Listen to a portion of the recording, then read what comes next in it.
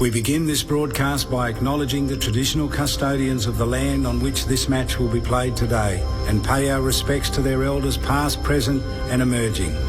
We extend that respect to Aboriginal and Torres Strait Islander peoples listening.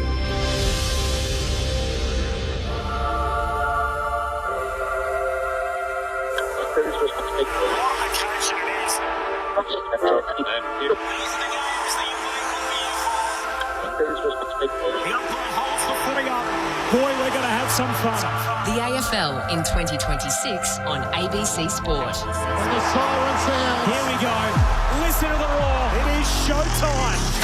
You take a seat because it don't get better than this. Right to the goal line. Big play. Jamie Elliott, the man who gravity forgot. That's why we love AFL football. On ABC Sport, this is the AFL. Sit back, relax, witness the greatest. It don't get better than this. From 45 and drives it all the way home. An ambitious effort. Unbelievable. The left foot is a goal. Oh, yeah. Take a seat because it don't get better than this. Throws it, kicks on goal.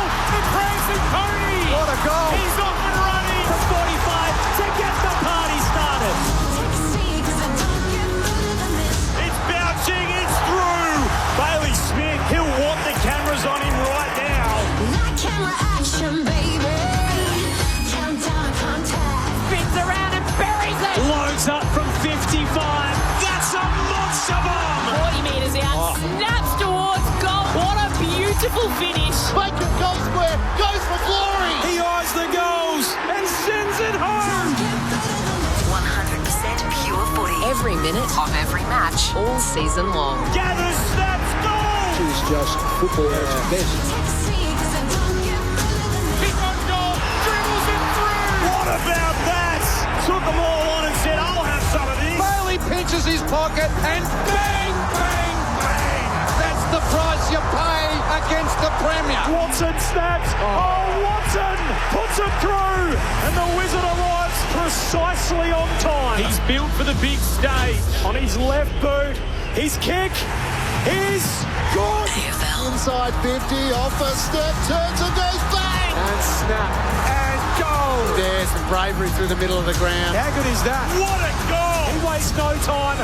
He whacks it through for another. It doesn't have to be your night, but it can be your moment. Hands it to Charlie Cameron. He can walk it in. Show him your tail lights, Charlie. Welcome to ABC Sports coverage of the 2026 AFL Premiership season. Runs the 50 out. What a way to finish. Take a seat because it don't get better than this. On radio ABC Sport Digital Radio. and ABC Listen. You take a seat because it don't get better than this. September footy is in our sights, and what a matchup we have to kickstart the run home in round 20. Adelaide and Collingwood, a rivalry that has produced countless thrillers and unforgettable moments over the last decade. And 12 months ago, it erupted into a war of words that devolved into a homophobic slur and a 4-game ban that sent the Crows spiralling towards a straight sets exit. Tonight, the two sides clash again for finals positions late in the campaign, but this time the man at the centre of it all, Isaac Rankin, may be the missing piece to the Crows' premiership push. The Magpies, meanwhile, have won 5 on the trot, but haven't actually beaten anyone above 10th this season and are facing one of the toughest runs to September.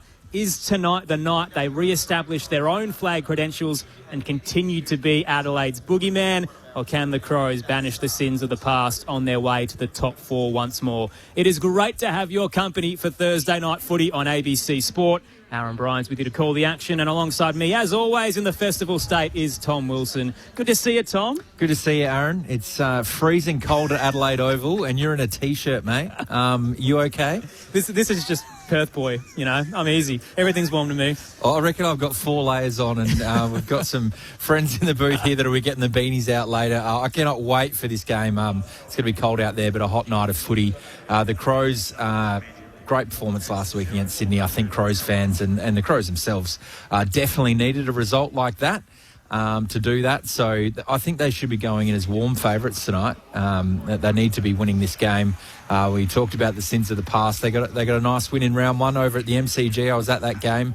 So they'll take a lot of confidence out of that. And for Collingwood, all respect to them. I mean, I know they haven't beaten a team above them yet, which is a remarkable stat, but they're so well coached by Craig McRae, and despite the injuries that they've had this year, they just stay in the fight, don't they? They always find a way, Collingwood, and I wouldn't be surprised at this venue where they have such a good track record out. They've won 7 of their last 8 against the Crows here, that they could pull a surprise tonight. And for Adelaide, it's just, they're continually ticking the boxes that we had concerns about from last year. So their midfield ball use and winning clearance and surviving a bit of pressure.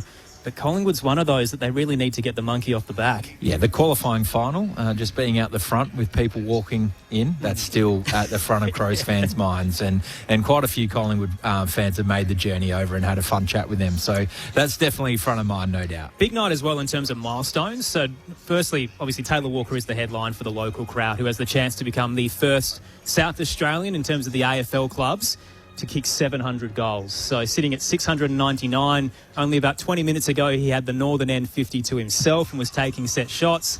It would be a big moment for him, especially with Darcy Fogarty out if he can fire tonight.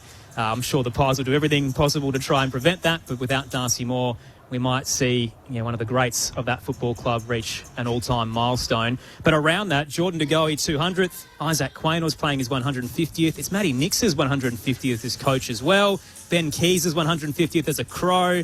And then, of course, the spotlight on the veterans of the Pies, which we'll get into in a moment. There's a lot of narratives about the futures of Scott Pendlebury, still side bottom Jeremy Howe, but is this the last time we get to see them here in Adelaide? Pendles is rarely featured at this venue. This is his 439th game, but only going to be his 15th at Adelaide Oval. Now, they only play here twice a year most of the time, but still it's a rare occasion for the South Australian footy fans to see one of the greats of all time. So we'll see what's to come over the next month, and we'll unpack it all very shortly on ABC Sport. Superstar experts are here as well. We've got the Premiership Crow, Rod Jamison's fresh off his trip up north. Good to see you, Jamo. Aaron, thank you. Tom, good evening. And in advance, Josh, and we don't need to say anymore. You've actually covered absolutely every topic. Yes, it was nice to get away. Northern Queensland, beautiful place, Port Douglas, with a family for 7 days, 27 degrees. And just did very little, but good to be back here. And how good is footy on a Thursday night? Going back a couple of weeks ago, State of Origin, NRL, into Thursday night, into Friday night. Just can't get enough of it. Now we've got the Commonwealth Games starting pretty much today. Yeah, opening ceremonies tomorrow morning. I think lawn bowls is on today, so we've got the precursor to the actual thing. But I'm a chance to represent Australia. There's so much sport going on. I've seen your work. You still got the triceps to go, so you've probably got a good arm on you. Alongside Rod Jamison, the 4-time Showdown medalist, the North Adelaide coach and All-Australian midfielder Josh Franco's here. Evening, Josh. Evening, Aaron. Evening, everyone. It's interesting thinking about this game tonight, and we say it every week, and I think I'm guilty of doing it as well, that you build every game up to be huge, but this has got something different for me. I think Collingwood is hard to get a bit of a gauge, as you said in the opener, a bit of a false economy in terms of the teams that they played and won against over the last 5 weeks, but Adelaide's form, I think it's just starting to come good. I'm really bullish about the coming sort of 7 or 8 weeks leading into the business end of the season. I'm really bullish about Adelaide. No Fogarty tonight. Will that hurt them in the long run? I don't think so, but I'm really interested to see Adelaide tonight. They've got to win. The reality is they have to win tonight if they want to snag that top 4 spot. So it should be a huge contest. Otherwise, it's stuck in the back of your mind come September. Yeah. Once again, at the back end of the year, you might be falling short, or maybe you're not good enough. They've got to prove it under the Thursday night lights tonight. There are no late changes for Adelaide and Collingwood. So teams as named, which means the Crows have 3 changes for them. Finbar Maley in for Darcy Fogarty, who's been suspended 3 games, as Josh just said. Tex in after being managed, Nick Murray as well. Braden Cook managed, and Mark Keane with the illness. So that's a bit of a blow down back for Adelaide. Jeremy Howe returns after a bit of groin soreness. And as we touched on before, 36-year-old, there's been some rumblings about his future, but he'll be here tonight. Sam Swaddling omitted the youngster for the Pies. And the forward line is such a big debate, Josh and Jamo, in terms of why Adelaide has done this. Matthew Nicks actually said in his presser a couple of days ago, we're probably going to go small given the conditions, and then named Finbar Maley and Taylor Walker to replace Darcy Fogarty. And the only reason I can see them doing it, gents, is because they want to play 4 talls in September, because you want to have Toby Murray there with Walker, Fogarty and Thilthorpe as the pinch hitter with Toby to free up Riley to be a key forward. And maybe they're just doing it tonight to see what it looks like with Toby Murray, Finbar Maley, Taylor Walker and Riley Thilthorpe. Possibly, but I wouldn't imagine they'd sit at match committee looking for what's going to happen potentially and unfold in September. I think you coach and you select based on winning tonight's game. And I think Finbar Maley's a really interesting inclusion. I must admit, I don't understand why. Maybe it's because they want to keep 3 tools on the field at any given time rather than having just the 2 and 1 on the bench. So bringing the 2 tools allows them to do that. But it's an interesting call. I haven't seen anyone and heard a lot of narrative coming out of the Adelaide Footy Club around that selection, but I for the life of me, I can't work out why they've included Finbar Maley. And again, that's not taking anything away from him, but just it's an interesting selection. Possibly just a stretch. Maybe the defence of Collingwood might be the way. Although we've been critical, I have been, in terms of just sitting back and bombing it long and hoping that a tall forward would take a mark. It's more the lead-up where they can expose, and particularly more other team than Collingwood too, because they sit back and they, particularly when Darcy Moore's in the team, but I know he's not tonight, but that third man up and how they play traditionally.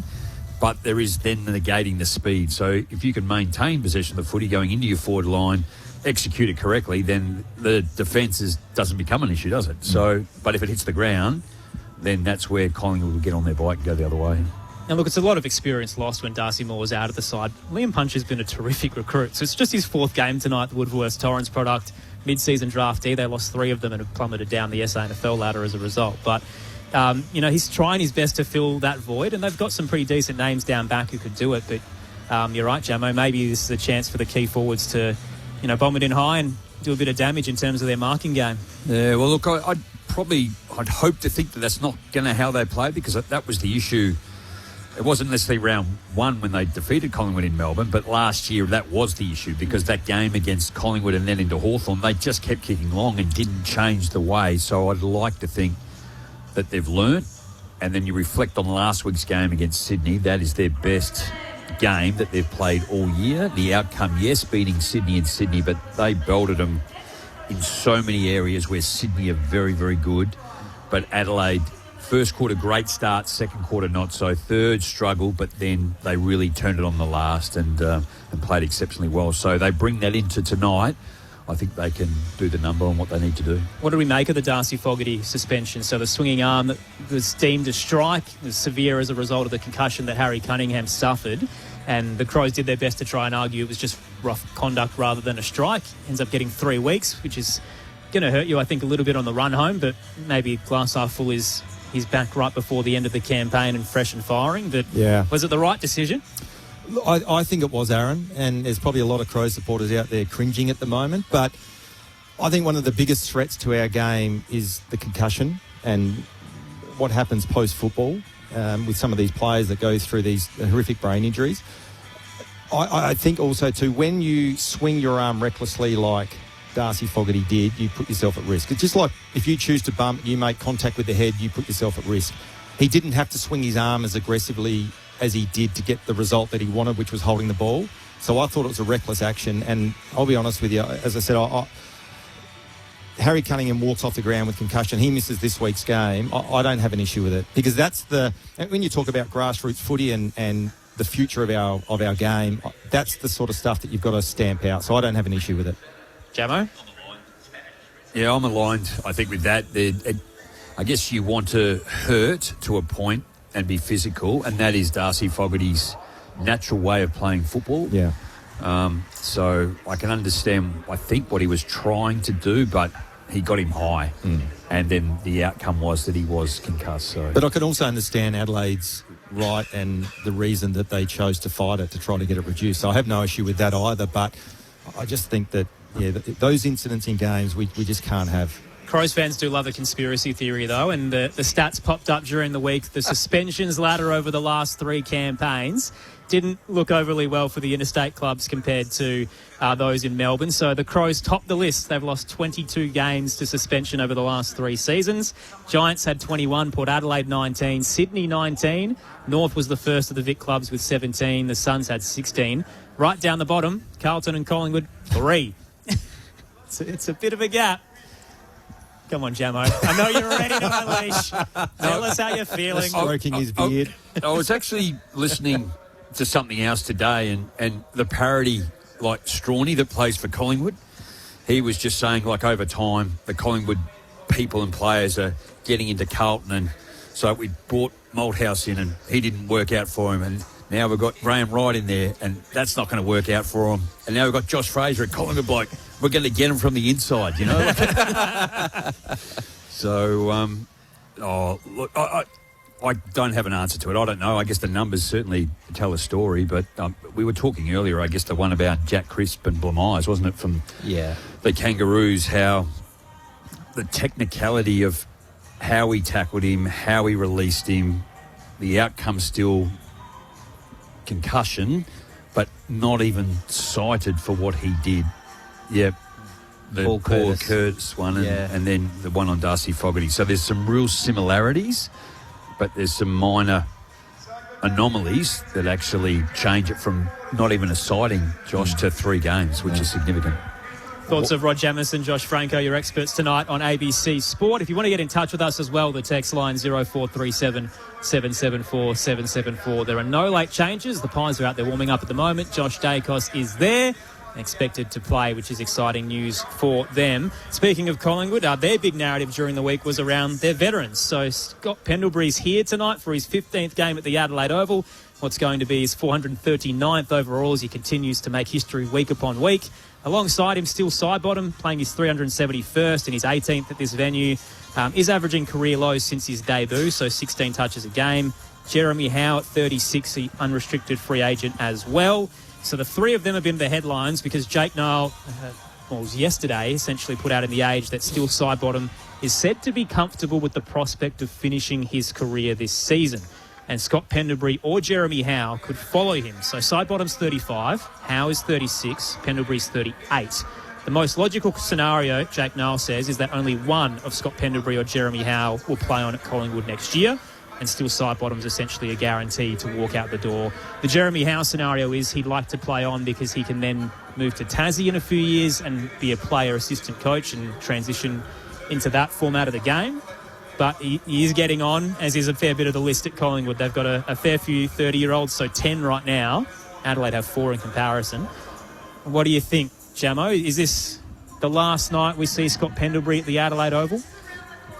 I don't think so. I think he's still got another season in him, the way he's playing and the way that they can manage a player of his ilk. I think he's got another... I think you're right. I think still Sidebottom is incredibly gifted and skilled and can navigate through a game, but whether he's got another... And Jeremy Howe, for me, probably looks the slower of the 3 and the one that might be...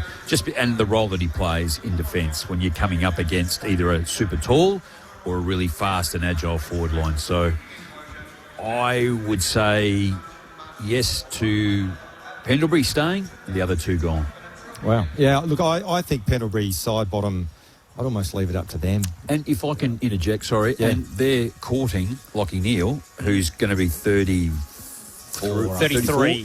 So, you know, they're going to bring another one in, of quality, but they're going to the age demographic. Yeah, look, and I think also all 3 playing here tonight highlights the importance of this game to the Collingwood Football Club. I think that's indicative of that. But in terms of what it looks like next year, as I said, I think Sidebottom and Pendlebury, I'd be saying, if you want to, you go around again. They're still playing well enough to influence games, and potentially Howe's one of those that maybe you put the cue on the rack, but it's a hard call. I'm glad I'm not making it. I'm not big on social media. Did you see the Pendlebury one at his hotel when he came? Yeah. So they welcomed him with a nice big, what was it, kind of like It was a 439 big balloon across the desk, a couple of bottles of the greatest red wine that South Australia provides, and a card that says, "Oh, well, we support you and hope you go well and win tonight." From a hotel in Adelaide. I think he's earned that. He might have heard it, but wow. Yeah. Shows how much respect he's got. Yeah. Would it? Well... The follow-up to that was it had 50,000 views, so they got out of it what they got out of it. And he got to show on the balcony where he was staying, so if you figure it out on the street, you'll be able to find where Scott Pendlebury's at tonight. Nice. But it's a weird one that he's the oldest of the 3, but I agree with you, Jammo, is playing the best footy. And look, they've managed him at times through the year, and I do feel like he is a pivotal piece of the puzzle for them. So when he's played, they're 8-5, and without him, they're 2-2. So, I don't know. I feel like he certainly helps. And there's been a couple of close games. So the Hawthorn draw and the Sydney 6-point loss that he wasn't there for. And you'll have to do the same thing next year if he goes to the age of 39 and plays. He can't be there for 23 games. But gee, he's so handy when he's on the park. Well, I still say, and we've talked about it a lot up here, is that 23rd, the extra interchange player, I think allows clubs to have the flexibility for a Pendlebury.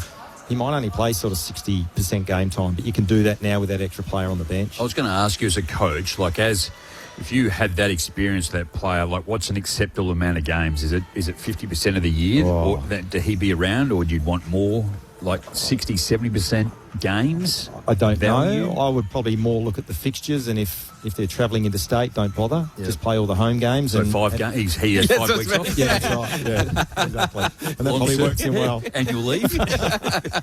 No, I'd probably look at it like that, and then manage his game time depending on how his body's going. But as I said tonight, all 3 here playing tonight, you'd think they'd manage at least one of those with an interstate trip, but they're playing. So, as I said, it highlights how important this is to the club. And I guess the handy part as a fan of the footy club is, they've got a tough run home. So if they don't get the job done tonight, Geelong next Thursday at the G, you go, maybe they have the opportunity before their final game at the MCG, which would be round 23, or round 24 actually, against the Lions, to say, yeah, this is their farewell. Come on down, get to enjoy it. Yeah. If you know you're not playing finals footy. But where they are right now is they're in the wild card mix. I mean, they do have a tough draw as to who they play, but hang on a sec. They go Geelong at the MCG. Yeah.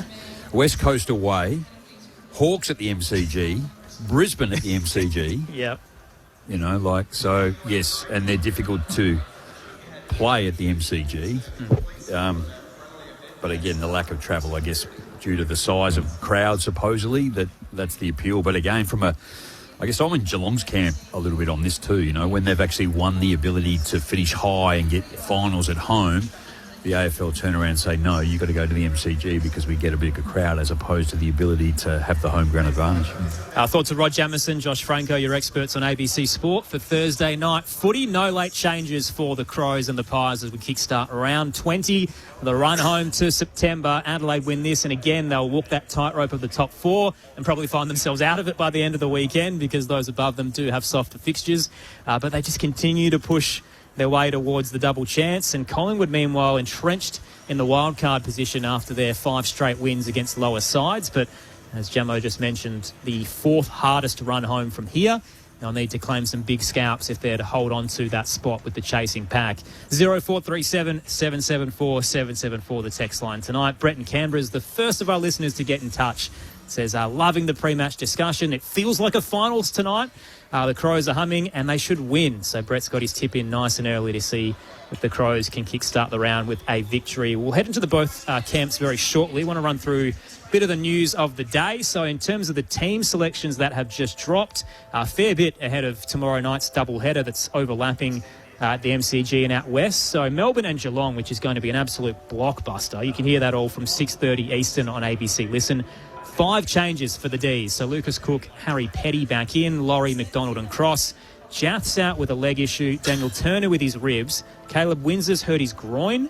And Melksham and Heath have been omitted. Tanner Bruin's back for the Cats after his neck issue. Mark Blitzav's in as well. Max Holmes with that syndesmosis out for a long period of time, hopefully back before finals. And Ollie Henry managed. Western Derby 63. Shea Bolton was managed last week. He's back in. Jager Amira with the ankle we saw here at the Adelaide Oval. But Hayden Young's crook out with illness after just coming back in the side. It'll be the 9th game he's missed this year. Just cannot get any consistency. Liam Baker suspended for the Eagles. Jack Graham's been managed as well. So a couple of big names out for them in Western Derby 63. You can hear that from 7:30 Eastern through ABC Sport Extra. On Saturday, flurry of fixtures. Carlton, the Gold Coast at Docklands. Mark Pitnet's in for Harry Mackay, who had that meniscus tear. Charlie Ballard's getting a crack for the Suns. Haven't seen him in a while. Oscar Adams omitted. For the Hawks, Will Day's back after being managed, and Essendon won't have Kyle Langford due to suspension. Nick Bryan's out with an injury as well, so Blackiston's going to have to be their ruck. Dersmer's out for the season, and Caldwell's been managed. So Ben Mackay back in for them. Will Setterfield as well. Nick Cox, another good story for the Bombers. Haven't seen a lot of him. Toby Green's out for the Giants for the Battle of the Bridge. And Harvey Thomas in for him. Harry Cunningham with the concussion we touched on earlier won't be there for the Swans.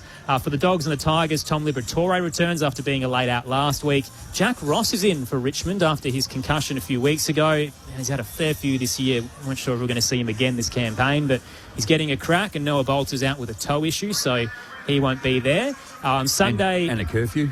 And a curfew. Jeez, Chamo. Come on. Sunday extended team, so Port get Jason Horne-Francis and Mitch Georgiades back.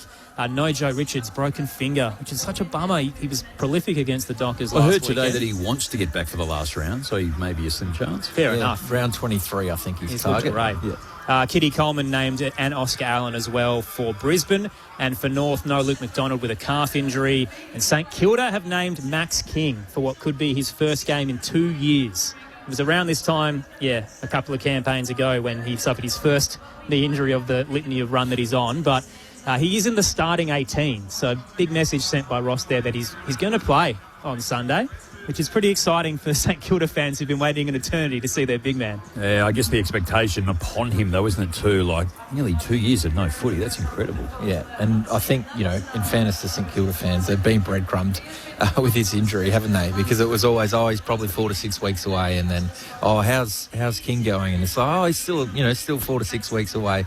4 to 6 weeks later. So I think it's great for the competition he's back, and I hope he does really well, especially for Saints fans who've, clearly been waiting a long time. A lot of big names out across all clubs, but that one of Max Holmes, that's an enormous out for him. You think he's going to get back? With no Jeremy Cameron either. It sounds like 6 weeks they were saying for Holmes. He's had surgery on the foot, similar to Zach Butters. Yes. So that would almost be like a second semi or a prelim that he would be available for. Yeah, well, if they can escape the wild card, that would be a big one for them if they can creep into the top 6 because they've had a bit of a losing run. Do feel like they're in free fall though. They've lost 5 of their last 7, the Cats, and the D's have won 5 of their last 6. So we could see Melbourne really pass that torch at the MCG tomorrow night, where they say, we're the top 4 credible finals contender, and the Cats might be cooked if they've the injuries have just taken a hold of them. And the other game, the Western Derby 63, the Dockers have won 9 of the last 10 there. The Eagles now without 2 of their best players. So might be a pretty big win for them. Other news of the day, Damien Hardwick had a press conference ahead of their game with Carlton and said regarding Ben King, we'd love for him to stay, but it won't be the end of the world if he leaves. I think he should be banned from press conferences. Just in the short term. He gives everyone entertainment. He's mad at the moment, isn't he? He's a bit honest, though, there. Usually coaches kind of defend the player, but, it sounds like King's got a foot out the door, but for him to say it wouldn't be the end of the world if he goes, he's probably trying to downplay the crisis, but it probably tells you he's kind of conceded he's going. I probably wouldn't put it in the honesty basket. I'd put it in the stupidity basket. And the reason I say that is because he's closely connected to Matt Rao and Noah Anderson and Toot Miller and those guys that, that have been at the club since he got there. And to say that with the current form, and I've said this on Grandstand Radio before, Aaron, I worry about what happens longer term at the Suns if they can't turn their fortunes around. The exodus doesn't start again. And then you go back to ground zero again, which would be disastrous for that club. Did Jed Walter, has he signed? Yes. He has signed. He's signed. So I think Ethan Reid did as well. The other key, is that right? He's the other key, I think he has just re-signed as well. But, I think it's a really poor choice of words, to be brutally honest with you. Unless he's flipped it and he knows internally that he is staying and he's just having a bit of banter. It would be Damien Hardwick to try and spin a narrative. No. The other exciting news in terms of Hawks fans who might be getting Ben King is they've just re-signed Jack Gunston for an 18th season, and Mitch Lewis picked up a 4-year deal, which means they have got a litany of tools next year if they can maintain everybody. Well, can you play Lewis, Chol, Gunston, King? They've also still got Schubert, who's banging the ball down in the twos. Colsha Deer's not even being mentioned right now. Yeah. It's a luxury of riches, but a lot of options. Well, Mitch Lewis is the one that I think I thought he was gone, like from an outsider, long-time Hawthorn supporter, just watching him. But I thought he was off to Collingwood was what everyone was talking about. So that's a massive get for him to stay. Wonder if there's a watch there on Colsha Deer maybe going to Essendon in that merit trade, because they just can't have that many young tools. No. Josh Franco, Rod Jamieson are going to be experts across the night here at the Adelaide Oval. It's a cold affair in the festival state, but there are no late changes ahead of what is going to be a blockbuster. Isaac Rankin's first clash with the Magpies after that incident that blew up across the football world last year. We'll unpack it all very shortly. Head into both camps as well, and your text welcome on 0437 774 774. It's Adelaide and Collingwood as part of round 20 on ABC Sport. Some invitations are just too good to refuse, like conversations in the kitchen with our most prominent politicians. Surprises are plenty. New Kitchen Cabinet with Annabelle Craft. Streaming now on ABC iView. ABC Sport. ABC Sport. This is the AFL. Well-trodden path. Lockett, Hall, Franklin, and now Curnow. The grass is greener at the SCG. Back, relax, witness the greatest. It don't get better than this. On his left, he couldn't bang through a third, can he? You bet he can! Hits from 45 on the run. And they've made it 6 in a row. What a goal. Nick Dacos takes the advantage, fires the goals, and kicks it.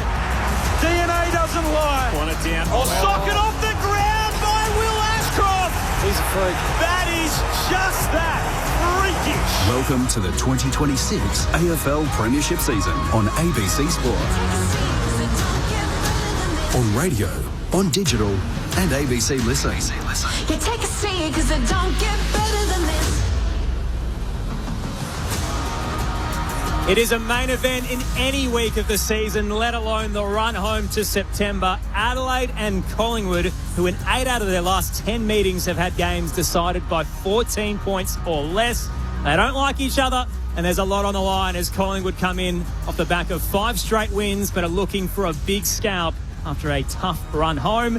And Adelaide, they need to get the monkey off the back. The Pies had their number in the qualifying final last year, and the war of words that devolved into a homophobic slur, losing Isaac Rankin in round 23 last year when these two sides met.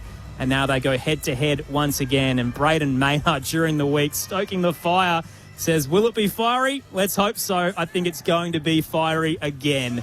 We'll see what's in store for us in half an hour's time here in the Festival State. Great to have your company for Thursday night footy on ABC Sport. Aaron Bryans and Tom Wilson calling the action alongside Premiership Crow Rod Jamieson and your 4-time Showdown medalist Josh Franco. 0437 774 774 is the text line, and there are no late changes. So Scott Pendlebury's going to play, as is still Sidebottom, Jeremy Howe, and those concerns over Josh Dacos's ankle have been evaded.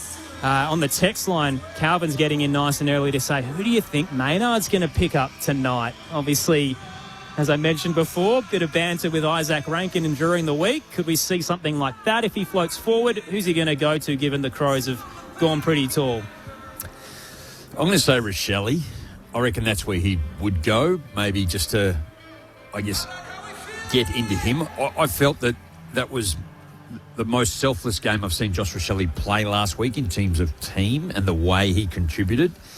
So that might be a chance. I mean, Finbar Maley, he's sort of a tough dude too. So those two going head-to-head will be interesting also. The other matchup where I'm really interested to see is who goes to Nick Dacos. And this is a narrative that has stuck with Adelaide for the last couple of campaigns, is they always back in their system. Outside of the time James Peatling tagged Keziah Pickett a few weeks ago, which worked very, very well, they haven't really gone back to the well. So Zach Butters, 37 touches and 13 clearances in the showdown. Around that in the losses that Adelaide have had to some of the bigger clubs, Neil had 42 against them. Sarong had 32 touches and 6 clearances. Bailey Smith had 40 and 6. Bontempelli had 30 and 7. And the last time these two sides met, Nick Dacos with 33 and 2 goals. So Adelaide at times do like to let the superstars off the leash. Can they afford to do it tonight, Josh Franco? Look, I don't think they can. I think Nick Dacos is one of those players that he's almost untaggable, but you have to try, because if you don't, he will absolutely destroy you. There's players in the competition. I look at guys like Patrick Cripps that are so big and strong that you can't nullify their influence because people don't have the strength or the capacity to go with him. Nick Dacos is a little bit similar to that, but in a different way. So he's such an influential player on both sides of the ball. When you watch him, the work he does off the ball in defence is just as impressive as what he does in offence. So I think you have to. I just don't think you can rely and then let him get his confidence and get his game going and then try to put someone on to stop him. I think you've got to do it from the get-go. I think I'd do James Peatling, or one out of the blue would be Hugo Hall-Khan. Plays back, low, fast. I think it would be challenging. I think if you did tag him, I think long gone are the days where you're going to keep a bloke of that ilk to 15 touches or 18 touches and not have an impact on the game. For me, it's the secondary handball or that possession, you know, once he gets going, like he gets it out the back and then he runs past and gets the next one. So I think the pressure's got to come in the face of him to stop You know, like if he runs past to receive a handball, you've got someone right up in his grill and his face to put him under pressure. Remember last year they used Max Michelani in that qualifying final, who was coming off an injury, and they sort of started in midfield trying to do that, and Nick was going back forward, and it really upset his game. So I think Max is actually a good matchup for him, but I think in the context of that game, it made it very hard. Well, maybe he's better placed too this time round, so that could be the option that might go. I was going to say, the other thing you need, you can't just put someone who can run and has the same running capacity as Nick Dacos. You've got to get someone that is, comfortable around the stoppages as well, because his craft around stoppage, Nick Dacos, is as good as anyone's. Yeah. So he's a very, very difficult matchup. You can be physical on him, he'll outrun you. And if you can't outrun him, he'll... Yeah. There was some excellent vision last week when Jagger Smith went to Nick Dacos, and how, unfortunately for the young Blues midfielder, he gets sucked in and Nick Dacos just stays out. And there are times where he just positions himself well that even if you're side by side at a stoppage, he immediately gets space. Yeah. And you're right. Yeah. You need a bit of footy smarts to your opponent to know where he's going to be. Well, it's almost not even looking at the footy. Yeah. You just look at him, and which is the difficult thing to do for I guess your innate ability is to, I want to get after it. He loves playing the Crows. He's averaged 31 touches against them and a career-high 11 Brownlow votes in the 9 games they've faced off. So could be in for another big one tonight if Matthew Nicks doesn't give him the attention he deserves. No late changes for Adelaide and Collingwood. The clubs are just about to make their way out onto the Adelaide Oval. Love the custom kick skin as well for the band playing, that's got Taylor Walker's face on the front of the Gretsch. He hopes to kick 700 goals tonight, stuck on 699. Presumptive. It's got a date on there as well. It's got 700 goals, yeah. Yeah, but actually they had a wider shot, and it's got the date of tonight. So I hope he gets that one goal. Does Tex play again next year? I mean, if they win the flag, he said no. So Okay. It's basically what it comes down to, I think. If they go on and have this amazing run into the finals, put the ghosts of last year behind them, he'll go out like Shane Crawford did. But if not, there's absolutely, to me, no reason why he couldn't play on. They managed him well. Jamo would know more about it, but some of the discussion that I've heard about Adelaide's forward line and whether Tex should be in it has been diabolically embarrassing. He was rested last week and he'd kicked 5 goals the week before, so he's still in great form. Yeah, it's almost to that point. I think I'm in agreement with you, Tom. I think it would be, if they are successful, see you later, everyone, I'm gone. But then leave it up to him, I guess, in terms of where, because you're not, if you manage him again, probably a little bit like the Pendlebury discussion we had, like how many games do you want him to play, what impact, and then the leadership qualities as well. So the reality is, out of the last 41 games when Taylor Walker has played with Darcy Fogarty and Riley Philthorpe, they averaged 2 more goals per game as a group and as a team when they only have 2 of them. You have done an incredible amount of homework. Gee, is there anything you want us to ask you? Just get bored during the week, Jam. I've got nothing better to do than just crunch some numbers. Let's find out how the 2 clubs are feeling ahead of the game. No late changes for Adelaide and Collingwood. We might start in the Pies camp. Josh Money's the 5th member of our team. He's made his way over to the race. Down to you, Josh. Yeah, thank you very much, Aaron. Joined by Jordan Ruffhead, who looks after the Collingwood backline. Ruffy, feels like it's a big game tonight. There's a bit of tension already. They're all big games. There's always a bit of tension over here as well. It's a great city. We love coming to Adelaide. We love playing at Adelaide Oval, and history says that we play some pretty good games of footy against the Crows here. So it's an exciting one tonight. You mentioned history. I think certainly the Crows feel like they owe you one after the final series last year. Are you expecting a fired-up home team? Yeah, always. They're the best pressure team in the competition. We're expecting them to come forward with heat at us, and we've set ourselves up to hopefully be able to buffer that and get the game on our terms a little bit. But as I said, every game's a big game from here on out. They're all big games of footy, and we respect the Crows and the way they go about it. So our boys are pumped to be out here, and it's a really nice place to play a good game of footy. Were you surprised by how tall they went in that selection, and what challenges does that pose for your back 6 or 7? Yeah, a little bit. We're set up really well for it. I think we've got, obviously, Liam Puncher's come into the team in the last few weeks and performing really well for a guy that's only been at the club for 7 or 8 weeks. Billy Frampton's in some really good form, and obviously Jeremy Howe comes back in as well. So we feel like we're really well equipped in the back end to hopefully cater to their tools. But as we know, the aerial power game is an important one. So it will no doubt have a pretty strong determining factor on the result. Looking at Jeremy now, just how much does he bring to your group in terms of his leadership back there? Yeah, he's immense. A lot of people talk about Scott Pendlebury and the impact he has from a sort of playing coach side of things, but Howie's the same. If you keep your eyes on him and come to the footy and don't watch the ball but watch Howie, you'll see him instructing his teammates, and he's the most vocal player out there, and helps to set his teammates up really well. So it's great to have him back in the team, and again, a real opportunity for Punchy and Bill to come in and play with Howie and learn a lot about how he goes about as well. Lighter week for Josh Dacos with an ankle. He good to go? Yeah, he is. He did really well actually to get through last week's game. The incident was in the first few minutes and got through the game really well. Still had a positive impact for us, and again, he sets up really well for the night. Probably Dan Houston's best game, or one of his best games of the season last week. How do you make sure you continue to get the ball into his hands? Well, I think it's exactly that. I think it's encouraging him to get the ball in his hands and encouraging his teammates to give it to him. He's such a good user of the footy, and I reckon you're underselling him by saying last week was one of his best games of the year. He's had a really strong year for us, and he's had a positive impact in most of the games he's played. So we've loved the way he's gone about it. He's in really good nick, and excited to see what he can do tonight. How do you treat Isaac Rankin tonight? Do you try to get under his skin? No, not at all. He's a fantastic player, and we'll try and minimise his impact on the game, clearly, because he's a guy that will have an impact on the result. A lot's been made of it, clearly. We're just really excited looking internally for a guy like Isaac Quainer playing his 150th game. It's a great chance to celebrate him. We respect Isaac Rankin and know that, again, he'll have an impact on this game. We've just got to try and minimise it as much as we can. Well, conversely, the treatment from the home fans was really disappointing towards Isaac Quainer this time last year, or in the finals last year. Do you address that with him tonight in terms of his mindset and if that comes, how he will handle it? Not one that I'll bring up. I think Matty Nick spoke beautifully on it yesterday when he just talked about respect for the game, respect for the players. So hopefully, the fans here can cheer loudly for their team, and whether that's Collingwood or Adelaide, and have enough respect for the players that there's not too much booing going on. Thanks, mate. Best of luck tonight. I appreciate it. Thanks for having me. Well spoken there by Magpies assistant Jordan Roughhead downstairs. The quote from Matthew Nicks a couple of days ago was, "We do what we can to entertain and put on a show.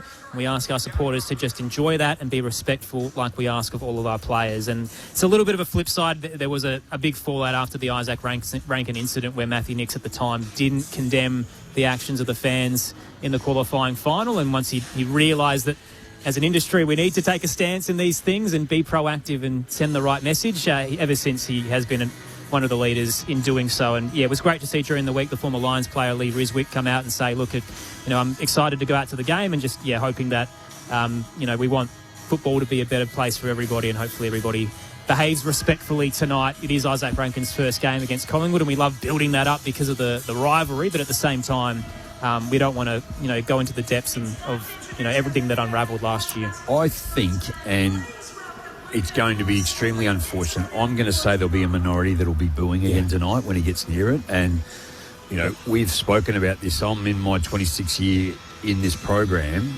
but for 15, 20 years, the AFL have banged on around the appropriate behaviour on all different levels. And it still happens, and it's staggering that it still continues to happen. I know that a lot of Crows fans were frustrated in the qualifying final last year that they felt it was a minority that were taking over, but it was loud. It was loud, It was disappointing. Yep. And hopefully a year on, not only have the wounds healed, but the fans have, grown a bit mature-wise and can actually showcase that, this is a game that's for everybody and should be respectful. Absolutely. And I think you nailed it there. And you also hope that, I guess, you talk about from a respect point of view too, that they treat Isaac Rankin with respect as well in terms of just letting him play the game and don't dip into that well to try to put him off his game.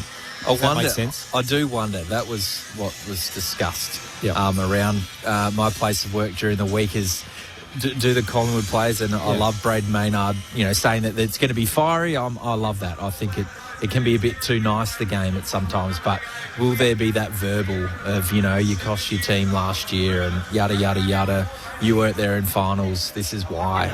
I do wonder if that's something that Collingwood will exploit tonight. And the flip side of that. You'd be surprised that wouldn't be something along those lines. Like, you're not directly saying it, but you're trying to get under his skin. Well, yeah. But at the same time, you're asking him, make amends, prove a point, and be the missing piece. I don't know if Collingwood should stoke that fire, because Isaac, we spoke to him post-game a few weeks ago, and he understands the blow that he did to the team by getting suspended and behaving that way. And, the last few weeks he has been prolific. So he's had 22 clearances in the last 3 games. In terms of his numbers, so he's averaged, since the showdown loss, 29 touches, 15 contested, 7 clearances and a goal. And the only other 2 players who've done that this year in a 3-game patch, Isaac Heaney and Patrick Cripps. It's elite company. And if you add that into the team that went out in straight sets and he plays like that, that is the midfielder that they were missing. Again, it's a professional sport, so you're going to try to crack your opposition in ways that are appropriate and within the boundaries. Now, we understand what he said was inappropriate, but he wasn't there for the last 2 games, and I think that's what you'd want to be sort of saying. You've let your team down, mate. You've got over that, have you? And let it play out. That's all you need to say. And I think to your point, Aaron, you talk about the form of Isaac Rankin. That did derail Adelaide in the final series. No question whatsoever. They also had Rochelle from memory. He wasn't playing. Well, he came in off a 6-week layoff. He did, yeah. So not having those 2 guys playing, particularly Isaac, did derail their finals campaign. But his form has been unbelievable. And I think you nailed it when you said, I reckon he is the missing link. And there's obviously been questions about Adelaide's midfield. Is it their Achilles heel? Behind the ball, they're rock solid. Head of the ball, they're really threatening. But their midfield's always had those question marks over them, and I think he is the one that elevates them to, being an A-grade midfield within the competition. I was just looking at Rochelle on the screen. They had a picture of Adelaide's warm-up room. Rochelle was kicking a soccer ball, and he just kicked it to himself like about 20 times. It didn't even touch the ground. He's pretty good, and he's still very, very young. And the reality of that is he wanted to be a midfielder so badly, and it did work at the start of the year. But since Rankin has really taken that role, he's been one of the best small forwards in the competition, and is owning that position. But what Rochelle does, he gives Matthew Nix and the coaching staff another lever to pull if they need. Yeah. And look, he's so dangerous ahead of the ball. And you talked about his selfless game last week, Jamo. He was outstanding, but he does give Matthew Nix that flexibility. If Rankin having an off night, he can throw him in there to change momentum if needed. So it's a luxury for the Adelaide coaching staff. Josh Franco, Rod Jamieson, your experts tonight on ABC Sport for Adelaide and Collingwood. No late changes here at the Adelaide Oval to kickstart round 20 on ABC Sport. Couple of texts coming through as well. Phil in Victoria says, I was kind of hoping for Ben King and Mitch Lewis to make it to Collingwood. Bitterly disappointed with the news that he's staying at the Hawks. The good news for you, Phil, is there's some rumblings that Jesse Hogan might be headed your way. So he's out of contract with the Giants and might be looking for a new club, and that's another veteran they might be able to put on their list. No. He's 31. He fits he's too young, isn't he? Well, isn't that going to be the problem? I still think he'd be handy if you... Facetious. I just don't understand why they got rid of Brody Myercheck if they're just going to do that. But anyway, totally. We've just, gone full circle.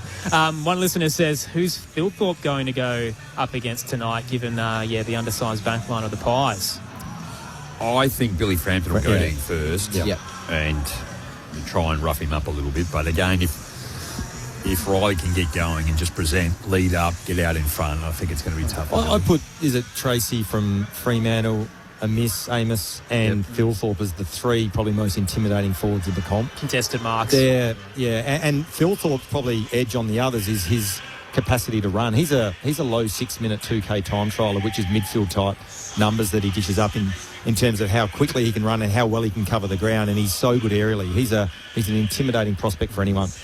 Billy Frampton's, I reckon, has had a fascinating career, hasn't he? Started at Port, one of the few players that goes across town to the Crows and sort of couldn't really get an opportunity there, and Collingwood come after him on this 3-year deal, and I think a lot of people in Adelaide would have been like, wow, 3 years, wins a flag, and he's in fantastic form. He's gone from certainly not I'll go a maligned player into one of the star defenders of the competition. Yeah, I'd probably agree with that too, and he's a dour defender, a strong, and doesn't like a little bit like Nick Murray is. Jordan Butts has probably turned that around as well. I thought he was a little maligned, and then this year when he's had his chance, he's really stepped up. But fresh start, new environment, and a big environment. Well done to him. He's done something that none of his former teammates have, which has been a flag. That's right. So the move worked out well for him. The Pies are out on the Adelaide Oval. They are 10-1-7 this season. So still sitting right in the mix of the wildcard hunt. They're only a couple of wins out of the top 6 at this stage. But have won their last 5 against some lower-end sides. Haven't beaten anybody higher than St Kilda in 10th, but have won 11 of their last 13 against the Crows and 7 of the last 8 matchups against them here at the Adelaide Oval. 5-day break, though, after that win over Carlton on Saturday by 21 points, where a lot of their veterans did have limited game time. But we'll see how the likes of Pendlebury, Sidebottom, and Howe was out with groin soreness last week, but how some of those guys manage the short turnaround under the Thursday night lights and whether or not there's a heavy amount of rotations downstairs, Jamo. I think Adelaide's probably the anomaly, or Collingwood are the anomaly for Adelaide, I would think, at the moment, in terms of the win-loss ratio. So they've played each other 54 times. Collingwood have won 36. So there was a long period in there too where Collingwood were just all over Adelaide. The games historically, as you've touched on, have been, albeit it's heavily favoured in Collingwood's way, but gee, haven't they been close in terms of the finishes as well, and what has been involved. And we spoke about the Rankin Quaynor one in particular there. You go back a couple of years, Jordan Dawson should have got a free probably, where the umpires came and said, yep, we got that horribly wrong. So, look, I'm really keen for this contest to happen as well. I mean, when they have lost Collingwood, they have lost, 4 games under 8 points. They've had 2 blowouts against Geelong and Brisbane. And you just know last year, the way that they fight out, they're never really out of it. So I think that's huge in terms of the psyche, in terms of they feel like they're constantly and always in the game. But I would think that Adelaide would feel that way similar to after what they did in round 1 at the MCG, when it was all in favour of Collingwood, and they had to physically and mentally get that out of their heads, and they were able to win. And then last week's win, if that doesn't establish the platform for the last 4 games, they're on their way. Big 16-point victory over the Swans Friday night, the only team to beat Sydney at the SCG, and the Adelaide Crows make their way out into a jam-packed Adelaide Oval, sitting 12-6 for the year and hoping to jump back into the top 4. They keep just dropping out on percentage, but at the moment, it'll be another chance to walk that tightrope tonight and make their way out onto the ground. And Taylor Walker is not with his son Louis, who is well known to be in the Nick Dacos 35. So the man is eyeing his 700th major tonight, has burst through the banner, the former skipper. Did Louis run out with Collingwood again? He didn't. I watched that. No, he didn't. I couldn't see him. Well, there was an article here, was it yesterday, I think? He's trying to convince the whole family to Collingwood. So the Texans locked in tonight, the Adelaide Crows bursting through the banner, and that was Fran's question. He probably slept at Grandma's for the week now too, Louis. Get out of the house. Wonder if he gets the best of both worlds tonight, maybe a Collingwood win and the Texan milestone. We'll wait and see. It's a hot crowd and the hill is already shoulder to shoulder. No late changes for Adelaide and Collingwood. Josh Money's made his way over to the Crows race in the build-up to the game, which is about 10 minutes away. He's with Nathan Van Berlo downstairs. Down to you, Josh. Yeah, thank you very much, Sharon. Joined by Nathan Van Berlo, who looks after the Crows midfielders. Nathan, do you owe the Pies one? Oh, look, we certainly remember what happened here last year, and we haven't forgotten about that. But, tonight is a different element to our story. I feel like we're playing really good footy. They've been playing some good footy too, so it should make for what we think would be a cracking contest. No surprise, Brayden Maynard lit the fuse earlier in the week saying he hopes it's a heated affair. Do you have to address that and make sure your groups, I'm sure they're ready for it, but do you address it with them? Oh, look, we know what's coming. I'm sure they know what's coming. We've been the number 1 pressure team in the comp, so that's what wins games of footy. You can't really get away with too much on a footy field these days, unfortunately. So the fireworks will be, I guess, at the contest and what that looks like. So we're looking forward to bringing the heat. Isaac Rankin, of course, in that contest. So much made of him this week. Is it all about trying to keep it as normal a week as possible for him, or do you address it? Oh, look, it has been, I guess, as normal as possible for Isaac in terms of the way he's prepared. There's no doubt some different emotions around it for him. But as Nick said yesterday, we've got his back. His players have got his back. I'm pretty sure there'd be 50-odd thousand people here that have got his back tonight too. So it should make for a really good atmosphere, and he'll be fine. Speaking of those 50,000, how do you think they'll receive the first goal for 1T Walker, assuming he kicks it? Oh, yeah, look, pretty exciting. Hopefully it does come tonight. I mean, pretty awesome to celebrate in front of his home crowds if it happens tonight. So we'll, fingers crossed for Tex. Been lucky enough to have front row seats there for a fair while. We watched the big Texan show, and what he's given to this footy club, to this state, has been pretty remarkable. So, I'd love to see it happen tonight. No guarantees of that, but, geez, if it does, be a party. Bit of an anticlimax if it doesn't. He is one of a number of tall forwards that you've gone in with tonight. Finbar comes into the team, Toby and Riley as well. So even without Darcy Fogarty, are you confident you've got that right balance? Yeah, look, it's more about probably having enough firepower ahead of the ball to be able to launch and compete aerially, because Fog's been doing a great job of that for us. And then it's probably also about, giving McAndrew some support in the ruck with Toby Murray. So we understand, the importance of Darcy Cameron for Collingwood and what he does. So we're going to look to put some work into him with those two big guys. And we also know that Finbar can help us out in that space if needed as well. So a bit about that, a bit about keeping Riley forward. So with all those things weighed up, we thought it was a good mix for us tonight. Braden Cook managed. It's something, a bit of a trend really in recent weeks in managing players and those explosive players. Was that the thought process to freshen up your younger players and those that really need their speed? Oh, look, there's always a conversation had in that space, and Cookie was a bit sore and banged up coming out of last weekend's game with a couple of corkies. He was crook to start the week, so missed the first couple of days and only just came good yesterday. So, look, it would have been a push for him anyway, so it made sense from a decision point of view just to say, look, we'll manage you this week, keep him fresh, and we've got guys ready to go. Have you noticed any added confidence from the group after such a big scalp on the road last week?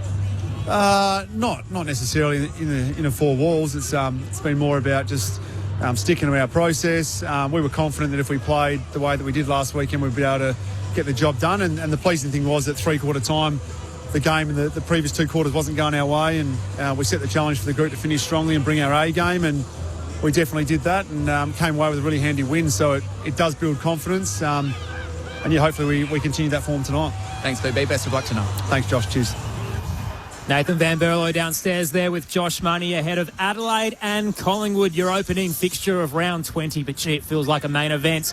These two sides have had some absolute epics over the last few years, and there's a lot on the line. Collingwood trying to make it 6 on the trot. Adelaide looking to move back into the top 4. Aaron Bryans and Tom Wilson calling the action alongside Premiership Crow Rod Jamison and the All-Australian midfielder Josh Franco. Marcus is in Sumatra on the text line. Says with a lumberjack and a puncher involved, it's going to be a physical encounter tonight. Love that one from Marcus there. We'll see how the South Australian Liam Punchett goes if he's matched up against Big Riley Thilthorpe. That'll be an interesting night for the young man. He's a good size, just watching him down here in the warm-up. We're moments away from the game getting underway here, so I might throw it over to you boys. How is this playing out tonight? Who's winning and why? Well, first, I'd like to say congratulations, Jordan, to going on his 200. I know you touched on it earlier, Aaron too, but Isaac Quain all won 50 games, just two big stalwarts of the club in recent times. Can I just jump in quickly there? So Jordan De Goey, I went through his draft profile from way back in the day when he was picked up out of Ashburton, 2014, pick 5. Said, jack of all trades, but a master of none. Could be a top 15 bolter due to his flashes of brilliance. I think he's exceeded those expectations, but probably lived up to some of them as well. On field and off field. Didn't he? He lost his way for a little bit too, didn't he, there? Yeah. Yep. He was in a bit of strife and sort of got himself together, had a bad pre-season maybe, 1 or 2 ago, and then struggled to get back into the team. But this year, been incredibly consistent with his footy. Yes. I was looking at the season averages for both teams at the moment. I think their scoring ability, it's in favour of Adelaide. Defensively, Adelaide are on top in that area. The hit-outs is the one that I'm really intrigued about. So Lockie McAndrew has been to 1,284 ruck contests. Massive monster for his first year of senior football. Darcy Cameron, 985. So that's a big difference in terms of, I guess, the contest and what he's been able to produce, and the ability to get his hands to the footy. I think in terms of that has been assisted greatly Adelaide's ability when you talk about Isaac Rankin, Sam Berry, these guys, to the contested game against Sydney last week. They belted Sydney in and around the ground and the centre clearances too. So significant there. The uncontested is being able to stop Collingwood use the football. They're one of the most efficient teams when they use the football, particularly their run and rebound off the half-back line. But where Adelaide are the number 1 defensive team and tackling in the competition too. So it's really juicy in terms of what is going to unfold tonight. We understand the rivalry. Collingwood a big club. Adelaide have got it all before them at home to continue to play well without getting overawed. I can't wait, Josh. I really can't. And I'm with you, Jamo, talking to Nathan Van Berlo just before, and he mentioned Adelaide are the number 1 pressure team in the competition. They've built a game plan around pressure, which stacks up when it matters most come September. So they're playing a final sort of brand of football now, which is the reason why I'm really bullish about Adelaide and what they can do over the next couple of months of this season. The other thing around Adelaide, I think they've got the edge ahead of the ball. I think they got the edge behind the ball. But again, it still worries me a little bit with Adelaide. Their midfield, do they have the depth to combat Collingwood? Thoughts of Josh Franco, Rod Jamison. And a warm welcome to everyone joining us in WA for Adelaide and Collingwood tonight. No late changes as we kickstart round 20. So final tips, Josh Franco, Rod Jamieson, your experts tonight alongside Aaron Bryans and Tom Wilson. Jamo? I'm going to go Adelaide. Collingwood defend this ground very well, but I think Adelaide are going to be too good. Hopefully it's another nail-biter as we've seen over the last few years. All the veterans are out there for the Magpies, so Scott Pendlebury, still Sidebottom and Jeremy Howe. But it's the milestone man in game 200, Jordan De Goey, who's out in the middle with Jordan Dawson. And I think he's had a win as well. Let's head downstairs to Josh Money. What's it like down at ground level, Josh?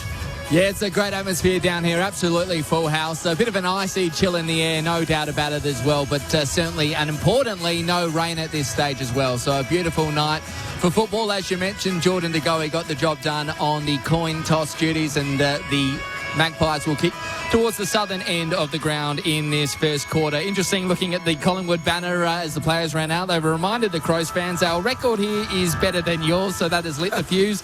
Josh Dacos had a late fitness test on that sore ankle that he hurt against the Blues last weekend. He passed that one, so he will line up for the Magpies tonight. Interestingly, Isaac Rankin, the man of the moment, has just returned from the race. He ran down there about 2 minutes before bounce, which is unusual. Maybe a few pre-match nerves, but he's certainly got that out of his system, and he will start in the middle for this one. Can't wait at all. Maley, Toby Murray, Keys, Peatling and Hawker Hahn start on the bench.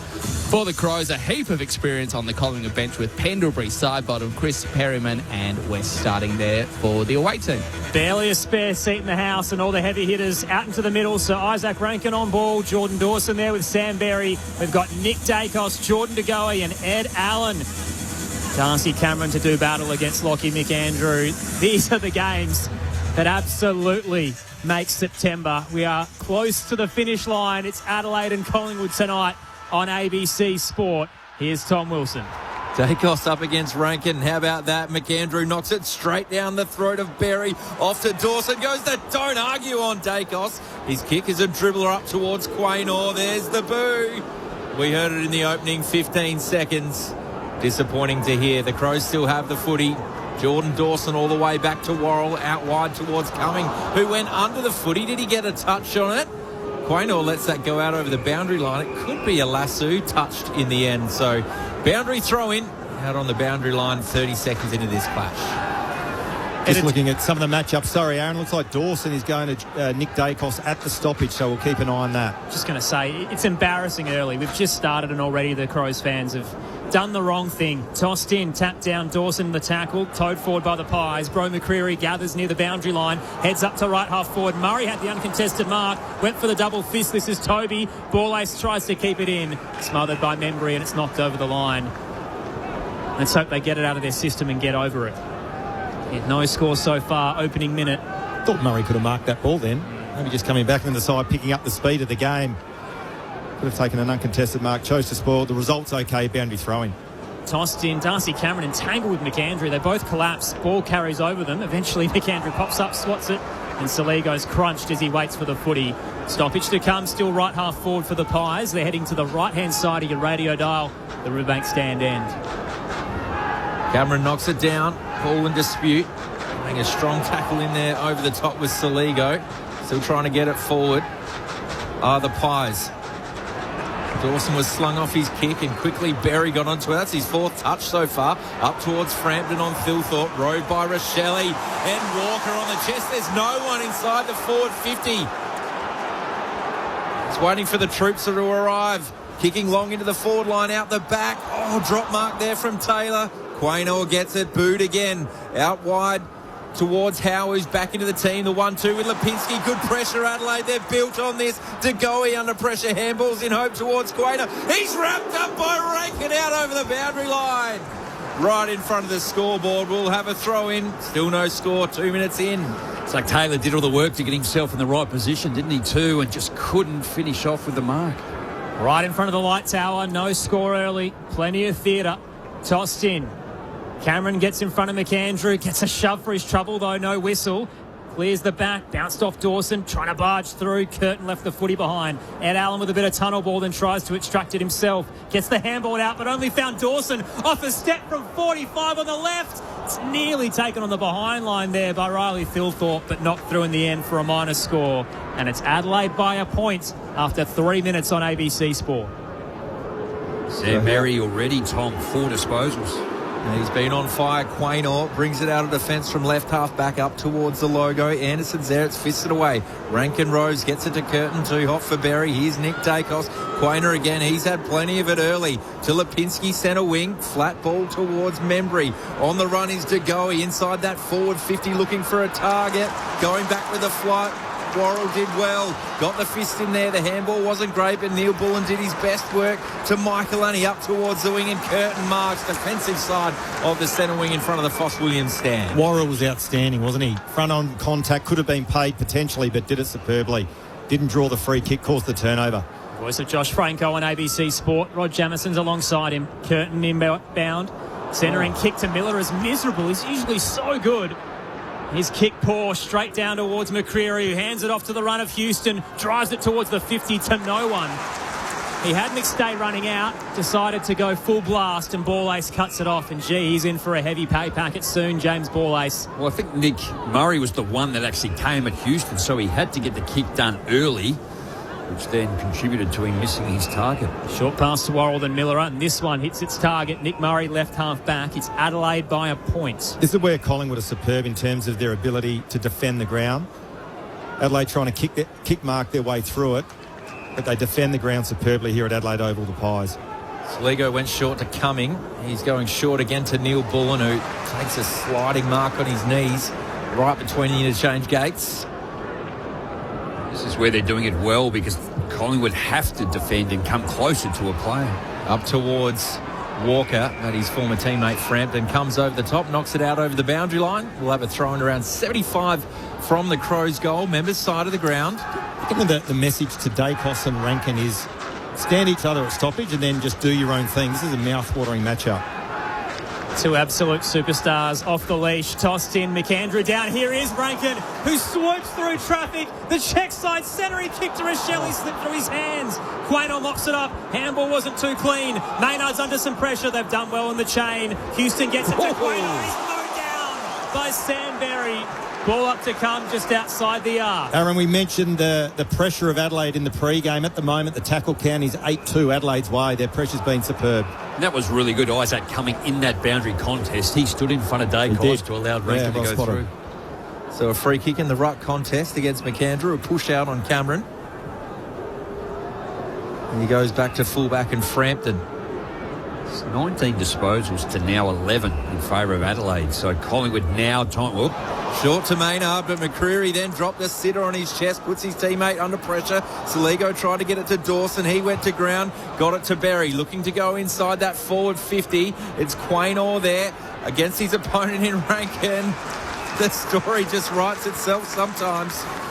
Plenty of matchups at left half forward. And I know all the narrative has been around Isaac Rankin, but let Dawson run around like an unregistered dog. You do it at your own peril, and at the moment he's having an influence on this contest. Just the 3 disposals, but looking very threatening for Adelaide. Adelaide by a point, 6 minutes in, just outside their 50. McAndrew swats it forward, tracking it well is Long. Hands it off towards Dacos, running out of room, just hacks it across the body, high up towards the broadcast wing. Cameron tried to reel it in with one arm, rolled backwards, picked up by Allen. His handball, a loopy one. McAndrew cuts it off, can't control the footy. Head over at Long, left it behind. Dacos for Collingwood gets the centering handball, and now they're away. Maynard through the centre circle. DeGoey heads inside 50. Anderson caught behind. Worrell nearly cut it off, but trapped the footy well. Pops up and hands it to Ball Ace. Adelaide on the slingshot now through Curtin. Oh, Taylor dropped a sitter, put himself under pressure. He's got some teammates in support. Keys handballs over the top to Walker. He's got some run as well through Curtin, looking for Thilthorpe, and he's kicked it out on the full at right half forward. Pressure's on. The pressure is absolutely on, but some of the turnovers, even that entry inside 50 from DeGoey, Anderson just needed to lead up at the kicker. The kick was too far, and Worrell, again, did really well to turn the footy over. Howe down the line, and he's kicked it through a contest, and Curtin was too good over the top of Lipinski. His 45 kick, Jamo, was brilliant, wasn't it? To Keys, he lowers the eyes, finds Saligo just inside the forward 50, paid the mark. That's where Zach Taylor and Josh Rochelle were unable to do that low, hard kick as he's handballed off. Handballs it off to Jordan Dawson, who unloads from 55 away to the right. His second minus score, same spot as well. So the Crows go to 2 straight behinds. Collingwood yet to score 8 minutes into the first term. And even that kick from Curtin, I think you called it, Jamo, how good it was. It was superb, wasn't it? Just changed the angle. It's a brave kick. You turn it over. Potentially comes back with interest, but great skills. Felt like a 100-metre sprint to start. Both sides are throwing every bomb they can. Quaynor 6 disposals. How short to Quaynor, right back pocket. He's been lively early despite the fans' behaviour. Down the broadcast wing, Cameron gets in front of Nick Murray. Hands it off to the run of Houston. Driving ball up to right half forward. Anderson's got 2 to beat. Worrell with the fist. High bounce. Up and under. Little juggle by Taylor. Couldn't control it. Wrenched away by Anderson. Collingwood through Houston to McStay. Attacking edge to Dacos. They head centrally to Allen. Searching kick to the goal square. 2 on 2. Flying with the fist. Worrell got in there. Knocked down to Lipinski though, who releases long. And he snaps from 20 for the first of the night. Collingwood 1 straight 6. Adelaide 2 behinds. It's taken 9 minutes to get there. Thursday night footy on ABC Sport with Premiership Crow Rod Jamieson and the All-Australian midfielder Josh Franco. Yeah, well, Ned Long, he's a player that probably does a lot and sort of doesn't get as noticed as a lot of the majority of the players in the Collingwood team. Like, he leads the defensive work in terms of tackling, 98 to 77, Jack Crisp. But I love the way he plays for a bloke that hasn't played a whole lot of football at the moment, but just presents, and when he doesn't have it, gosh, he tackles hard. And one of the other things that never ceases to amaze me is how good the hands of these players are, particularly under pressure. And we're talking about Nick Dacos, his ability, pressure was coming from everywhere. The world was caving in on him, his ability to handball back into the corridor to set up that inside 50. Brilliant play. Back in the middle of the ground, Cameron too good, just takes it out of the ruck, handballs towards centre half forward and to go in. It lands in the lap of Nick Dacos somehow. Goes for home to the top of the goal square. 3 Crows led by Nick Murray, but ball ace overrun it. Under pressure, Adelaide in that forward line. Quick snap kick from McStay! Oh, what a kick from the pocket! And Collingwood have got the first 2. 2 straight 12 Adelaide, 2 behinds, 10 gone first term. Well, one thing I will say as well, I know that the Adelaide coaching staff will be looking at the effectiveness of Nick Dacos closely, but we've only played 7 minutes of actual game time. He's already had 6 disposals. He's only running at 33% kicking efficiency, but you can just sense he's having an influence on the game, and if you don't pay him respect, he's going to go head-to-head with Rankin, and Rankin ain't giving him respect in defence, is he? So he, again, threatens to be a game breaker early in this contest, Nick Dacos, the superstar. James Borlase too, just a fumble deep. There were 3 on 1. He overran it. He had to go back, and Collingwood's such a clean and efficient team, and they will hurt you terribly. And just looking at the boundary, the Adelaide staff down there holding up the boxing gloves, so they're in for a fight. Pies by 10, blocking free kick in the ruck, Collingwood's way. Crowd getting restless. Cameron releases Pendlebury up to left half forward. No one really wants to commit except Membry. He was the only man who wanted to get to the drop. Set shot to come. 45 out, slightly to the left. Well, just the free kick in the centre bounce, I think it was. Who was that? It was blocking. The ruck contest, yeah. And it's so important these days to get field position off the back of the centre bounce, and just that quick kick inside 50. Membry was playing in front, and his direct opponent was just caught napping. Normally a very, very good shot on goal too, Tim Membry. He's had 13 goals in his last 5 games. No Jamie Elliott, no worries with him and McStay right now. Membry leans back from 55, gets right under the footy. It'll pitch on the goal line. Couple of flyers coming through. Anderson nearly got the kick front and square and knocks it through for a minus score left-hand side. 2-1-13 Collingwood. Adelaide 2 behinds, 12 played in the opening term on ABC Sport. Not an excuse, but I think that one by Pendlebury fell well short, but Membry was able to read it, and on that occasion too fell well short. Paul Kahan with a very dangerous kick. He's turned it straight over. They're under the pump here, the Crows. Yes. Kicked it straight to Perryman. He's 70 out. Goes back towards the top of the goal square. McStay dropped a mark at the front of the pack. Roving was De Goey, handballing towards Membry, and reading it better was Max Michelani, but mentioned it, Josh Franco there under the pump. Just take a breath, Adelaide at the moment too. Started very, very well. It was almost like 3-1 inside 50s. Now it's 7-3 in favour of Collingwood. The biggest issue's been transition from D50 to forward 50. It's been locked inside at the moment. Going long is Worrell. Phil Thorpe double fist down. Ben Keys gets it out to right half forward. Walker nearly to the slips catch, was well held on the way down. Jeremy Howe just engulfed him. Free kick just at the attacking edge. Have a shot, Tex. He's going to come inside. There's a lead up forward. He's missed it. Had Worrell in the spine. Instead decides to balk his way around Jeremy Howe. From 80, Taylor Walker goes long. It nearly cleared the pack, but Darcy Cameron was sitting back, and the ruckman's just too tall for that monstrous effort. He's got it right in front of the behind line. While he was weaving his magic, he had Finbar Maley on the lead, and that was the one he had to hit. Elite kick here from Josh Dacos in the right back pocket. Goes to Quaynor. Gears have lessened a bit. Goes the 45 kick to Nick Dacos. Possession number 7 coming up. So he's directing traffics from centre half back, and a perfectly placed ball to Angus Anderson. That was elite, Josh. That was unbelievable. He had no margin for error there, Nick Dacos. And he hit the target. Going for another 45 kick, but Neil Bullen read it best, and he's been asked to play on by the umpire. Perryman wasn't sure. Neil Bullen wasn't sure. Pendlebury tackles him holding the ball. Quickly plays on to Dacos. It was a hospital handball, but they're going to work their way through it. Over the top to centre half forward. A kick inside from Harrison. It's a one-on-one contest. Ball Ace gets in front. Ball Ace gets it to the boundary line, and we'll have a throw in left forward pocket. Behind the play, Dacos slow to get up. I think shoulder, was it? In the tackle? Just in the tackle, yeah. Which he hurt last week in the tackle against the Blues as well. So we'll keep an eye on Nick Dacos, who slowly trots towards the forward 50 stoppage, looking a little proppy. On his own. Tossed in, Toby Murray up against Darcy Cameron. Easy win for the Pies there, but he tapped it straight to Peatling Collard. Josh Dacos gets him high, defensive 50. Josh Money downstairs. Yeah, it was Josh Worrell who absolutely dumped Nick Dacos after the play. So he's had a big couple of weeks himself, Josh Worrell. So watch on Dacos now. Peatling to Rankin, bullet pass to right half back. Ben Keys, 150th consecutive game tonight, and the same milestone as a Crow as well, the former Brisbane Lion. Heads up to right half forward, front position, Howe. Clean hands, just plucked it. Almost like he had glue on them. Where Adelaide are falling down, aren't they, at the moment? They just can't find that mark or contest across the half-forward line, let alone the entry when they go into their forward 50.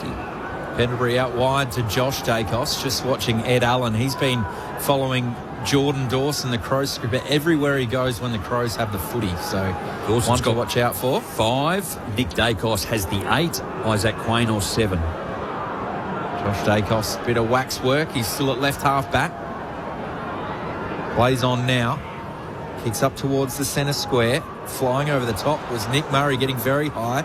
Nick Dacos roved, handballed it to Pendlebury. Did a 1-2, that was clever. Another dangerous handball inside. Read well by Taylor Walker. Handball was too hot for Michelani, but it landed in the lap of Rankin. Gets it off to Taylor. They've got numbers. Dawson's going to play on. He's going to kick a flat drop punt and through the middle. Boy, did they need that, the Crows. The skipper gets them on the board there, first of the night. They're 1-2-8. Collingwood 2-2-14, halfway through this first term. Well, Gemma, you mentioned Nick Dacos. He's had the 10 disposals now, and just mentioned before, a couple of minutes ago, about his ability to handball in traffic. On that occasion, just unable to hit the target, turn the footy over, and if you turn the ball over in that area of the ground, in the middle of the ground, it's going to come back with interest, as it did, and ended up in the hands of probably the most reliable kick in the AFL at the moment in Jordan Dawson. So one against the flow for Adelaide, but should settle their nerves somewhat. Both teams in the middle, weren't they? Just that handball almost over the head, hoping that someone might have been there. Taylor Walker was able to take it clean. Zach Taylor, how good was that kick, just to pick that off and see the skipper out to his left. Pies by 6. Jordan Dawson has all the scoring shots for the Crows right now. 1-2 on the board for them. McAndrew down. Crisp gets the clearing kick as it tumbles up to half forward. Neil Bullen's there. Shoveled a handball on hands and knees to McAndrew. Barry steps through the tackler. Crisp. Handball was a hospital one, though, to McAndrew. Had to hurdle the 2 and then Long drove him forward in the process. The Number one tackler for Collingwood once again, negating Sam Berry. Hard to pull him down. Just outside the centre circle, Cameron straight to Nick Dacos, a rare fumble. Berry pounces, gets the handball out for the Crows to Peatling. He'll head to the eastern wing, little long on his kick. Trapped down by Nankervis, who arcs around Lipinski. Miller has got a bit of run now. Through centre wing, up to right half forward. Miller to Thilthorpe, juggled and then let it slip over the boundary line. It'll be tossed in. Wanganeen stand, Pies by 6. Big boy rubbing his hands too. I don't know, he's got a fair bit of tape on his hand too. Both hands. They're probably frozen, Jamo. I think my feet are. What about your head? It's all right at the minute. McAndrew goes down towards Peatling. He's tackled in the contest. Play on, says the umpire. Cameron towards Nick Dacos. A rare fumble from him. He butts heads with his brother, and Crows end up with it through Saligo. Looking for the target in Thilthorpe. Held by Billy Frampton in the right forward pocket in front of the scoreboard. He'll have a shot 35 from home. Well, probably there. Gemma, I'd like to see the replay of it, but I'm not sure what else Billy Frampton could do there. The kick to advantage was good, but he was all over Thilthorpe. Just drew the free kick. And I guess that's what happens when you've got a bloke like Riley Thilthorpe who's so imposing. I mean, looking at the replay, it wasn't a lot in it. No, I'd agree with that too. Yeah. And I guess my head too, subjective, Tom, as well. I've got my MMD beanie here if I do. You are a hothead as well, Jamo, when the time is right. I could wear it like Tism if you want me to and turn it into a balaclava. Riley Thilthorpe steps around on the left and he's bent and laid it through. The big fella was back in form last week and he's picked up where he left off. Gets Adelaide second and we're all square at the Adelaide Oval. 2-2-14. Almost 20 gone first term. Well, just much better use of the football, isn't it? 2, albeit. We touched on how hard it is to get around Riley Thilthorpe. Put it out in front, hit the lead, the lace-up. That's where Adelaide are going to benefit from their forward entries up against particularly this team in Collingwood. And as you said, Jamo, against the flow, Adelaide have kicked the last couple. They were under siege in the early stages of this first quarter, but the last couple of goals settle the nerves and they can get the game somewhat back on their terms. And as we said, Sam Berry having an impact there. 3 clearances and his tackling pressure's been outstanding. Isaac Rankin, 5 kicks, 100% kicking efficiency. As is Darcy Cameron with the 6. Voice of Rod Jamieson, Josh Franco on ABC Sports scores level first term. Tapped down Dawson, 2 to beat. Fell forward with the footy. Crisp toes it forward into the 50 for the Magpies. Clean on the half volley was Membry, but he gave it away. Michael Annie to Nankervis. The Crows get out of dodge. Miller to the eastern wing. Neil Bullen trying to get out of the tackle there of Perryman. Slaps it forward. Cumming just can't keep it in play. Boundary throw in through centre wing in front of the Bashir stand. Or was it?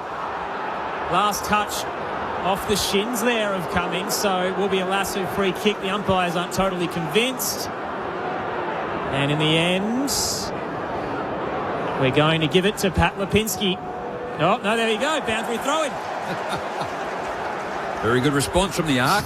That was a teaser there from the umpire who turned to Pat, put the ball in front of him and said, actually, you know what, it's mine. Here we go again. Tossed in centre wing. McAndrew down, straight to Lipinski on the bounce. Peatling gets him, turnover. Neil Bullen gets it out to Cumming. Adelaide inside 50. Walker's waiting, cutting across, nearly taken by Bailey. Rochelle tries to tackle Frampton but can't. Collingwood win out. Josh Dacos backtracks to Howe. He'll head to right half back. Trying to get in front is McCreary. Bounce just clears him. Nankervis can mop it up at left half forward. Darts right, then left. Walls closing in. Retreats to Curtin. He'll give up more ground to Ball Ace. Now he'll thump it towards the 50. They'll all fly as one. And the mark is taken by the Moose. Finbar's got it. 45 out. Slightly to the left. And I think that's why they've selected him. He can take a really good clunk in a contested mark he presents. He loves the physical side of the game. Great presentation. What's his set shot like? So-so? Oh, he's actually not bad. Not bad? Set shots. 3-2 for the year, Finbar Maley, which is what he had against West Adelaide on the weekend as well. Maley comes in, the Moose on the trot, crosses the paint. That is a gorgeous strike. Whack. All the way home, and the Moose rings around Adelaide Oval. The Crows with the second lead change of the night. They're up by 6. 3-2-20 to 2-2-14. Time on in the first on ABC Sport. What are they yelling out there? Is that Moose, is it? Yeah.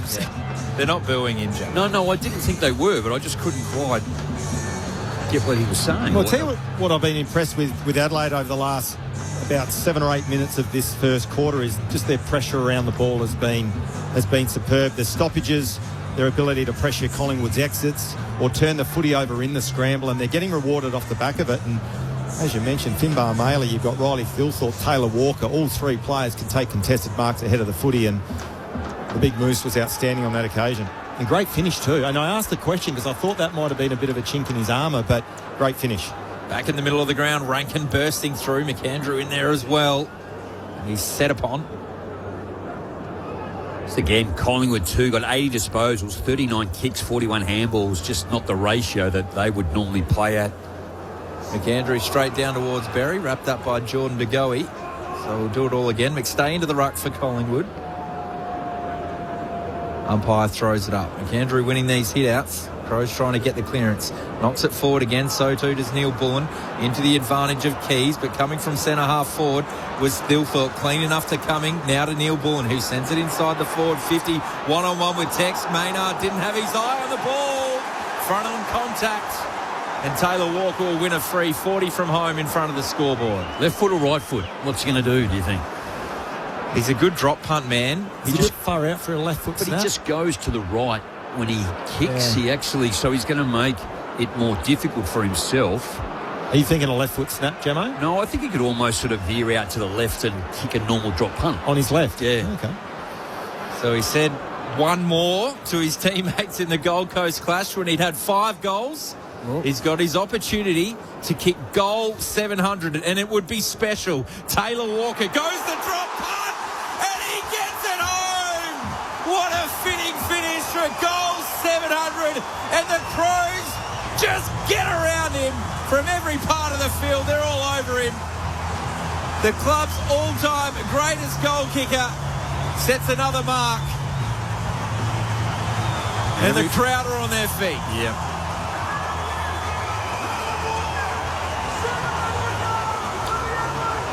314th game, 700th goal, 20 goals, 13 for the season. And what a player and a target he's been for Adelaide. Tell you what I will say as well, having worked with him for 12 months at Adelaide, in terms of a quality bloke, he's all of that, but I don't think there's been a better set shot, and field kicker, both left and right foot, for a big fella.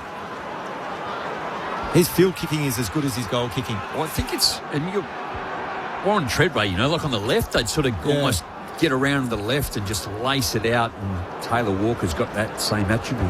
What a special moment at the Adelaide Oval. The Crows by 12. Out of the middle, Berry to Dawson. Kicks up to right half forward. Couple of players lose their feet. The Pies win out. Perryman buffeted it off. The screwball up to left half forward. Rankin puts his head over it. Crisp sets upon him. Big tackle, holds it in. Umpire circles. It does shoot out late. De Goey's brought down. In traffic, Ed Allen so clean. But she has a good tackle. Bang! Ned Long took too long as he tried to sidestep through traffic, and Rochelle crunches him. You can't second-guess yourself at the moment. We talked about Adelaide's pressure. They're the number one pressure team in the competition. Just hesitated and paid the price. How good a game when they're on. A wide 45 to Isaac Cumming. He's got some space to walk into. Up to right half forward.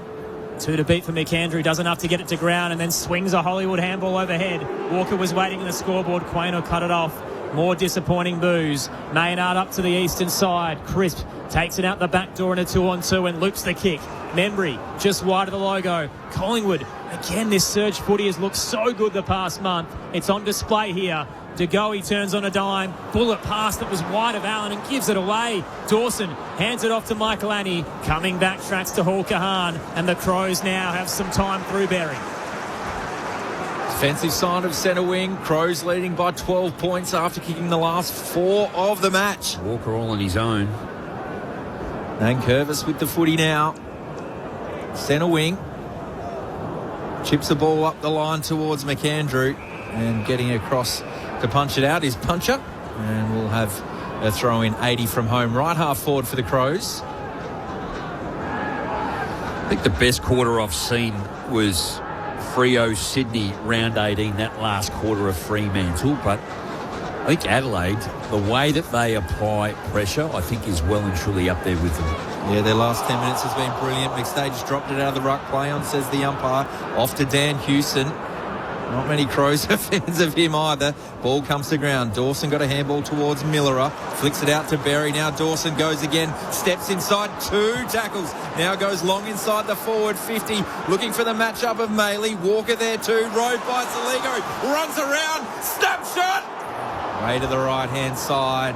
Oh, that would have hurt the Pies. Minor one, though, 4-3-27, Collingwood 2-2-14. We're just looking at that front and centre. You had Rochelle there as well. That's him and Saligo almost ran into each other and probably would have preferred the ball in the hands of Rochelle. It's almost like cricket terms. It goes to the first slip and he drops it, and then the second slip cleans up. Yeah. Quainer up to 10 touches as he gets the kick in. Right back pocket to Frampton. Thumps it.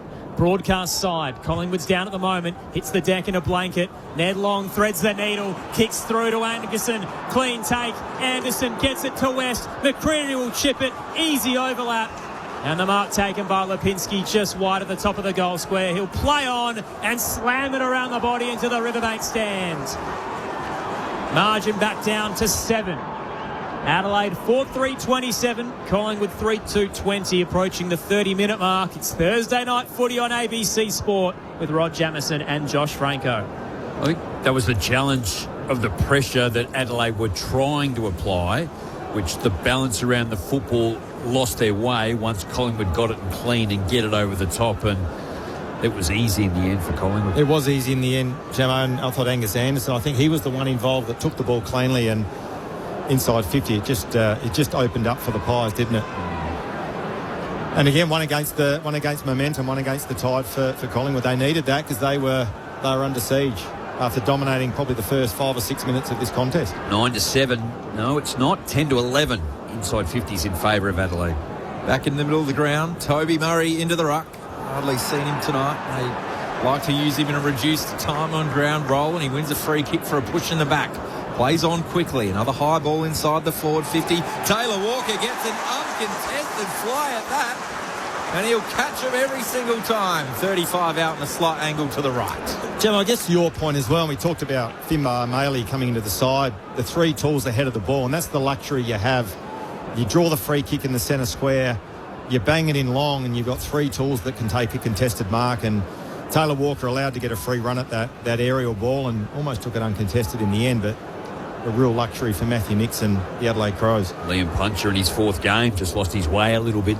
Didn't anticipate early, which got him the space he needed. Goal 700's already in the books. Taylor Walker with another drop punt. He goes the Cobra. He raises the arm. 701 goals. He's 2nd of the match. And he goes past the big Matthew Pavlich. What another star of South Australian footy he is. Adelaide 5-3-33. Collingwood 3-2-20. We're into the dying minutes. Well, I've got to say, if I'm coaching Adelaide, I'm not putting Riley Thilthorpe in the middle of the ground doing any ruck work ever again. Toby Murray, he's been serviceable in there for the Crows. He's good, isn't he, too? Just that chop out. And I think you're right. Like, protect him. The only thing I would suggest maybe, Adelaide did it earlier in the year, put Riley Thilthorpe in the middle as a midfielder. Yeah. You know, just every now and then, just to throw it out and have that big body and height. And he's got the speed and the ability just to grab the footy one hand. Crows by 13 as we close in on quarter time. Great to have you with us on ABC Sport. Toby Murray flies with Darcy Cameron, neither get a clean tap. And Allen spun away from the footy by Dawson, who gets it back for the Crows. The skipper retreats to Berry. Fast feet as he heads out to the eastern wing. Cumming takes it just wide of the logo, heads to right half forward. Maley with the launch. Finbar 2 to beat there, 1 coming back, 1 in front, still clunked it. Tries to chip the kick now, it's no good. Just panics when he saw Rankin in the periphery. And his central kick cut off by the Pies, and that'll do us for the opening term here at the Adelaide Oval. The Crows 5-3-33, Collingwood 3-2-20. Goal scorers, Taylor Walker with 2, 701 in his career. The first Adelaide Crow, the first of either South Australian clubs to reach the milestone. Singles to Thilthorpe, Dawson and Maley. Collingwood all individual, Lipinski, McStay and Long. On the text line tonight, Phil in Werribee says that's a textbook play from text. And Annie, love your commentary. Is there not heating at the ground? Luckily enough, there is in the box, Annie. But for those out on ground level, including Josh Money, it's been a pretty brutal day. We do have it in the box, but we choose to have the window open. I don't know if it's Aaron. a we or I. Yeah, it's better for the atmosphere. You get to feel the crowd. Couple of texts in as well. We've had consistent booing of Isaac Quaynor tonight. Luke in Bateman in WA says, the booing of Quaynor is extremely disappointing. He didn't do anything to deserve this. Dan from East Perth on the text line says, I can't believe there are people booing Quaynor. Absolutely poor behaviour, booing someone who was on the receiving end of a slur. And look, we'll get on our soapbox all night about this. The behaviour is embarrassing. It is childish. It's been a year, and clearly fans have not learned. It's a game for all. It's supposed to be welcoming. Isaac Quaynor's done nothing wrong. Something happens off the ball, whatever. But all he did was report a player for doing the wrong thing, which was a homophobic slur, and it's been incredibly frustrating, unsettling and disappointing from the home crowd tonight to boo him at such volume here at the Adelaide Oval, and hopefully they stop after this first break. It is Adelaide by 13 points at the first change. Great to have you with us for Thursday Night Footy on ABC Sport. Beneath the heat and dust lies gemstones, secrets and murder. This is homicide. Nothing stays buried forever. The suspenseful new crime drama, Treasure and Dirt. Streaming now on ABC iView. This is the 2026 AFL Premiership season with ABC Sport. Collingwood through Houston to McStay, attacking edge to Dacos. They head centrally to Allen, searching kick to the goal square. 2-on-2, flying with a fist. Worrell got in there, knocked down to Lipinski though, who releases long, and he snaps from 20 for the first of the night. Top of the goal square, 3 Crows, led by Nick Murray, but Ball's overrun it. Under pressure, Adelaide in that forward line. Quick snap kick from McStay! Oh, what a kick from the pocket! And Collingwood have got the first 2. Dilthorpe clean enough to Cumming. Now to Neil Bourne, who sends it inside the forward 50. One-on-one with Tex. Maynard didn't have his eye on the ball. Front on contact. And Taylor Walker will win a free 40 from home in front of the scoreboard. Oh. He's got his opportunity to kick goal 700, and it would be special. Taylor Walker goes the drop pass, and he gets it home. What a fitting finish for goal 700, and the Crows just get around him from every part of the field. They're all over him. The club's all-time greatest goal kicker sets another mark. The AFL on ABC Sport. On radio. ABC Sport Digital Radio. And ABC Listen. There's something in the air when Adelaide and Collingwood come together, and it's been another classic to start. Adelaide by 13 points. It was the Pies by 12 early, and they kick-started a flurry.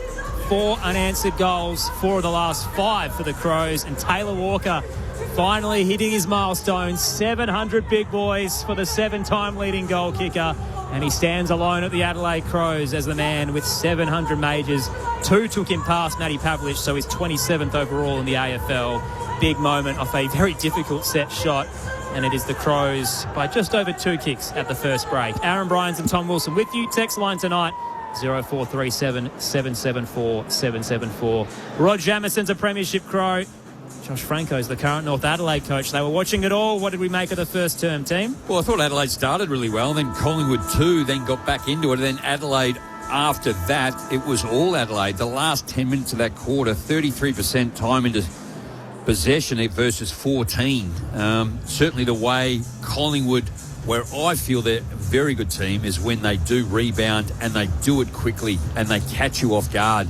And they've done it a couple of times, and on that time they kicked 3 goals in that first quarter, and 2 of those goals just came from really quick recovery across the middle of the ground and get it forward to create some time and opportunity for their forwards. So, but Adelaide, just the use of their football and the pressure that was applied, we can see in that first quarter, if the targets that they're aiming for, either leading up or sitting under it, it is going to test Collingwood's defence because of their height. Absolutely, Jamo. It was an entertaining first quarter footy, and just looking at some of the numbers as well, the tackle count pretty even, the contested ball numbers pretty even.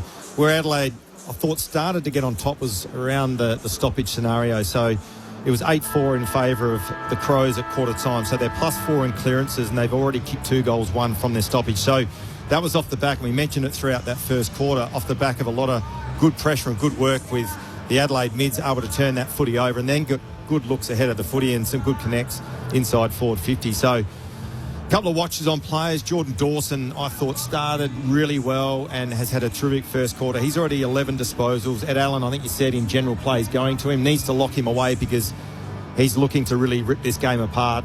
And the other player for Collingwood is Nick Dacos. Didn't have a huge impact, but he looked dangerous at times, and he's had the 10 disposals already. So we'll keep a watch on those two stars for their respective teams. Darcy Cameron has also started well, albeit he's done the hit-outs. He's actually done very well in the clearance work too. So, and first possession, 10 hit-outs. Nick Andrews got the 7. Clearances, Berry's 4, Cameron 3, but first possession, Darcy Cameron. So he's mopping up his own work, followed by Sam Berry and Jack Crisp. Adelaide by 13 points. Thursday night footy on ABC Sport. Second term underway. McAndrew down. Peatling tracking it. He's right alongside Scott Pendlebury. Just couldn't quite reel the footy away. Finally, we get a whistle. Still inside the centre circle. Quick reset as well. Tossed into the air by Martin Roger. Tapped down. Holding free kick. Collingwood's way. McAndrew gives away another one to Darcy Cameron. Just one of the stalwarts of Collingwood's side bottom yet to touch the footy. Had a quiet first term. Cameron heads towards the 50. Miller gets in front with the uncontested intercept mark. Looks for the switch. Heads across the arc. Anderson threw his body in front, not really looking for the ball. They decided to pay the free kick to Nankervis. Unrealistic attempt. He played on, though, and put himself under pressure. Kick wasn't really great. Trying to trap it on the paint. Going down low is Nick Murray. He's tackled for his efforts by McStay. And a ball up to come just outside Collingwood's 50. Harvey Harrison too in that contest. Wayne Miller took it to him. He's yet to touch the footy. Dacos was clean to Pendlebury. Here's side bottom with his first touch on the left boot. Goes inside the forward 50. Flying players. McStay. He's one of them. Knocks it towards Anderson. He can't quite gather the footy. West does. Handballs towards Josh Dacos. McStay lays a tackle on Dawson. And we'll have a ball up 35 from home in the left forward flank. Quickly up, McAndrew tries to take it out of the ruck. He does. Handballs away to Rankin, tackled by De Goey, thrown into the turf. Another ball up, just a little bit further away from the Pies' goal. I do like Angus Anderson. He adds a bit of energy and bite, doesn't he, to the Collingwood forward line. Cameron tapped down. Nick Dacos quickly breaks away from the stoppage from 35, misses to the left.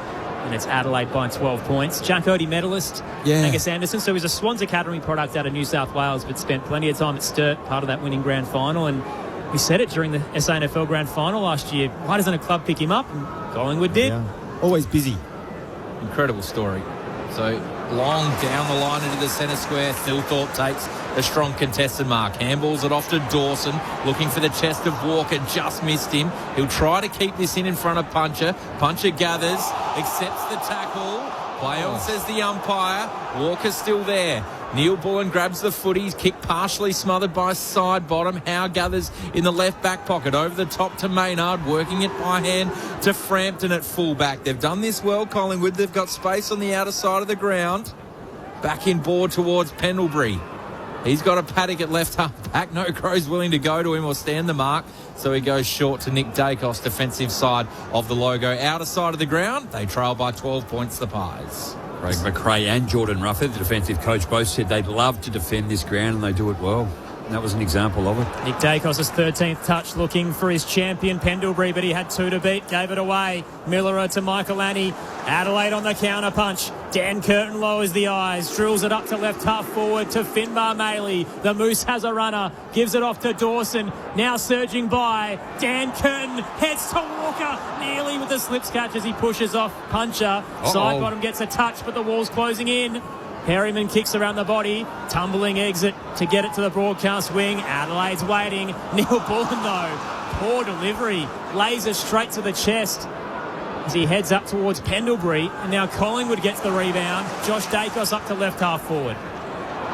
McStay was there, so was Membry. They did well as a team, but gave away a free kick against Membry. So Worrell gathers the footy, right half back. Take a bit of a breath. Just a couple of turnovers from both sides. Just take a breath and maybe a bit of tempo footy and find a mark. Alex Neil-Bullen preferably should have kicked on the left, or just gone further long, trying to kick on the outside of his right foot.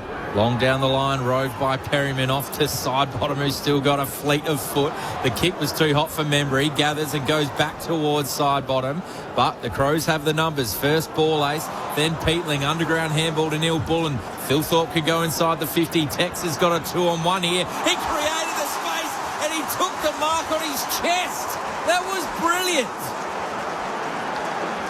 I think this is like the matchup that clearly Nix wants. But I would think Craig McRae wouldn't. So they're going to have to bluff their way through this. Yeah, Liam punches the man in game number 4, Jamo. Yeah. You think 8 weeks ago he's running around in the sample, isn't he? Yes. You watched it. Yeah. Down at Wollonga in front of 1,300 people. Now he's standing a 700 goal kicker. So Taylor Walker, right half forward. He is perhaps the best kick in the comp. Yep. And in 5 minutes into this second term, he's got 3 for the night. And that's the margin. 6-3-39. Collingwood 3-3-21. Gemmo, just looking at that marking contest live and again on the replay, Punchard, there's not much more he could have done. It was just terrific strength and craft there from Taylor Walker. And he called it, Tom. Taylor Walker goes back. We had the best vantage point right behind Walker as he kicked the goal, and it just doesn't deviate, does it? It's effortless, isn't it? When he strikes it, he absolutely nails it. Yeah. He's been so good tonight that he broke champion data. So we have contested one-on-ones.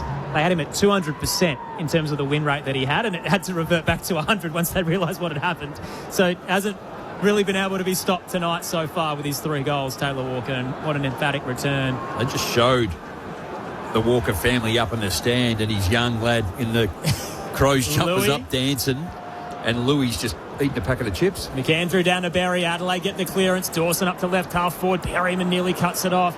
Keeve was breathing down his neck and he dropped it. Falls into the footy. Tackles come. Crowd gets restless. Umpire circles, holding the ball. Tell you what, it's a dangerous period here for Collingwood. Adelaide all over the Pies at the moment. Margin's 3 goals, and they're looking threatening the Crows. They've kicked 6 of the last 7 either side of quarter time. Ben Keys into the 50, hits the deck. McAndrew feeds Walker, and he hits it again. Pies are calling touched. Field umpire says, don't worry about it. Taylor Walker is trying to get players to set up just in case here. So he thinks he knows. Punch. He was adamant, wasn't he? Yeah. He put his hand up. So they'll check upstairs, but we've signalled and the flags have gone. So at this stage, Taylor Walker has his 4th. And the ball's in the middle of the ground. Hard to see. Still Adelaide is set up its zone. No one is in the centre square. And the ball is in the middle and no one's there. I was just looking at the replay. Even Walker said it was touched. So I think this might come back. Writing's on the wall with the way the players are approaching this. Replay is a little... Yeah. Puncher got his left hand to it. It's almost a pinky finger. It was Adam Gilchrist-esque from Taylor Walker. Straight away. What are you doing? Let the umpire make the decision. You remember that? Oh. Gilchrist given not out and then just walked off the ground. Yes. But I think more to the point, in terms of the context of this game, as I said, Adelaide are looking really threatening. Dominating field position, contested ball, the pressure around the footy, and they're actually reaping the rewards because of it. So behind signalled, it's Adelaide by 19. 7 minutes played second term on ABC Sport. Long exit by the Pies, could be in trouble though. Trying to get it out towards Perryman. Adelaide had some numbers. Buried in Millerer, heads to Walker again. Meeting the sandwich, couldn't take the mark. De Goey tried to feed it off, but Adelaide's front on pressure is relentless. And Michael Annie's held up by Allen at the attacking edge. Lockie McAndrew too. Darcy Cameron, great tackle. Yep, the rugby background, Jamo. Yeah. So McAndrew wins another free kick in the ruck contest. Looking for a target. Sits this one up high for Philthorpe to leap at, and Philthorpe marks. 20 out, slide angle to the right. We're just looking at, again, some of the numbers. The inside 50s this quarter are 7-2 Adelaide's favour. And as I said, they're just looking ominous. They're looking threatening. They're winning the pressure battle as well. And we've spoken about that pre-game, their ability to be ranked number 1 in the competition, which is a game plan built on finals action. So they're playing an impressive brand of footy at the moment, the Crows. And at the moment, the Pies have 0 answers. The height is a proper problem. Yeah. that also. Riley Philthorpe strolls in, 25 from home, straight over the goal umpire's hat. That's his second. Were they too tall, Adelaide? That was the question mark. Well, they're capitalising at the moment, out to a game-high 25-point lead. They're 7-4-46. Collingwood, 3-3-21, 9 gone second term. I think just emphasising the pressure that Adelaide are applying. 24 disposals, Collingwood, 12 kicks, 12 handballs. So they're half metres gained of Adelaide in this second quarter alone. Adelaide have had 7 and 13. Going a little bit better with their kicking efficiency, but nearly doubled in terms of the metres gained, plus the height. Collingwood in this quarter just can't get it out of their defensive area. No, they can't, and they've got to somehow stem the flow, but try to hit the scoreboard and try to manufacture a goal against momentum, because as you said, at the moment it's not working for the Pies. They've got no answers, and this game could blow open. Adelaide by 25. McAndrew straight down the throat of Berry. Pressured off it by Long, but he keeps tracking the footy. Bounces off some bootlaces. Taylor comes out to meet it. Handball a little wide of McAndrew. Tried the dive, but couldn't control it. Cameron up and under kick to Goey. Quiet tonight in game 200, but has it now at half forward. A laser into the 50. It was an excellent delivery to McStay. Isaac Cummings saw it coming, though.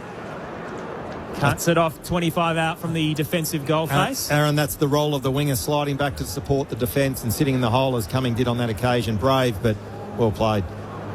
Berry on the 45 to Hawker Hahn, not the required journey, so has to run around on his left foot and hits the target anyway.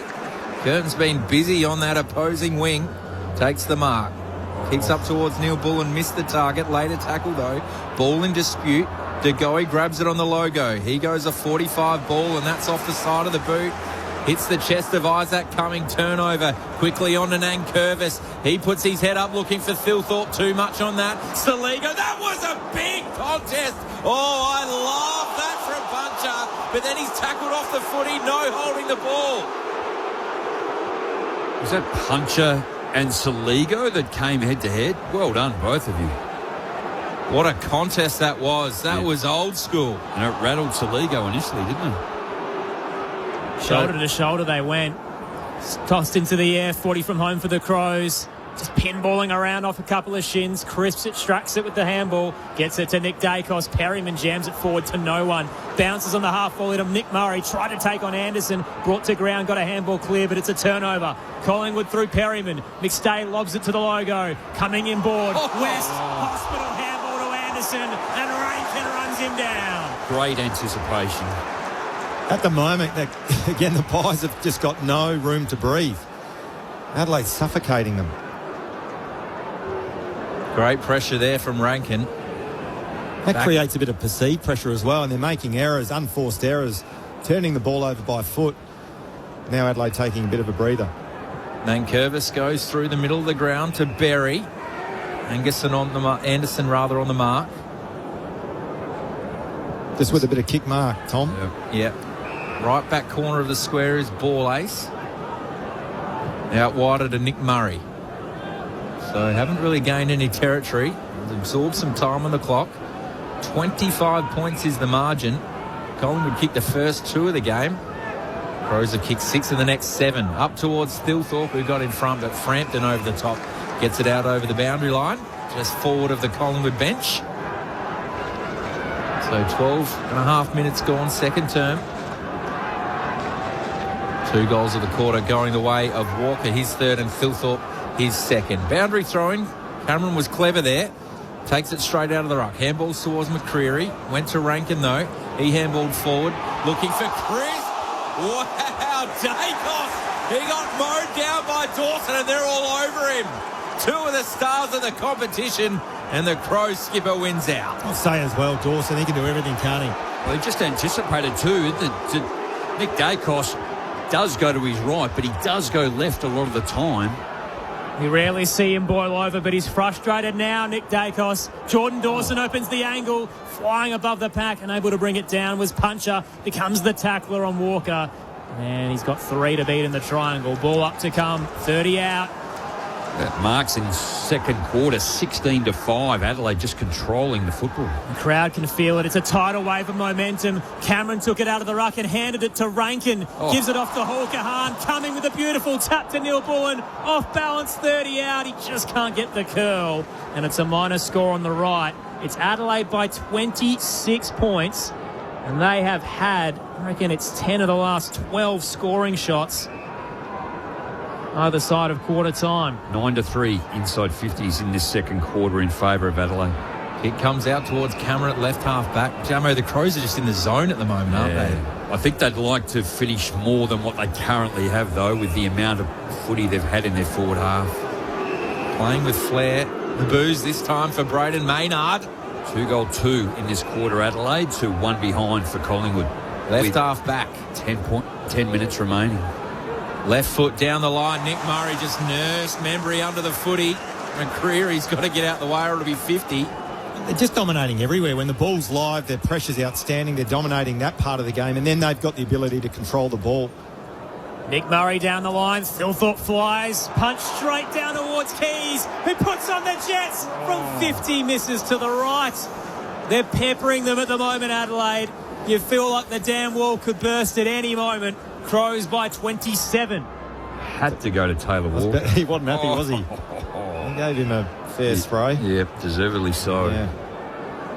So Howe to Puncher in the left half back flank. No real options, so just goes long down the line. Cameron got a knee on it. Rove by Hawker-Hahn. Ball in dispute. Fetched out towards side bottom for the Pies. Up towards Anderson, but Worrell, he's a star of this competition. Just outmarks him. I feel that Collingwood are only winning the football back at the moment when Adelaide are fumbling or not using it clean. So Rankin at centre half back. Full switch on towards Nankervis. He's got a teammate out wide in Curtin. He's busy this quarter. Goes short to Taylor Walker. The defenders are just dropping back, and now Adelaide continually either going sideways or leading up and just maintaining possession. So Saligo asked to play on. Coming round the side is Walker. Onto that left boot. Up in towards the contest. Cameron brings it down. Keys. Roving wrapped up by 3 Pies. We'll have a ball up 40 from home. Away to the left for the Crows. They're up by 27 points. 20 more disposals in this quarter, Adelaide. Controlling at 24 marks to 8. Toby Murray down to Peatling, handed it to Berry, tried to feign leaving the ball behind in the tackle, but just gives it away in the end. Josh Dacos with a clearing handball, and Adelaide again relentless. Smelling blood. 2 tacklers to 1. Poor old Harvey Harrison hit the deck.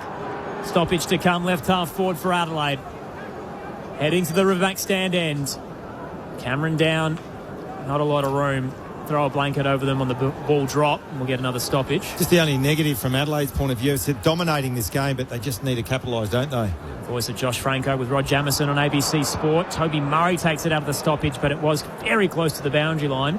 As he tried to hook it towards the 50, he walked over. When you dominate a quarter, as Adelaide have so far in this second, you need to cash in on the scoreboard. And at the moment, they haven't. Just the 2 goals, 3. But as you mentioned, Aaron, the dam will look like it was going to break, but they've got to find a way to score, Adelaide, and cash in on this dominance.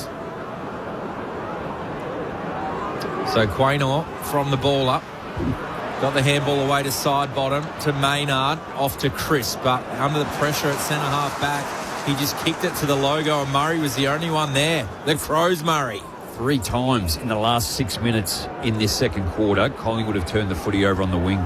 So Keys goes the handball off to Hawker-Hahn, over the top to Rochelle, who had to take it on the half volley, kept it in play but turned it over. Sweeping handball from Pendlebury to Dacos. Here's an opportunity for Collingwood through McCreary, but his kicks missed the target. Just no connection there with Membry, and Worrell read it best. Rattled.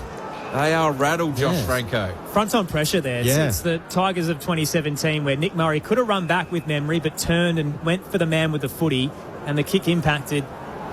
They just can't get it inside 50 when that front on pressure comes in waves. Well, I think that's the thing, because you can't really lace your footy low down to get it to your target quickly. You've got to give it the air, which is allowing the opposition to get there, or they're missing the targets. And Curvis from left half back switches through defensive 50, so got it to ball ace.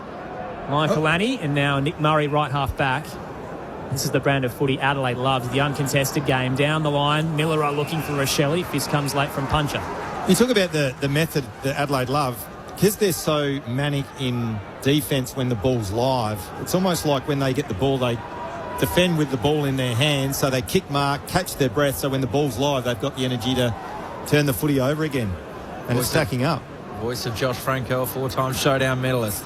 Murray knocks it down towards Cumming. Side bottom's under pressure. Not sure how he got rid of that. Peatling with a quick kick forward inside the 50. Soligo the only one going on it. There must be a free. Adelaide's way, I think. Going back. Yep, it's a Cumming. So not downfield. Point of the free kick. Maybe you're holding the ball free. So Cumming goes inside the forward 50. Curtin and Nankervis didn't know what to do, but Curtin ended up with it. Kicks across the face of goal, out of bounds on the full. It's an interesting kick from Cumming, wasn't it? Bit of a nothing kick. I'm not sure who was actually trying to find inside 50. Dangerous kick. Well, I think it was Curtin and Nankervis both chose not to go for it. One of them should have. Puncher thumps it to left half back. Big fist from Nick Murray and they fall into the footy. No, it seemed a bit random to drop Richmond before as a Tiger supporter, but there's a story behind it which I'll try and get to when the play settles down as to why that's one of the weapons Matthew Nicks is utilising. Out of the stoppage, McStay pushes off McAndrew, handball no good. Got it to Michael Annie, Peatling, bang. Just walloped into too high, free kick. That's a poor decision, umpire.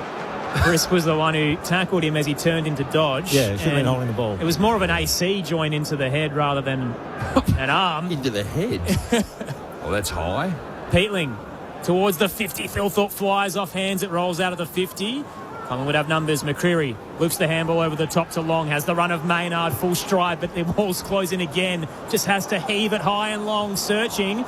Slips through the midst of Worrell up the back door. West battling there with ball ace. And the Crow wins that with a backward slap to Worrell. Gets it to Miller, and again, Adelaide too good down back.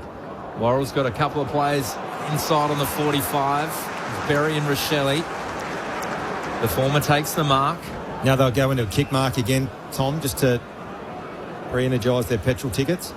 Finbar Maley's just come on, as is Lockie McAndrew. That's where the kick goes. Maley got hands to it but couldn't complete the mark out over the boundary line. So the story, a quick one. We have media days in the pre-season when we get to go see the coaches, have a chat to them about their seasons. First year, Matthew Nicks said, I want to be like Richmond 2017. Second year, he said, I want to win it a half back in terms of our structure. And then it was the third year was I want to win it on ball. And you feel like all the weapons year upon year they've built to this game plan.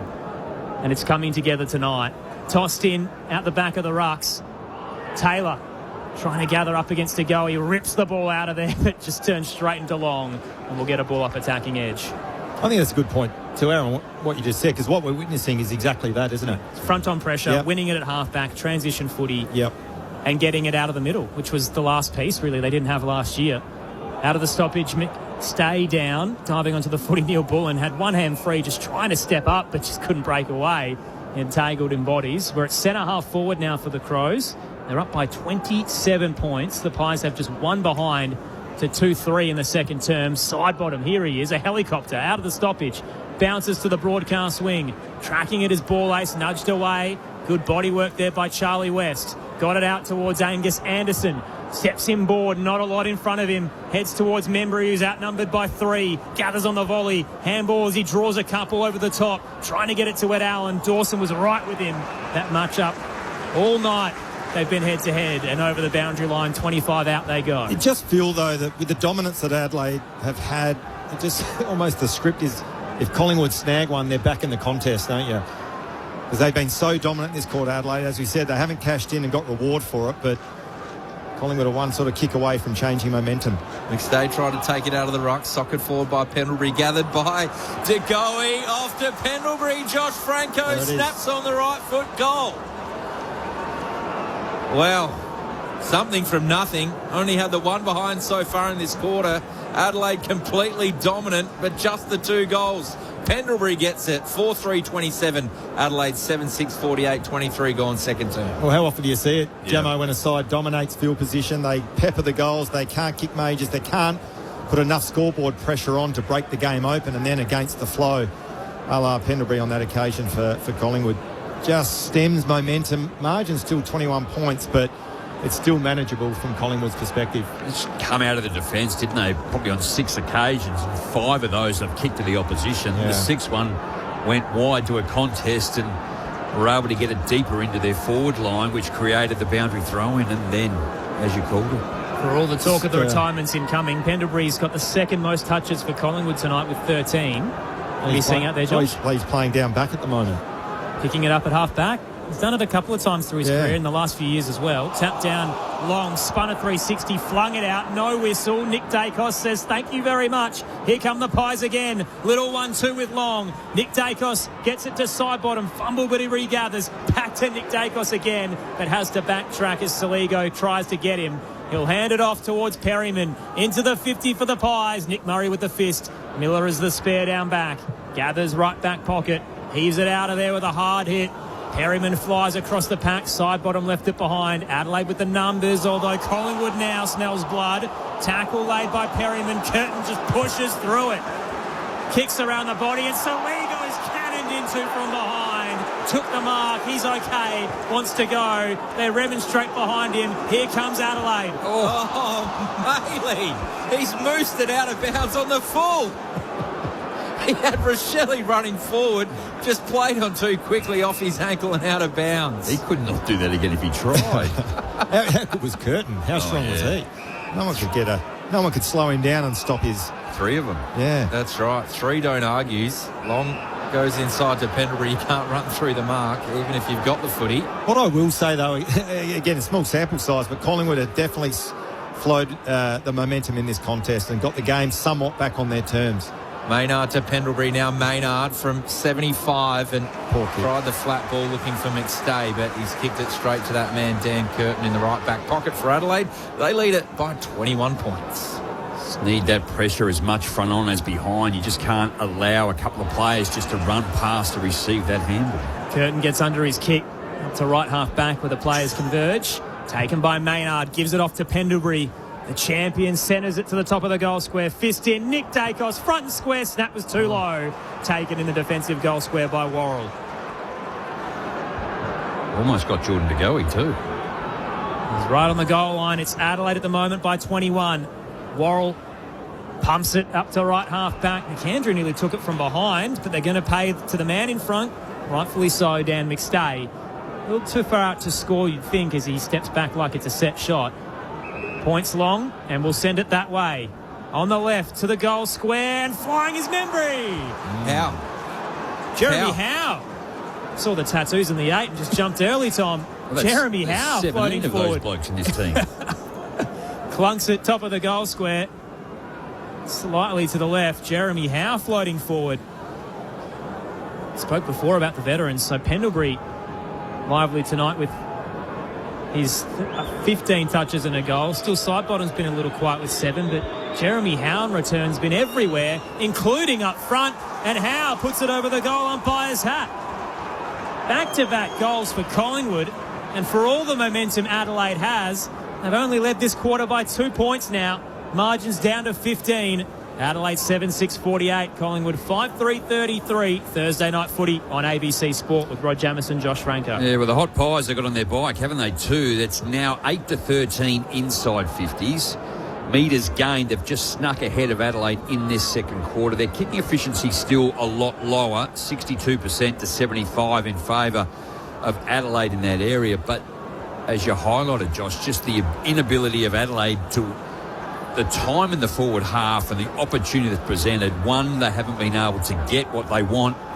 So I guess you have to say credit to the defence of Collingwood to be able to just to hang on and go forward now and kick 2 goals in this second quarter. So McAndrew on his hands and knees, quickly out to Peatling. His kick was partially smothered and it's going back the other way. A big barrel from Dan Houston. That's 65 metres. It's gone out the back of the pack. Could have dribbled through. Wow. That was almost an Angus Monfries bounce. Just goes through for a minor score. 5-4-34 Collingwood.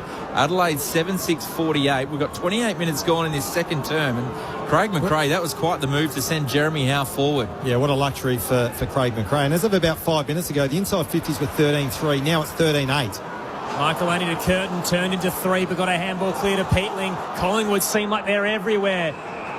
Black and white wave. And the tackle over the boundary line, it'll be tossed in left half forward for the Pies. So the point I guess I'm trying to make there is that the game is absolutely flipped on its head again. It's an entertaining contest. Adelaide unable to cash in, but now the momentum with the Pies. Just under a minute remaining. Collingwood in an easy position to score. Adelaide a half a chance. Margin got as high as 27. It's now 14 Adelaide's way. As Jamo said, still time left. Cameron down. Towed away from De Goey. Perryman gathers true centre wing. Broadcast side. Hands it to Nick Dacos. Double tap over to Steele. Side bottom. Running out of room. He'll screw it towards the 50. McStay gets in front. Fist there from Nick Murray, rather. McStay gathers. Tries to get it to Lipinski. They turn it over. Curtin uses the body to free up Miller. A handball smothered by McStay, who keeps it in. And the check side from 35. Big Mac with the special sauce. How has he done that? Unbelievable finish for his second. How has the big man kept it in and produced a finish like that? It is Adelaide by 8. What a run by the Pies heading into half-time.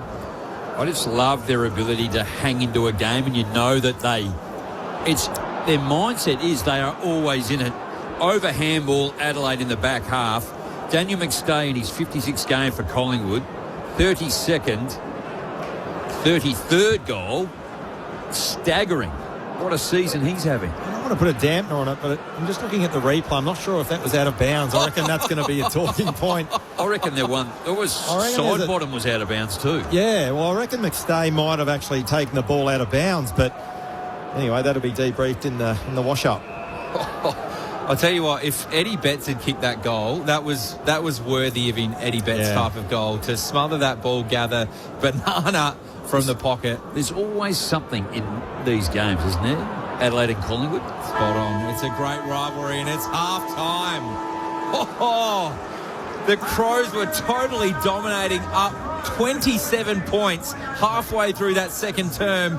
But the Pies kicked the last 3, and we've got a contest. Adelaide 7-6-48. Collingwood 6-4-40, rounded off by the goal of the year from Dan McStay. Gee, it's been fun. Adelaide with 3 to Taylor Walker, who's hit 700, 2 to Thilthorpe and singles to Dawson and Maley.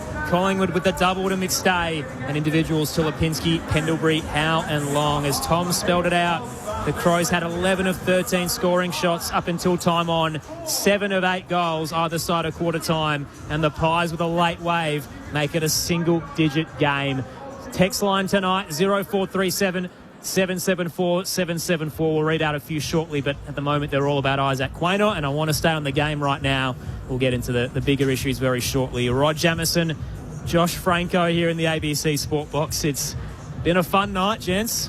I think Adelaide were too predictable in that quarter in terms of their desire to continue to go long, and they weren't able to capitalise, as we spoke, throughout that second quarter. But credit to Collingwood to hang in there under pressure, and they didn't even look like scoring up until the last maybe 6 minutes of that quarter, where they were able to kick 3-2 and apply the pressure and just go forward deep.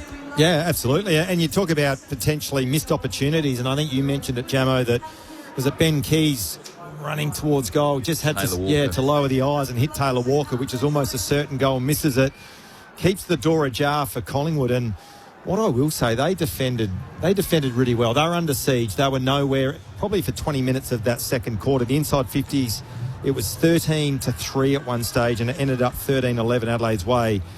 So clearly in the back sort of 7 or 8 minutes of that second quarter, the game flipped, momentum changed. Collingwood were winning clearances. They were dominating field position and looked dangerous ahead of the footy. But what I will say is that the Pies, as much pressure as they were under, they actually held up pretty well. Even though it looked like, and I think you mentioned it, Aaron, it looked like the dam wall was going to break at times, but they held up well, kept the scoreboard margin within reach, and now we've got a game in our hands. Time in possession for the match, 47-34% in favour of Adelaide. In that second quarter, 48% Adelaide, 31% Collingwood. The last 10 minutes, 29% Collingwood, 18 Adelaide. Yeah. So for the amount of time Adelaide and that we spoke about, they just weren't able to get what they wanted. And you're right, just do the team thing. Do the team thing every time. Yeah. And could have, should have after that. Like lace out Taylor Walker, he goes back, potentially puts through his fourth, and there's 10 minutes to go in that second quarter, and how things could have been different. But look, well done to Collingwood. Nick Dacos continues just to rack up the footies we know he can. 20 disposals, Pendlebury 15, Maynard, Quaynor, and Darcy Cameron's having one of his better games. Jordan to go in his 212.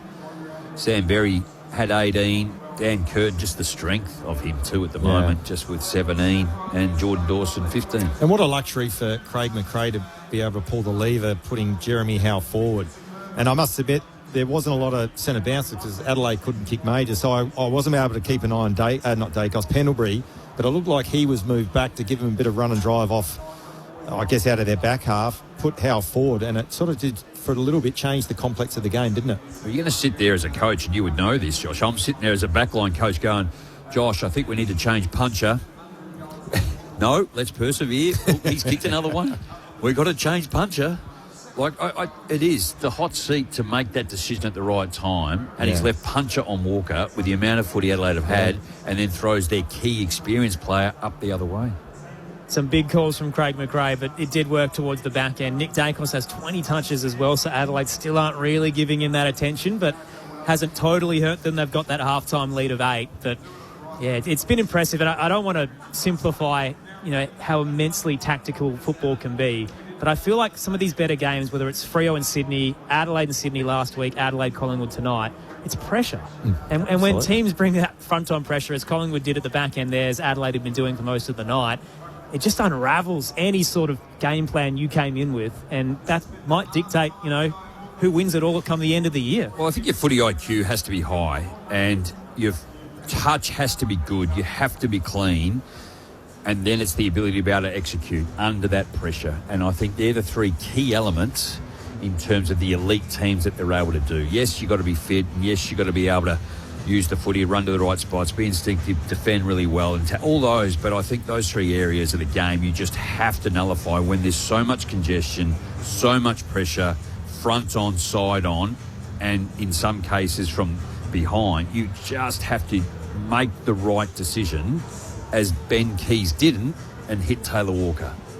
That's the stuff that you've just got to nail. Well, the irony as well of what you're talking about, Aaron, I know I've mentioned it a few times here before, but when we come September, all the experts, that's all they ever talk about is contest and pressure, in the biggest games. And, the last game of September, that's all sides base it on. And, we mentioned Adelaide, that's what they're building their brand to be, which is something and a brand of football that's going to stack up in September. And regardless of who you play and who you are, if you base your side on moving the ball and living in offence, it's fraught with danger. But if you base it on what Adelaide have, then at least you give yourself a chance if you get that phase of the game right. Because Sydney brought it against Fremantle for a half, and you could see the Dockers, even though they were winning possession, were just not comfortable shooting a goal because of how many bodies were around them and what's in the back of your mind. And then after half-time, once it dropped, they were away. Adelaide with Sydney, same deal, where the Swans again around Q2, Q3 last week, unravel them a bit and restrict them from scoring because they just keep tackling and impacting disposal, and then damn well burst Q4. And we're seeing it tonight. Collingwood brought it for 10 minutes at the back end of that term. Adelaide didn't know what to do. And I think that's why, is why you get such momentum fluctuations within games and within quarters, because as soon as a side's pressure starts to dip, the other side gets a sniff and grows in confidence, and that's what we saw in that quarter there, in the back end of the second quarter. Collingwood were able to start to get the game on their terms a bit. So this is Adelaide in this second quarter. This is Adelaide's forward line versus Collingwood's defence. So Collingwood's defence has had 27 more disposals in Adelaide's forward line. So again, their ability to be able to defend and win it back. 6 more contested, 9 more ground ball gets, 4 more marks, uncontested, 20 more disposals.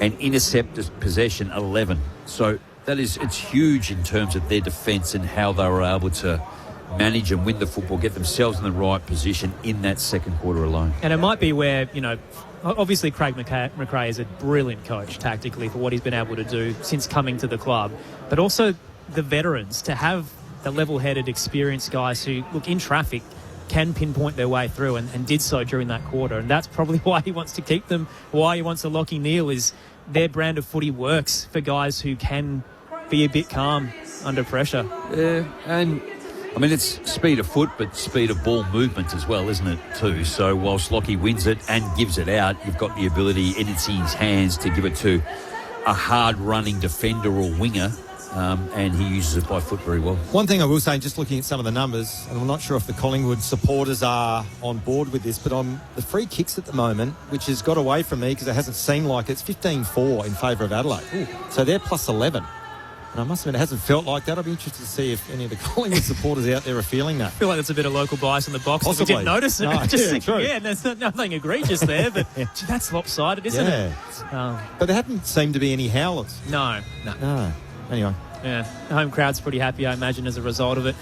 Couple of texts, or more than a couple, flew through in that second quarter, and a lot of them were about the Isaac Quaynor booing in the first quarter, which we touched on at quarter time. I'll do it very quickly again. The sentiment from a lot of them, including those from Ray and Janice and a couple of unnamed ones, are that, yes, there are pockets across the ground where everybody's behaving, so shout out to you who are doing the right thing. Bay 136, sounds like the Southern Stand's been very solid and well behaved through the night. A lot of listeners are saying, look, it's the minority that are causing the problem. And the issue when it comes to this whole problem is that even though the minority is impacting the majority, it's the 10% we're trying to stamp out. And I know a lot of people are saying stop talking about it and drawing awareness to it. We want to educate and we want to say this is the wrong thing to do because footy's supposed to be a safe space and this behaviour cannot be tolerated. So even if it is 10%, it sounds louder than that, but if it is 10%, let them know they're doing the wrong thing and make sure you don't join in on them. I'm glad that everybody that's texted in is saying, you know, it's not reflective of how we're behaving, and hopefully the majority of the community out there tonight are. But we've heard so many stories across players, across fans who are part of the LGBTQI plus community, and that booing of Isaac Quaynor impacts and hurts them. And it's because Isaac has done nothing wrong. So you can boo Braden Maynard because, he jumped into the air and concussed Angus Brayshaw a few years ago. But Isaac, all he has done is essentially told, the official that someone has given him a homophobic slur, which is the right thing to do, and he's being punished for it. So, look, that is why we're on the soapbox about it. That is why we're trying to educate and preach the right message, because, unfortunately, for the 10% who are here tonight who are doing the wrong thing, it's not how we want our game reflected, and it's a stain on footy. It's a stain on South Australia. Like, we're all South Australians here, and I hate that we're here tonight and we have to talk about it because it just shouldn't be happening. And I was hoping 12 months on we wouldn't need to discuss it, but here we are. So, look, that's why we've mentioned it. If you're not happy about it, you can feel free to let me know on the text line 0437 774 774. But the game has been brilliant. We're going to try and stay there as much as we can if the fans behave themselves. It's Adelaide by 8 at the major break. We'll run you through the team news very shortly in terms of the rest of the weekend, what's been happening around the footy world as well. But for now, on ABC Local Radio, Sport Digital and News Radio, it's time to take the latest from the ABC Newsroom.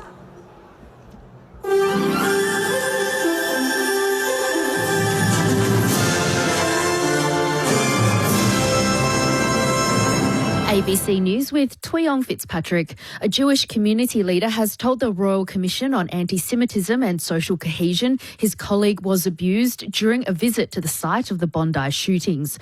Georgia Lenton-Williams has more. Co-CEO of the Executive Council of Australian Jewry, Peter Wertheim, told the Royal Commission's hearing in Melbourne his colleague was verbally abused yesterday during a goodwill visit to the Bondi shooting site. He said despite the fact that police and media were present, one of his colleagues was accosted at the site where 15 innocent people were killed. Mr Wertheim said it's reflective of Australia's social environment.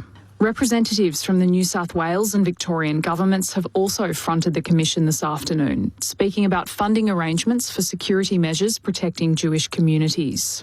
Heading overseas, US Secretary of State Marco Rubio says America remains prepared to play a constructive role in helping bring an end to the war in Ukraine. His comments follow talks with Russian Foreign Minister Sergei Lavrov on the sidelines of an Asian gathering in Manila. Mr. Rubio has described the discussion as a good and frank conversation. He says President Donald Trump has made clear that the US is prepared to help facilitate an end to a senseless war if the opportunity arises.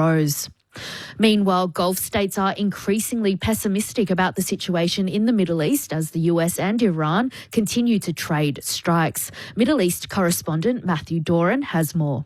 There is a sense that it is other countries really trying to push this issue, regardless of what Donald Trump is saying about the Iranians being desperate for a deal. A deal has not materialised. He's said that repeatedly throughout the course of this now almost 5-month-long war. But clearly there is efforts happening behind the scenes. Those two countries, Pakistan and Qatar in particular, trying to grease the wheel here and make it a situation where there can be some talks. But at this stage, they haven't provided anything or borne any fruit to this point.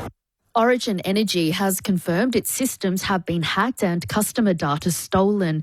Amelia Terzon has the latest. So Origin has said that they believe its impacted data may include names, addresses, dates of birth, contact phone numbers, account information, as well as they say the last 4 digits of a credit card or the last couple of digits of a bank account. Now, this is different to what they said yesterday, where they said we do not believe the impacted data includes customer, credit card or bank details. It is worth noting that the ABC has spoken to somebody who claims to be the hacker behind this, and we've seen data sheets, but we have not verified with Origin that this person is correct.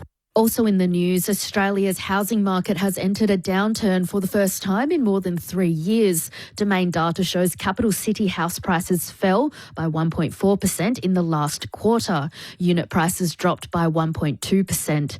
Chief economist at Heron Todd White, Cameron Cusher, says changes to negative gearing and capital gains taxes have dampened investor sentiment. And we've also seen in the federal budget there's been quite a lot of changes around negative gearing and capital gains tax discount. Now, obviously, some people are very much in favour of these changes, others not. But investors are about 40% of the market, and it has certainly damaged sentiment around investing in property as well.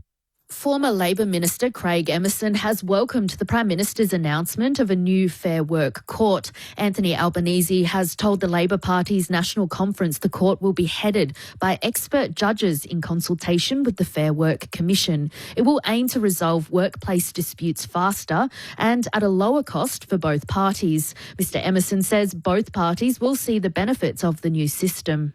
You would have heard the Prime Minister saying this is good for workers, but he also emphasised it's good for employers. Why? Because we don't have inordinate and very costly delays if we have a specialist jurisdiction, and that's what this provides. A pioneer of voluntary assisted dying has praised the introduction of VAD legislation to the Northern Territory, but says the government's bill includes unworkable clauses. The Territory government introduced its Rights of the Terminally Ill bill to Parliament today, 30 years after the practice was introduced and later banned in the NT. Dr Philip Nitschke, who advocated for the practice in the 90s, says it's a great day but has opposed a gag clause that prevents doctors from mentioning VAD to patients.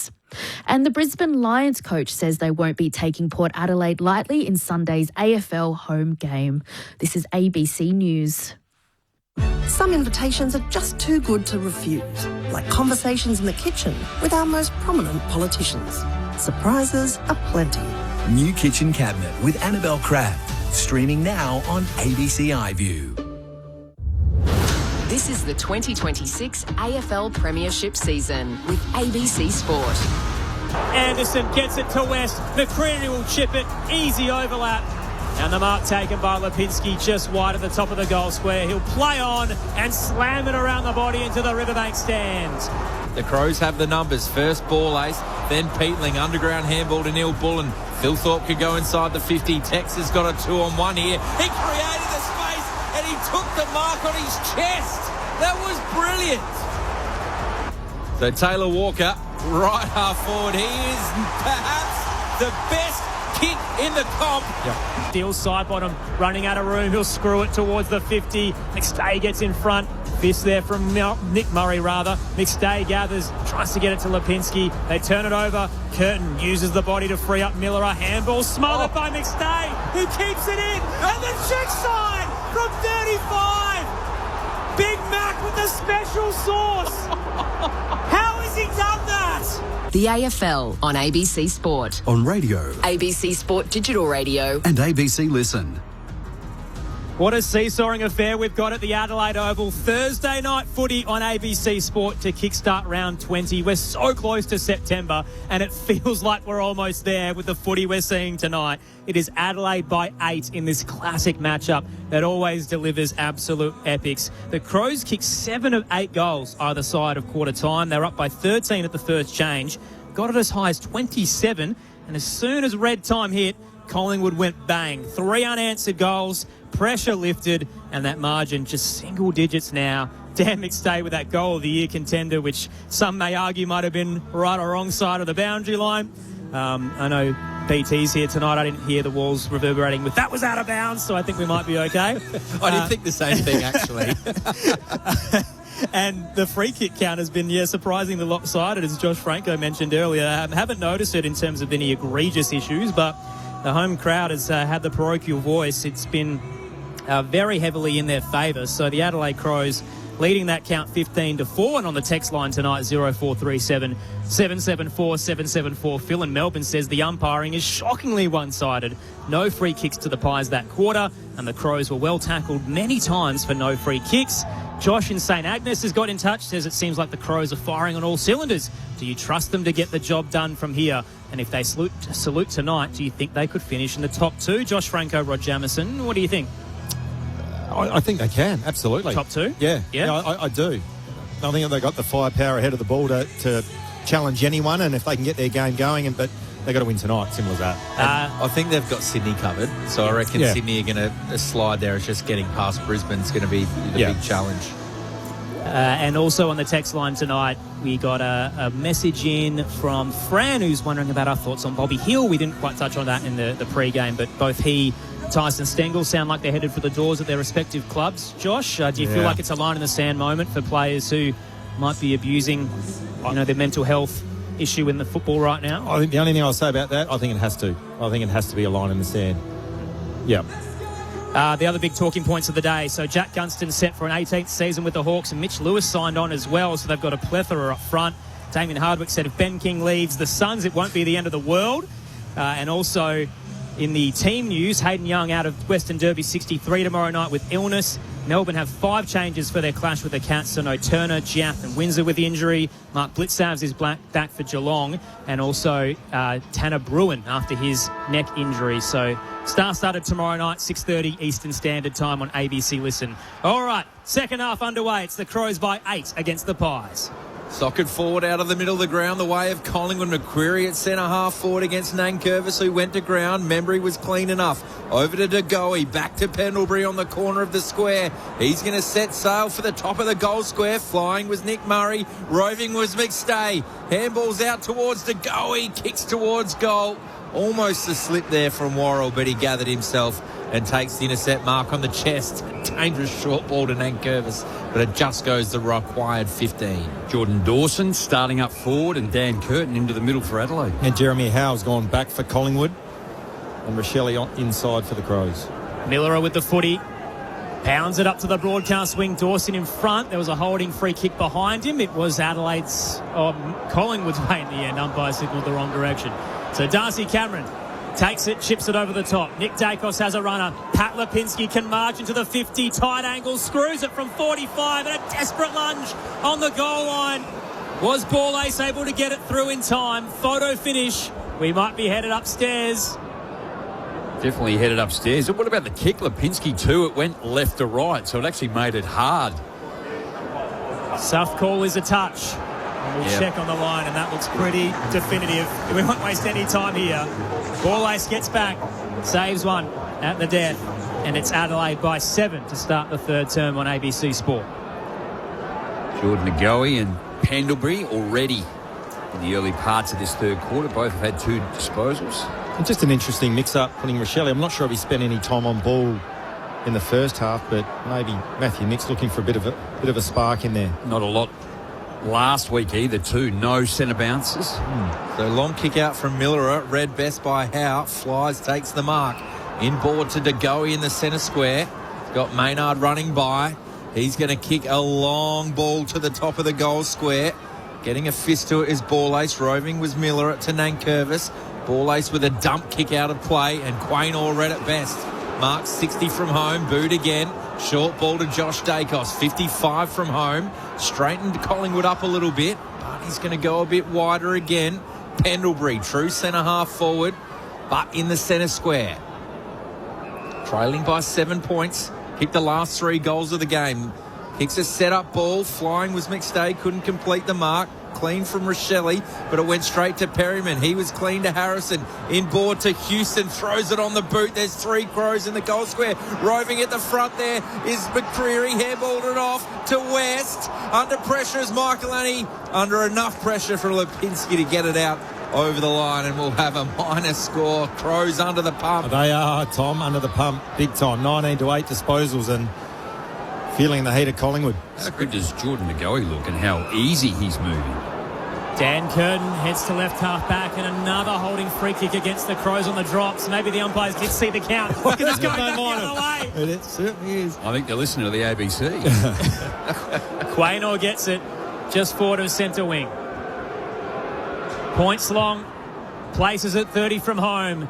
On the march is Cameron, getting in front Worrell. Rankin front and square, hands it to McAndrew in traffic, who gets it to Berry. Jams a kick, tumbling forward. Taylor gets it out. Adelaide's now got a bit of zip. Rochelle heads up to half forward. Not a great kick. Frampton gets in front.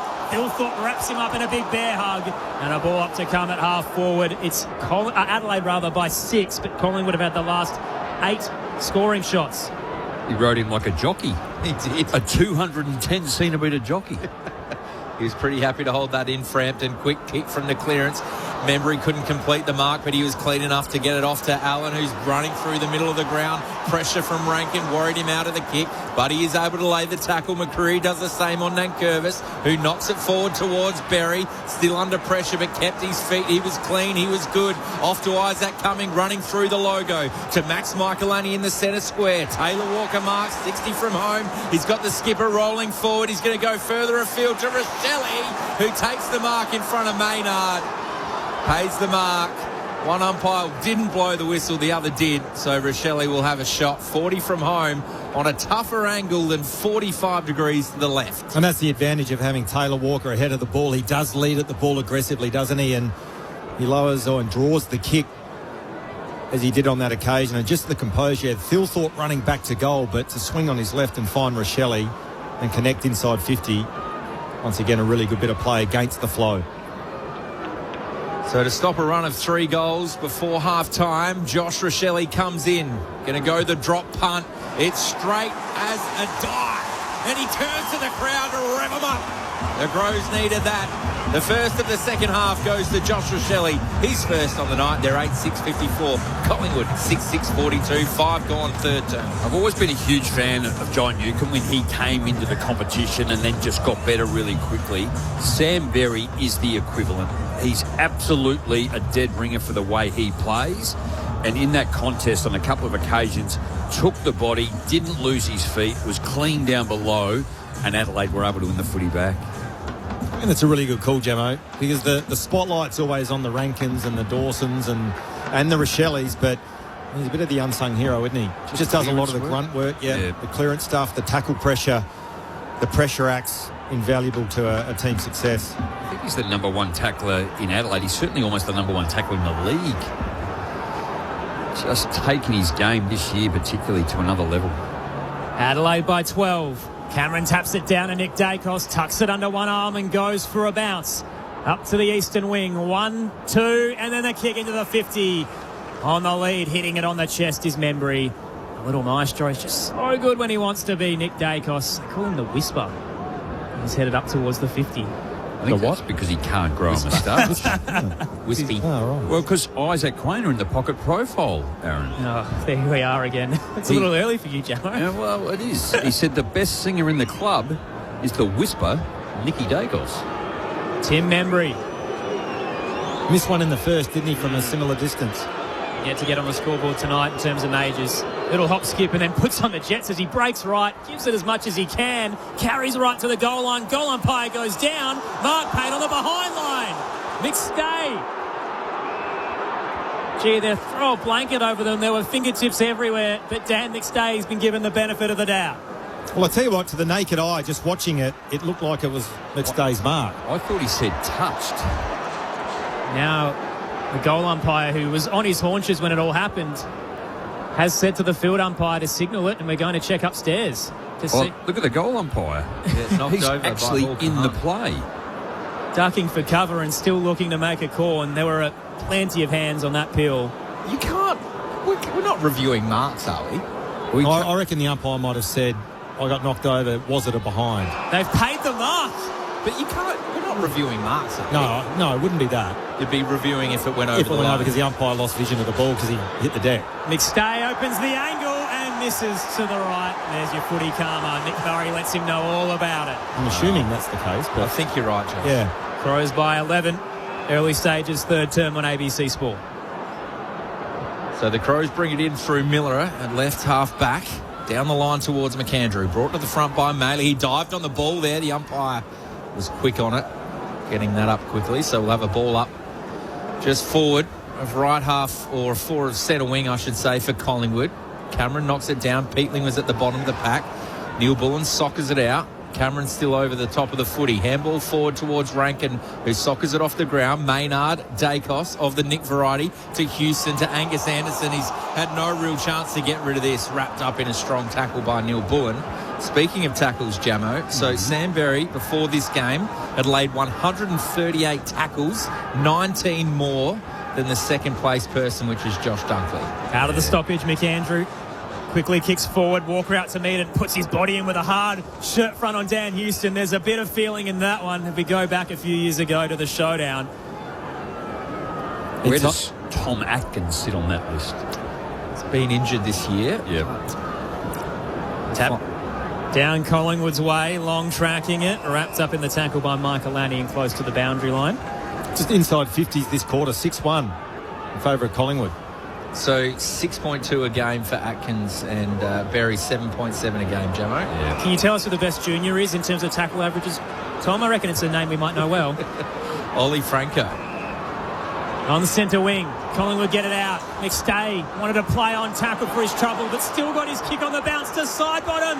The man of steel snaps from 35. He's not done yet. Margins down to 5 points, and Matthew Nicks contemplates his next move. It's Adelaide 8-6-54, Collingwood 7-7-49. 10 played, third term on ABC Sport. Just going to look. I don't know why Ben Keys, I felt, actually ran around that football then when he had the ability to actually get to it. Josh Worrell, good contest, but once again, efficient footy. Collingwood. Yeah, absolutely efficient footy. And we talked about side bottom at quarter time. I think he didn't register a disposal in that first term, but he's on 9 at the moment. But the cream rises to the top. Great finish. Great finish. We've seen a snap goal from Pendlebury as well. Howe floating forward.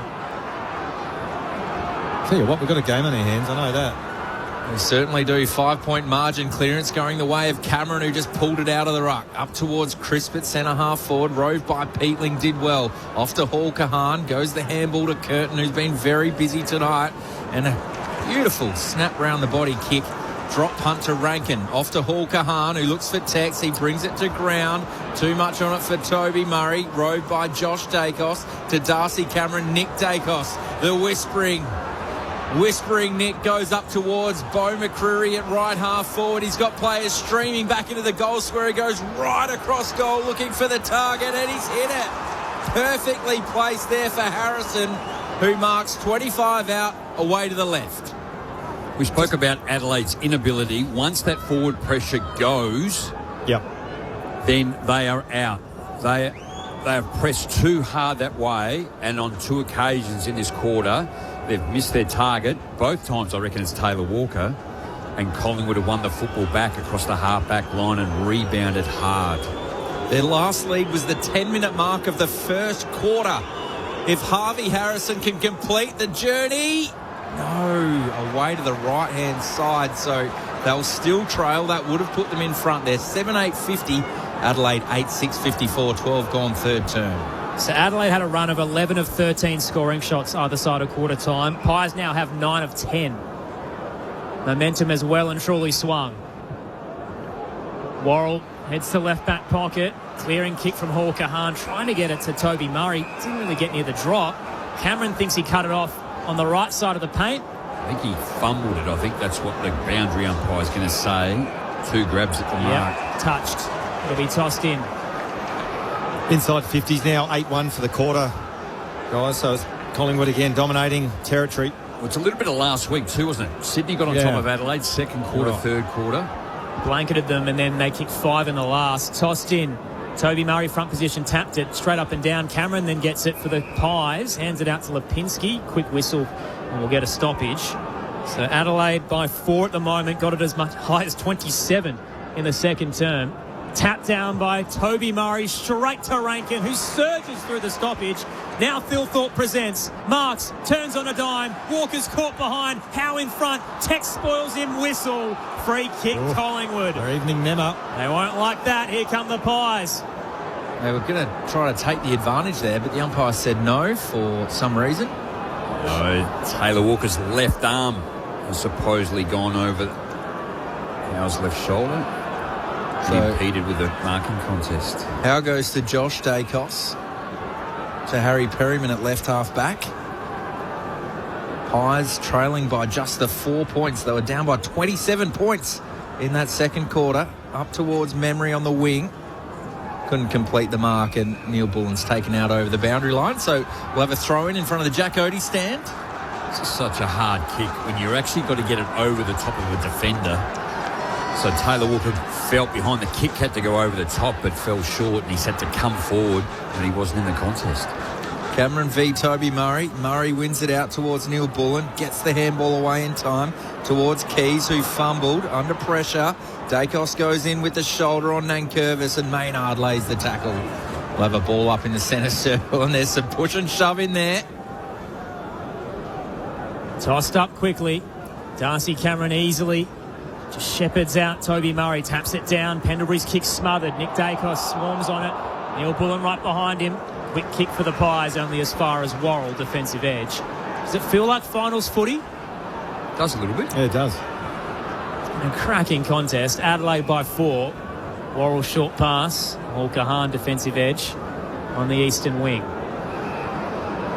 Well, Adelaide have got Freo in a couple of weeks. Got to get over Essendon and Richmond, but certainly Collingwood have got some finals football ahead of them. 3 of the 4 games are pretty tough. Hawker Hahn sets it up to right half forward. Pack waited there. Quick kick up and under as Collingwood tried to clear it. Rankin puts his body on the line. Sends it towards the 50. Thilthorpe shoved out of the drop. Intercept mark taken by Harry Perryman. No whistle. Handball off to Josh Dacos. Heads to the broadcast wing. 1-on-1 there. Ned Long battling with Zach Taylor, and the youngster gets to the footy first. Knocked it out to Dan Curtin. Can't quite trap it. And it rolls over the boundary line. It'll be tossed in left half forward for the Crows. Tell you what, that mark from Perryman running back with a fly, knowing that Thilthorpe's bearing down on you, that takes courage. Yeah. So boundary throw in. Collingwood's kicked 4 of the last 5 to be within 4. Cameron out muscles Murray, but Miller arose, pulled off the footy by Nick Dacos. Coming through hard was Allen. Roving again is Nick Dacos. Handballs to Cameron. He's got a dump kick down the line towards Membry.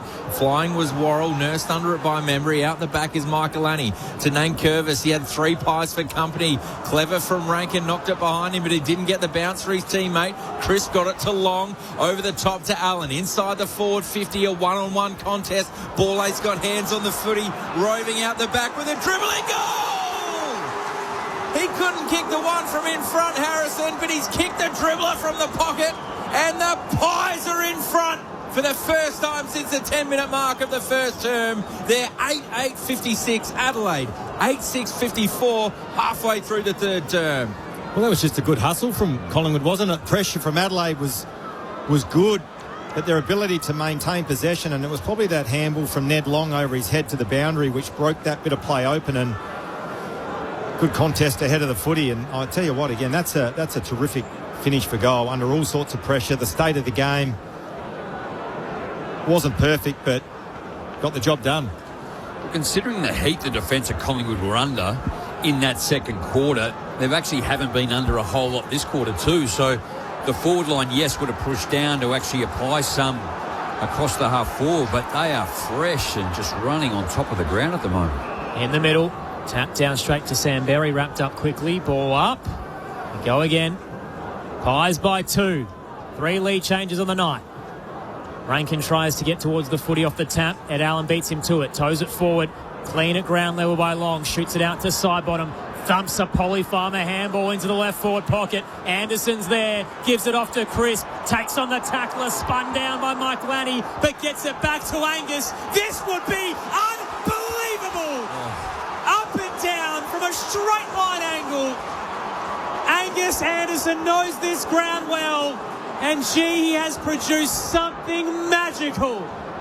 Dan McStay, hold my beer. Angus Anderson wants goal of the year. And it's the Pies by 8. They've kicked the last 3.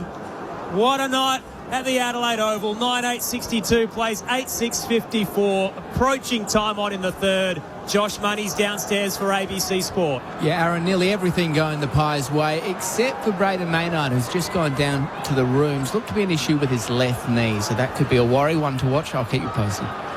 Angus Anderson did the work, still side bottom. What a big handball forward. That sort of replicated a kick in terms of metres gained. Angus Anderson got the handball and then gave it forward and received it back. McStay out of the ruck again towards centre half forward. Ball in dispute. Thrown to the ground there was McCreary. And the umpires waited a long time there. Call a ball up. Just there, the centre bounce clearances this quarter. Collingwood 4-0, so getting territory and field position off the back of the work they're doing in the centre bounce. Knocked forward by McStay, roved by Curtin, gets it off to Saligo. His quick kick forward is the advantage of Frampton, the former Crow, in front of Riley Thilthorpe. Goes inboard to Crisp on the logo. Another one inside to Houston. Wow, all over him at the moment, the Pies. It's almost the same position that Adelaide were to Collingwood in the second quarter, wasn't it? Perryman's got the footy outer side of the ground, centre wing. Directs some traffic before going inside the forward 50. Up towards Charlie West. Big fist. Saligo gathers for the Crows. Out wide to Keys. Right half back for Adelaide. Just waiting for his troops to get forward. Got to get on the scoreboard here, Adelaide. Kick to the advantage of Puncher, who punches straight down to a teammate. Long gets it to side bottom. They're working well under pressure here, Collingwood. Pendlebury over the top to Perryman, back to Pendlebury. Now Houston goes inside the forward 50. The Crows have the numbers, and Worrell under pressure takes a nice mark before kicking it out to Miller in the back pocket. Ben Keys has had a bit of a stinker, hasn't he, tonight? Like, he's actually decision-making poor, and when he has had it, he's turned the footy over. Miller a short to Nankervis. Worth noting as well, so the Pies have won clearance by 3 this quarter. And like last week against Sydney, Lockie McAndrew spent 13 minutes on the bench. And Curvison up and under to centre wing. Rankin off, Dawson on. Curtin takes the mark. Heads up to left half forward. Caught behind McAndrew, back on. Couldn't take the mark against McStay. Fell out the back door. Thilthorpe lobs it forward. Running onto the footy is Peatling. Just couldn't get the angle through traffic out to the Moose Maley. Boundary throw in left half forward, Pies by 8. And Aaron, just on Dawson, hasn't touched the footy this quarter, so need his influence. Needs to start getting his hands on the footy, the Adelaide skipper. So Lasso free kick in the end. So Billy Frampton's got it. Sends it up the line. McAndrew brought it down. There's going to be a free kick. That was a push, yeah. McAndrew. Going the way of Collingwood. McStay plays on quickly. Up towards McCreary. Strong.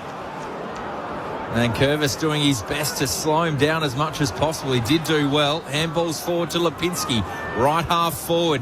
Dangerous flat ball inside to Degoe. He marks 35 out in a slight angle to the right. I think you've been really kind to Nankervis on that occasion. He just sat back. Dacos went forward. And then you also had Bo McQuarrie go forward, and Adelaide was slow to react. And he got to the contest, but too late. And what a great kick, Lipinski. Tell you what, if that was intentional, that was an outstanding kick. Looked intentional in game 200 for Jordan Degoe. He gets his milestone moment. The Pies make it 4 in a row. And it's their game-high margin for them, 10-8-68.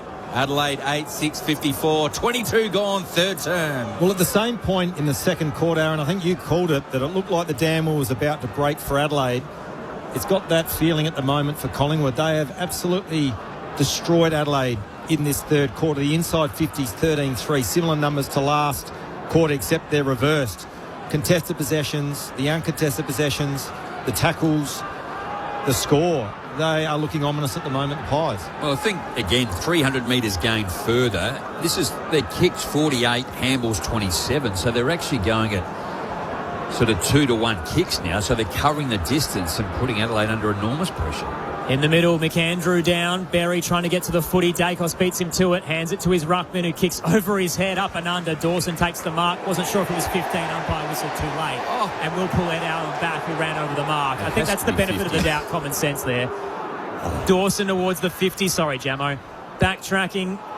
Puncher tried to get in front of Taylor. Walker, free kick. Stuff your sorries in a sack, Aaron. Free kick, Darcy Cameron. More good news for the Pies downstairs, Josh Money. Yeah, absolutely. Everything going their way. Braden Maynard back from the rooms and back onto the ground after receiving treatment. He's good to go. Cameron to Josh Dacos, and then Isaac Quainer wasn't 15, called to play on. The Jeers again. Up towards the centre square. Looks towards Anderson, who really put his body on the line with Miller coming the other way. Hits the footy on the bounce, tackled. Stoppage. Not happy, Josh? Oh, I thought that was front-on contact from Miller. I wasn't watching the footy. Anderson was going for the ball. That should have been paid. And free kick count this quarter, it's evened up a little bit. 0-5. What a shock. Adelaide 0. Collingwood first to the ball, Josh. In this case, the clearance goes the way of Adelaide. Neil Bourne at centre wing, up towards Taylor Walker. There's the first one of the second half. And I feel like the fans out there are pretty aware of that too. So a hold against Maynard on Taylor Walker. It's probably just out of range, being 60 from home. So kicks up looking for Thilthorpe, who hits the contest hard. Lipinski does well to rove it. Back to Frampton to Houston. Made Maynard work for it, but he was clean enough. Coming out now is Lipinski. Not a great kick. Mike Delaney got a hand to it. Ball ace dived on top of the footy. Got the handball out. It was a throw, says the umpire. 6-1. So McStay plays on quickly to Lipinski. Here's Nick Dacos, centre wing, up towards DeGoey. Miller read it well, brought it to ground. Roved by Taylor, took on the tackle. Back to Nankervis at centre half back. Oh, he's kicked it into the man there. McCreary got a hand on it. Hands and knees Dawson to ball ace. Under pressure, taken high by Nick Dacos. The umpire, who was deep in defence, saw it. He was 50 metres away. But the right result in the end. Has been a feisty affair. Not involving Nick Dacos, who's copped a lot of attention off the ball tonight. Still has been very prolific in terms of his disposals, but you can see it's getting to him a bit. It's Collingwood by 14. They've kicked the last 6 and 7 of the last 8. Down the line they go. Off hands, Rankin gathers, tries to scramble a kick towards Walker, or scramble. Knocked off his chest and over the boundary line. It'll be tossed in left half forward. From an Adelaide perspective, Toby Murray probably needs to come on. I think Lockie McAndrew looks a little bit tired tonight. Darcy Cameron's really towed him up. Darcy Cameron's had 19 disposals as well. Pies by 14, tossed in. Cameron copped a shove and still got the double tap, but Ed Allen had nowhere to go when the ball reached him. Berry wraps him up, another tackle for the midfield ball. Toss back up just outside the arc for the Crows. McAndrew down to Berry. He's tackled by Allen. The receipt's too high. Free kick. They need one here, Adelaide, don't they? Top of the square, wrong side. They need to kick a goal here. Berry to the behind line. The Moose gets 3 bites at it. The flurry of bodies around him. Cameron knocks it out. Lipinski tackled. Ball up right back pocket for the Pies. That ball had to go to the fat side. It's come to the skinny side and huge congestion. A lot of players around the ball. And it's knocked towards the boundary line from the ruck contest. We'll do it all again. Boundary throw in. All right, where's Isaac Rankin? Saligo. Quaynor's gone to Rankin. Dawson in there as well, Jamo. Sam Berry on Nick Dacos. Boundary throw in. McAndrew's in front, nursed under it by McStay, roved by Pendlebury.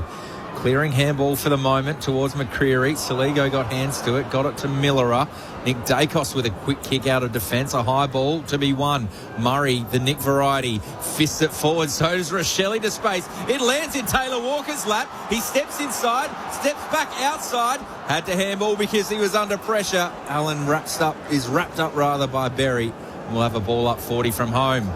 Easy to say from up here, but why? First time every time. Just first time every time. 36-year-old looked pretty agile, though. Tapped down.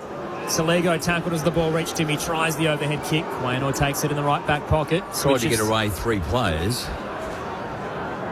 Puncher. I mean, he looked pretty good, just zigging and zagging through traffic for a man who some think is in his final year. Speaking of another, here's Pendlebury, who's been one of the better ball winners tonight. Another who now has the footy in side bottom. Little quieter. Slowly trots through the Odie stand, waiting for an option. Doesn't really get one and finally bangs it long. Miller nearly cut it off. Just bounced off him. They've got the numbers, though, the Crows. Hawker-Hahn, back where it came from. Little long for Maley. Frampton with the fist towards the Bashir stand. Collingwood by 14 points. Josh Money downstairs. Yeah, James Peatling on the Crows bench has just been having his groin worked on for some time. Looks to be okay, but just one to watch. Also, it started raining, just what we needed. Boundary throw in. McAndrew clean down to Berry. Clean clearance inside the forward 50. Keys flies. Takes it on the chest in front of Quainer. This will be right on his journey. Please make the right decision. He can't make that distance. So he's going to take a kick from just outside the 50. Oh, he plays on. Steps inside. Still goes the left foot. And Jamo, he's kicked that out of bounds on the full. Not even near the goal. Please come to the interchange right now. If this was Malcolm Blight coaching, he wouldn't come back on, would he? It's been a really disappointing game for him tonight. It's certainly not a team style of football that he has played tonight. Shout out to Quaynor there as well. Got his ankles broken, got back up and got the tackle to impact the kicker keys. Clearing kick comes from Darcy Cameron out to left half back, headlong the target. Ended up being fisted over the boundary line. That rain almost like a little mist at the moment. Poor Josh Money's been sitting through the cold all night. Now cops a bit of moisture. Tossed in as we get close to three-quarter time. Pies have owned this term. And really the last kind of quarter and a half. Tossed in, Pat collapses. Cameron the tackler. Ball up to come. 4-4 Collingwood in this quarter to Adelaide's solitary goal. Kicked by Josh Rosselli. Reminder tomorrow, Friday night footy, 6:30 Eastern Standard Time on the Listen app for Melbourne Geelong at Western Derby from 7:30. Out of the stoppage, Berry around the body and getting in front, Finbar Maley. He has rewarded Matthew Nicks for his selection tonight, presenting on numerous occasions and taking some solid marks. Let's see if he can finish it off with the 45-degree angle to the right. Well, his old man was known as the mailman as well. He needs to deliver this for Adelaide desperately. Just over 1 minute remaining in this third quarter and only kicked the one goal. Man on the marks, 40 out.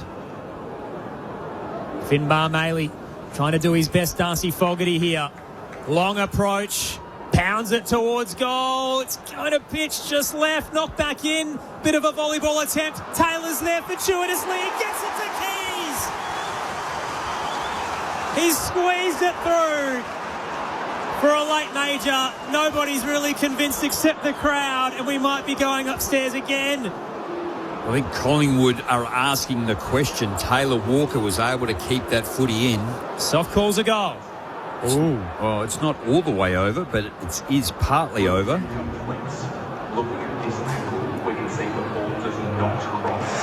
Yeah, correct call. So about a quarter of the ball was still on the other side of the padding. And as a result, the goal will stand. So Ben Keys gets his first of the night in his 150th game for the Crows. And the margin's back down to 8 on the cusp of three-quarter time. It's Thursday night footy on ABC Sport. Lisa's listening in Germany, says go Pies. Could be another thriller here at the Adelaide Oval. Rod Jamison, Josh Franco. Well, I will say, Tom, thankfully that Malcolm Blight's not coaching Adelaide. That's exactly right. Otherwise, he wouldn't have kicked that goal. That was against the flow, against momentum, wasn't it? He'd be just reversing out of the car park right now. Your man, Jamo. Gee, you had to do something, Ben. It was genius work from Taylor Walker. Yeah, it was. To keep the ball alive. Yep. And good on Ben Keys, too. He's the ultimate team player, isn't he? Hasn't been his night, but he's found a moment to influence this game. So breaking a run of 4 straight goals there for the Pies does Ben Keys and brings it back to 8 points. McAndrew still in the middle of the ground, knocks it down. It is not forward there by Collingwood's Pendlebury, but Berry's working his way back, rolls around on his right foot and hits the target of Rankin. Oh, coming over the mark there was Maynard for sure. Got over the 50 again, I think. Up towards left half forward. Walker brings it to ground. Too hot for long. Side bottom. Handballs forward towards Cumming. Couldn't keep it in. All of a boundary throw on right half forward for Adelaide. Dying seconds of this third term. I'd like to go to Germany. It would be a great time. Do they serve beer in Germany, Jamo? Oktoberfest. I think July Fest as well. Anytime. Boundary throw in. McAndrew towards Berry again. He's playing well off to Saligo inside the forward 50, but knocked when he kicked it. And so he got the free kick here. Nick Dacos won't give it to him, and the umpires are just working out whether he was out of bounds or whether it was a free kick. Does the clock stop? There's 6 seconds remaining on the clock. So it has no. So that was gamesmanship there from Nick Dacos, because he wasted not necessarily clock time, but he allowed the Pies to get back inside the 50. Saligo goes in, board towards Rankin. He just couldn't complete the mark. Knocked out over the boundary line. Still will take a magical moment from a boundary throw in here. We've seen a few of them tonight. Wouldn't write it off yet. I say Quain, or affectionately known as Q. He's got some leg speed and closing speed. Plenty of zip and acceleration. Tossed in. Darcy Cameron front spot, tapped it down to Dawson. Clock will beat him. And at three-quarter time, it's Collingwood by 8 points. They were down 27 in the second term. And just like that, the Pies kicked 7 of 8 to snatch the lead and send us careering towards yet another chapter in this epic rivalry. Adelaide and Collingwood separated by single digits again. Goal scorers heading into the final term. 2 to McStay, singles to Lipinski, Pendlebury, Harrison, Howe, Anderson and Long. And side bottom as well for the Crows. 3 to Walker, 2 to Thilthorpe, and individuals to Maley, Dawson, Rochelle and Keys. Text line tonight, 0437 774 774. Any questions, comments, opinions, welcome. You can throw whatever questions you have to Rod Jamieson and Josh Franco tonight. It is great to have your company for what is a thrilling start to round 20 on ABC Local Radio, Sport Digital, News Radio and ABC Listen. This is Thursday Night Footy on ABC Sport.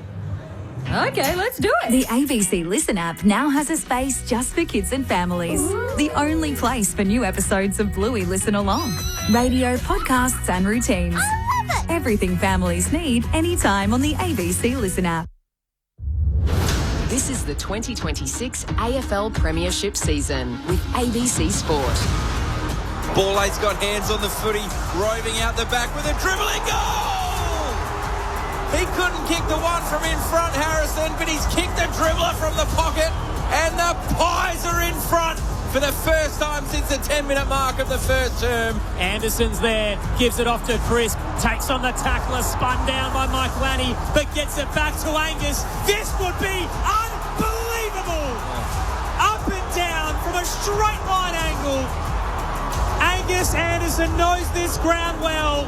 And he has produced something magical. Dan McStay, hold my beer. Angus Anderson wants goal of the year. Right half forward. Dangerous flat ball inside to DeGoey. In game 200 for Jordan DeGoey. He gets his milestone moment. The AFL on ABC Sport. On radio. ABC Sport Digital Radio. And ABC Listen. Death, taxes and Adelaide and Collingwood producing classics. We've got another one on our hands tonight. Collingwood by 8 at three-quarter time after being down 27 in the second term. Aaron Bryans and Tom Wilson calling the action for you alongside Premiership Crow Rod Jamieson, 4-time Showdown medalist Josh Franco. Where do we go from here, team? Well, I think it's going to be a close contest, Jamo, right to the wire, isn't it? We've seen it all night. When a side... We go back to the second quarter where Adelaide looked like they were going to break the game open. Collingwood were able to hang in there, and it was a similar story in that third quarter. Collingwood dominated field position for probably 20 minutes of that third, and they kicked 4 goals for it. They were able to hit the scoreboard and once again looked threatening, but Adelaide able to hang in there and stem the flow and kick a couple of goals against the flow. So it's what we expected coming into this contest, that it was going to be an arm wrestle, and that's the way it's going to finish. What's the margin now? Only 8 points in favour of the Pies, but as expected, we've got an absolute cracking game on our hands to end this final quarter. And we're seeing Collingwood pressure as well in games previously. They are a good defensive team. They are an efficient team, and they really are taking it up to Adelaide and playing that type of style in that third quarter particularly. Just the tackles to date, 54 Adelaide, 52 Collingwood, but their ability to be able to run and go, and they do throw it around a lot without any sort of to a teammate. I'm not saying it's hope, but it's a style that they play quite a lot, and they play it too much to think that it's too much luck, isn't it? Just the way that they get the footy on and get it forward and create that overlap play. Yeah, no, Adelaide need a big lift. There's certainly a number of players that need to do that, that's for sure. So you touched on Jordan Dawson in that third quarter. He's only had the 2 disposals. Isaac Rankin's had the 8, but probably hasn't had a whole lot of room or distance to be able to do what he does well. On the other hand, Nick Dacos, he's had the 9 again, and Darcy Cameron's had the 9. I am a bit worried about, just that middle, that ruck work, and Darcy Cameron has played really well tonight. He has, and I think when you look at games like this tonight, and clearly there's a lot on the end of it for both teams, it's going to come down to the gun players. How much influence can Rankin have in this last quarter? Can Dawson get his hands on the footy? What influence will Berry have? And if you look at Collingwood, Pendlebury, Dacos, they've been there and thereabouts all night, but can they break this game open? But as you said, you'd expect an arm wrestle right to the final siren. It's going to be a nail-biter, and we wouldn't expect anything less. It's been a ton of fun. On the text line, Jacob says, loving the call, great game, and sending a text to remind everybody that for 2 more days, the Dons are still winners. So Jacob maybe not optimistic about the Hawks clash come Saturday at the G, but it was a very impressive performance. I hope they can bring that effort again for you, Jacob. And text from Melbourne says, another Crows Pies humdinger at the Pie Floater Park. Pie Floater Park, I haven't heard that before. There was some commentary around this week that Murray Davis, who was the coaching director of Adelaide, has actually presented to Essendon too. So he told us in August last year on SA Grandstand that he would take any call if anyone asked, but he's been very good in terms of keeping himself out of the spotlight and just doing it behind the scenes. And then, as called Middlemass reported during the week, he's in the running now. Yeah, right. John Longmire pulled out. Yeah, Longmire pulled out. Murray Davis should be right at the head of the queue. He's just done wonders since, coming in to support Matthew Nicks. Having said that, where are they this time last year, Adelaide, in terms of win-loss? They were surging up the ladder towards minor premiers. This is Murray Davis' first year? Second year. Oh, yeah. Sorry, my bad. He's always been interested in senior coaching, and the club has been very supportive of it. But he's still, obviously, priority is the football here. I guess respectfully, it's got a bit of Phil Walsh sort of feel about the way Murray Davis has gone about growing his footy IQ and all in the different roles. And Cal Toomey reporting tonight as well that Corey Enright's out of the Bombers race, so might be a leading candidate. In the middle, final quarter underway. It's the Pies by 8. Nick Andrew taps it down, does his own crumbing. How does that get out? Corey Enright just come out and go, I'm done, I'm out? He's prioritising the Blues coaching race. Right. Nick Andrew on the half volley, kicks up to half forward looking for Neil Bullen. Perryman gets in front. Takes the intercept mark at half back. So Adelaide had a run of 7 of 8. The Pies responded with one of their own. Collingwood by 8 points. Perryman heads to the broadcast wing. Miller flew and should have stuck the mark. Didn't. De Goey surging by, pounced, but tackled for his trouble, holding the ball. Excellent effort to wrap him up there. Hugo Hawker-Hahn gets the 1-2 link up, heads down the line to Riley Thilthorpe. Great grab. This is the trouble Adelaide's had.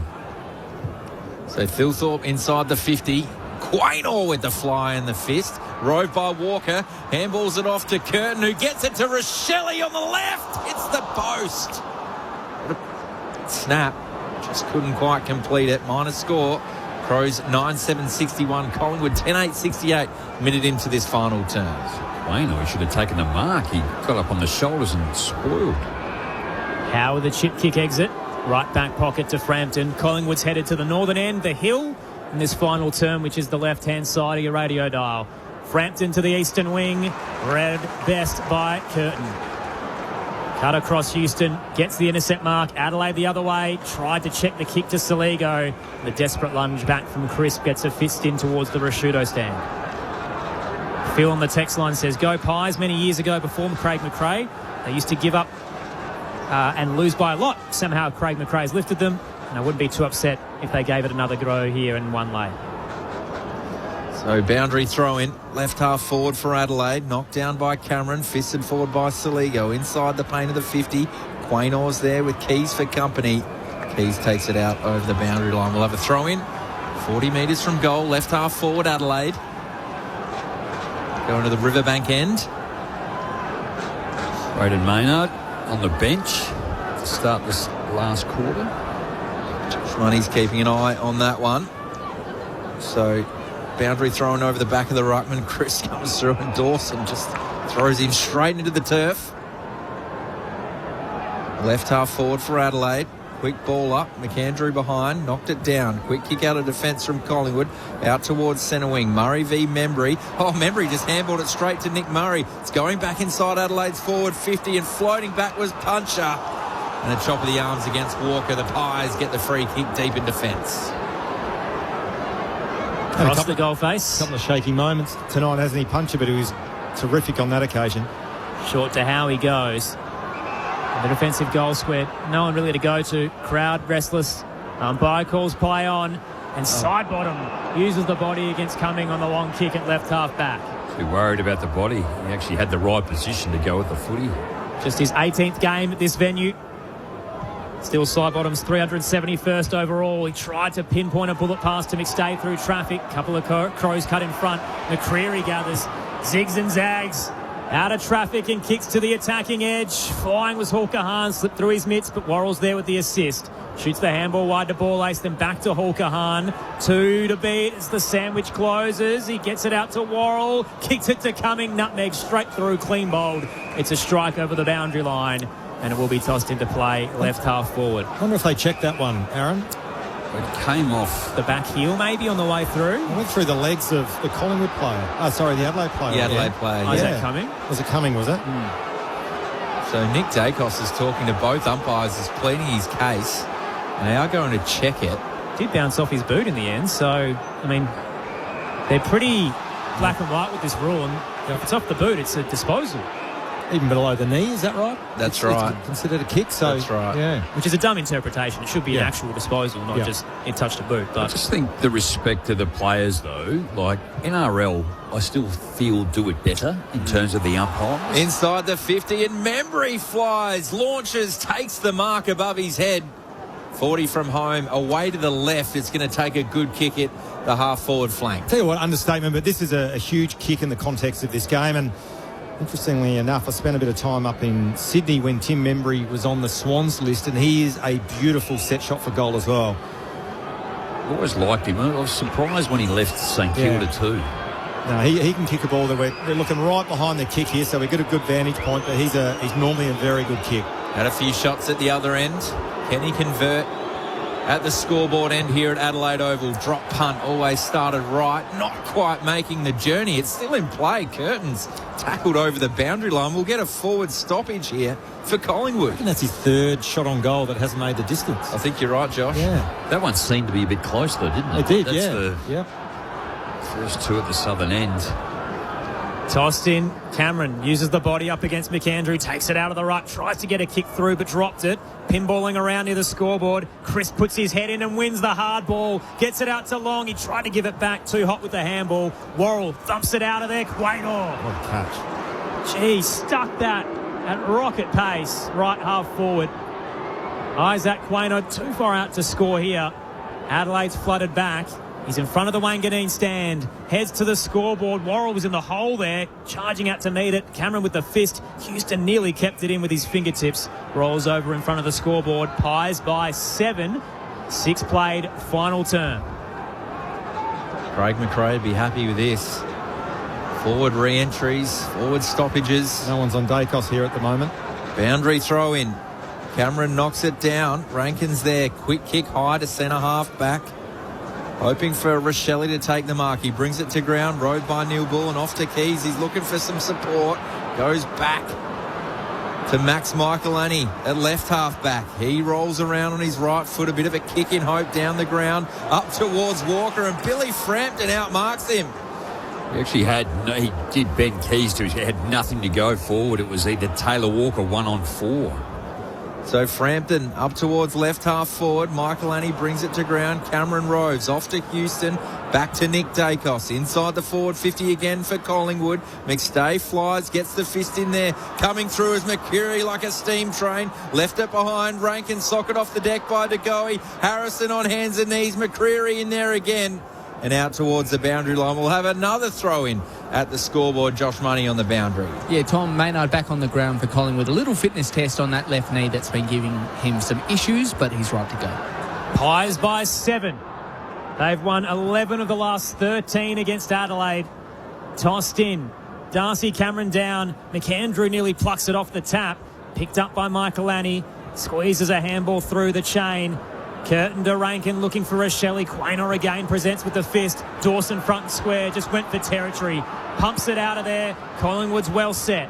Side bottom links up with Howe and now has a Paddock to think about his entry. Still side bottom takes a bounce. Then screws it across towards the left forward pocket. Fist comes from Worrell. Dawson shot a handball out too much for Miller. McCreary gives it to McStay. Draws 2 to free up Chris, but his kick doesn't quite hit him. Rankin gathers, gives it to Miller. Kick smothered. Collingwood are everywhere. Membry centres the kick. Houston's all alone. Big fist late from McAndrew, who flew in desperately. It rolls to the corridor, and it might be a goal-making moment. Peatling got it to Neil Bullen, but he's stalled. He took an eternity. Tackle, holding the ball. Nick Dacos, the little champ, hits it from 50. Nick Dacos is a different breed.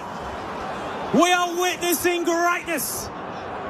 And it's Collingwood by 13 points at the Adelaide Oval as Neil Bullen's mentality just cost them. What a desperate effort there. 9 minutes into the final term. Pies by 13 on ABC Sport.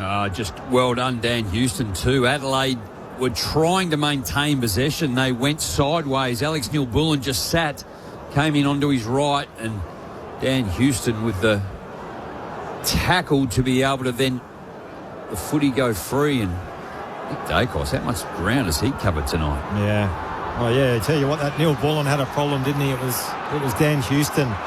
And the finish of Dacos under pressure, outstanding. Very good, Josh Franco. 552 metres gained.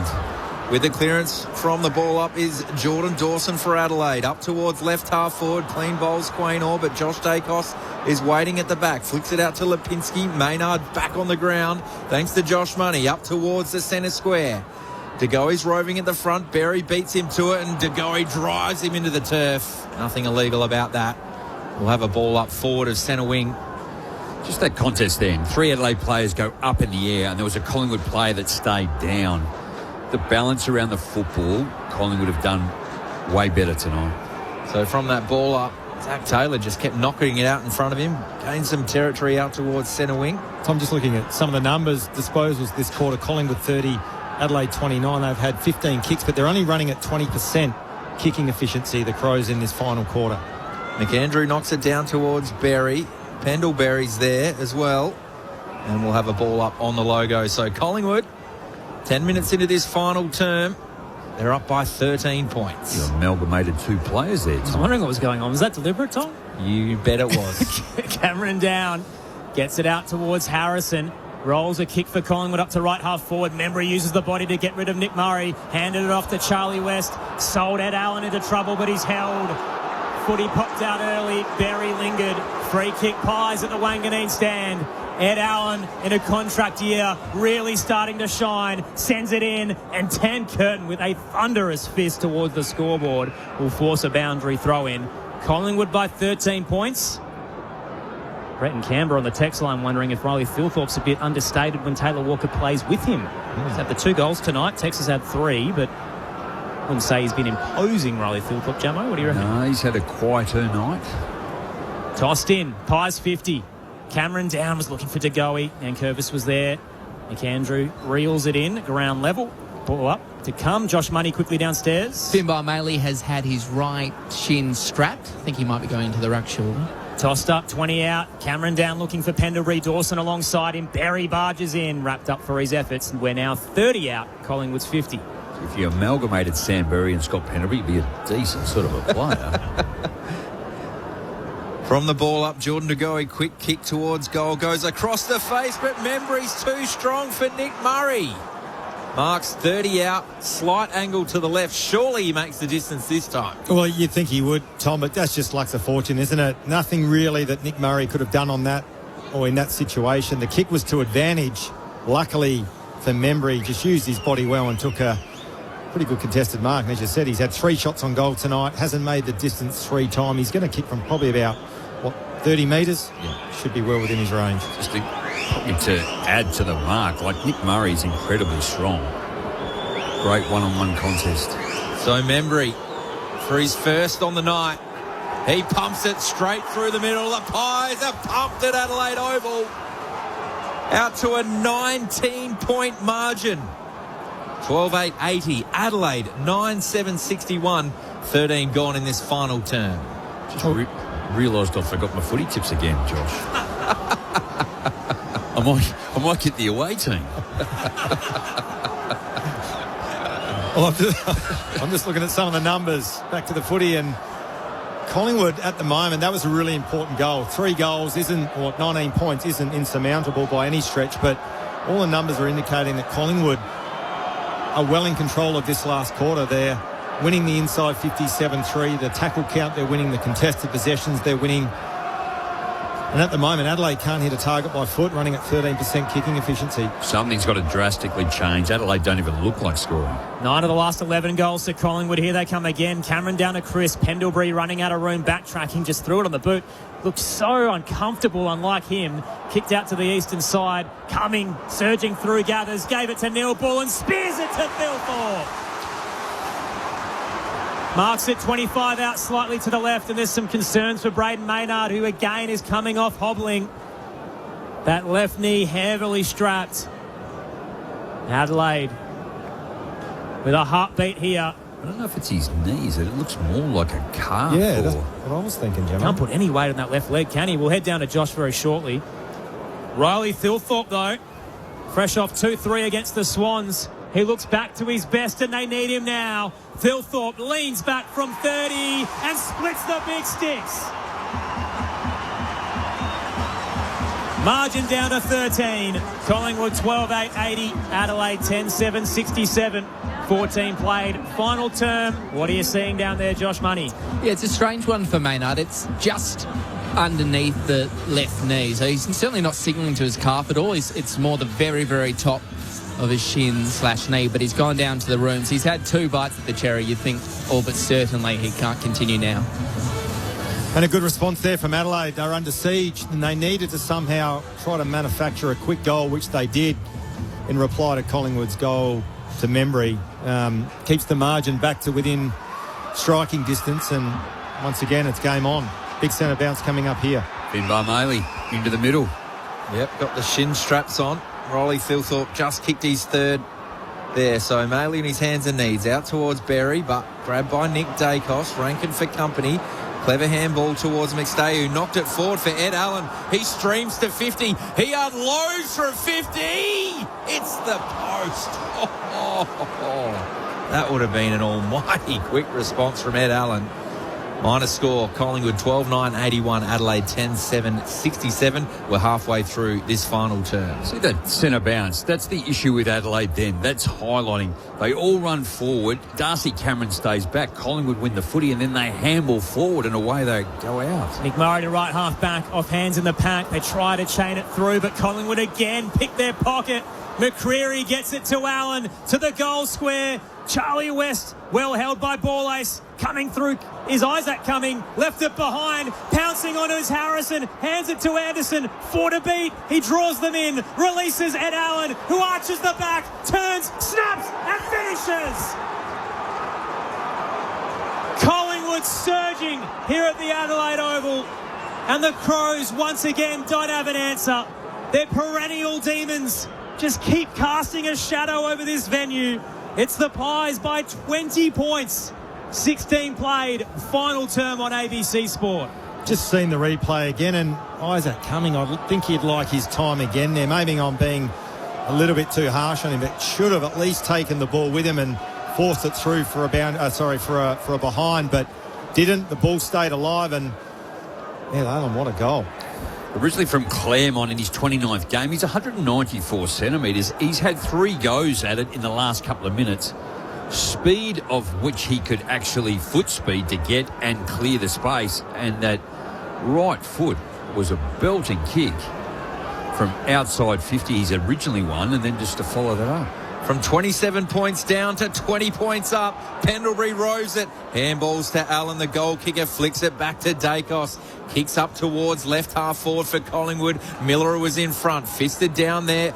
Cleverly by McCreary. Side bottom. That was elite to Pendlebury. We've said that so many times. Pendlebury's kicks intercepted by Worrell. No. Should have been a free for front on contact. Worrell is disputing. He's angry. That's a howler. That's a textbook front on contact. Or arms chopped. Pick one of them. Either or. Or pay the mark. Wow. Pies by 20. Nick Dacos, 34 touches, 7 clearances. We hyped up the numbers pre-game, but those midfielders, those superstars when Adelaide don't tag, have been prolific all year. Bontempelli, Sarong, Bailey Smith, Lockie Neal. Nick Dacos has had 33 or more twice now against them this campaign. 50,109 in the house. Sold out crowd to start round 20. And they're very nervous right now. Tossed in, McStay taps it down. Nick Dacos, tight angle. Tried the Hollywood handball to McCreary. Wayne Miller had it scouted. Boundary throw in 25 out. Josh Money downstairs. He's fought all night and tried to get through this issue, but now on the back bench for Braden Maynard, he is done. So he's got the strapping off that knee, and just below that knee, ice is probably coming. So boundary throw in, McStay knocks it down, goes again out towards Dacos, to the advantage though too much of Dawson, who sees it out over the boundary line in front of Allen. Time in possession this quarter, 47% to Collingwood, 25 to Adelaide. Again, just their ability to win the footy and keep it in their forward half. Boundary throw in, will land about 35 metres from Collingwood's goal. Down to De Goey, throws it on the right boot. It's not going to make the journey. Catch that one, Angeri Anderson. He roves it for the time being, steps forward, gets it off to Allen. He's gone back to back, does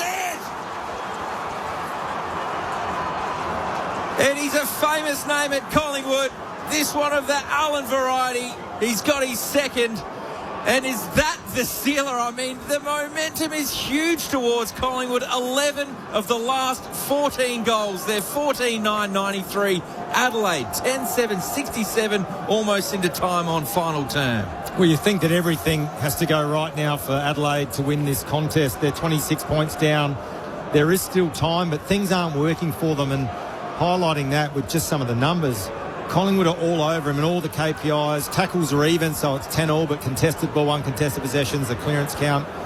The inside 50s, 10-4 in this final quarter. So the Pies, they're dominating clearances. They're getting territory off the back of it and creating scoring opportunities. And at the moment, Adelaide, they don't look like they're anywhere near winning this contest. 3-goal one they've kicked in this second half to date, and only 1-1 in this last quarter. So they're going to have a monumental 8 minutes. Nick Andrew down to Dawson. That's a good way to start. Down 26. The skipper sends them in. Too high for Rochelle. Thilthorpe at the back door. Pressured by Frampton. Quaynor gathers. Handball between a couple of legs. Berry picks it up. Releases Keys. Flung a handball over the top to Rochelle. It bounced off his shins. Ricochets back to Keys. Left forward pocket. 30 out. Maley trying to get it to Saligo. They set upon him. A swarm of Magpies all over the top. Out towards the eastern side, they clear it. Charlie West paddles it on to Harvey Harrison. Forget about the veterans. It's all about the kids tonight. Membry coming out. Takes the mark just forward of centre wing. Ed Allen with the last two. Angus Anderson's been good. Harvey Harrison's shined as well. Tim Membry looks for the corridor. That was a mongrel punt up towards the spine, just short of Perryman. Saligo traps it and gets it out to Walker. Shoots the handball back. Berry dukes it off towards Cumming, and he shanks it wide left. That was a miserable little chip kick out on the full. Free kick Collingwood. Quaynor takes it quick to Dacos, and now Ford of centre wing.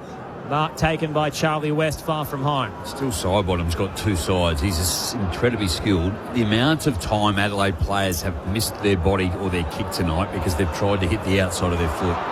West trying to take that mark. It was across the arms by Murray. So West will get the footy on the paint of the 50, right half forward for Collingwood. Well, Tom, it was an interesting kick from Membry previously, trying to pierce one back through the middle of the ground. They've got control of this game. You'd think they'd be in the almost milk some time off the clock phase, which they're doing at the moment, and taking the full 30 seconds to have this shot on goal. But it was an interesting kick. It was. Sure, the message is getting out there. Yeah. What are you doing? So West, from the right forward flank, goes for home. He's going to get the journey just away to the right-hand side. So minor score.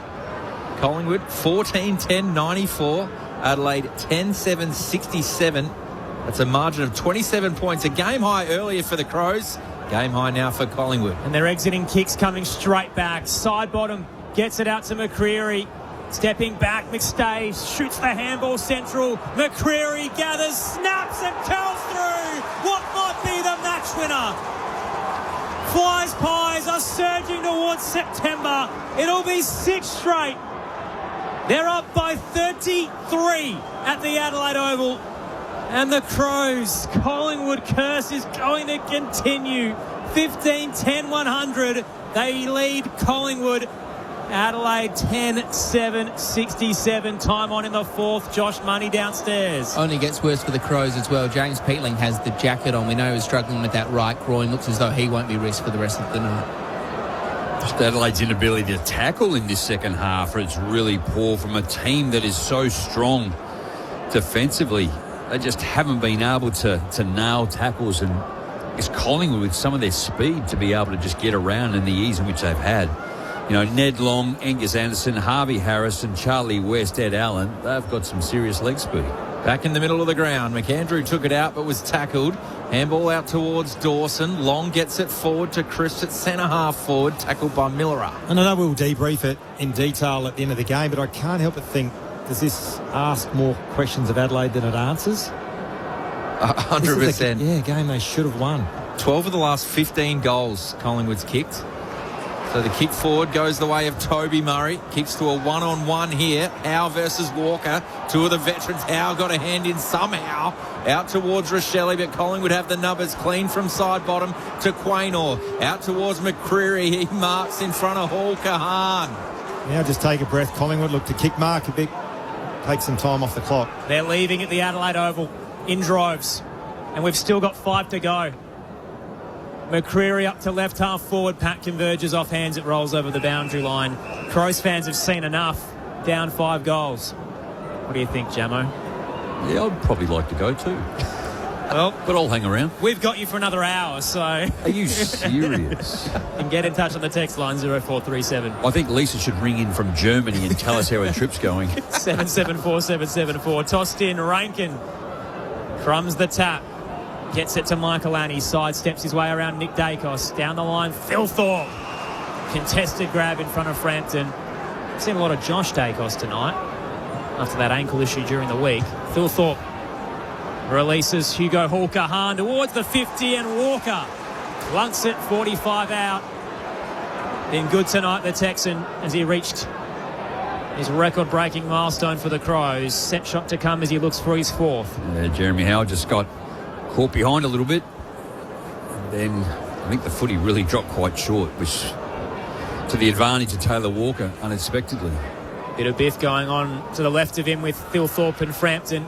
Taylor Walker comes in, kicks it from 50, straight line left, headed to the behind line, it falls short. Toby Murray knocks it down. Buffeted over the boundary line is Isaac Cumming. We'll get a boundary throw in left forward pocket. Collingwood by 33 in front of 50,109, and a shot at Darcy Fogarty. He just looks a little despondent. 3 weeks on the bench after that suspension. How good's his golf going to be, though? Boundary throw in. Chris tries to get it out of the contest to Lipinski, to Quaynor. He's had a game. Out towards Perryman. Kicks towards the centre wing. Membry in front of Worrell. Worrell got the fist in, but it went straight to West, and they're going again. Oh, Jordan to go. He's got 65 metres in front of him. He could have run the whole way, and he kicked from 50. Jordan, what are you doing? What are you doing? No talk.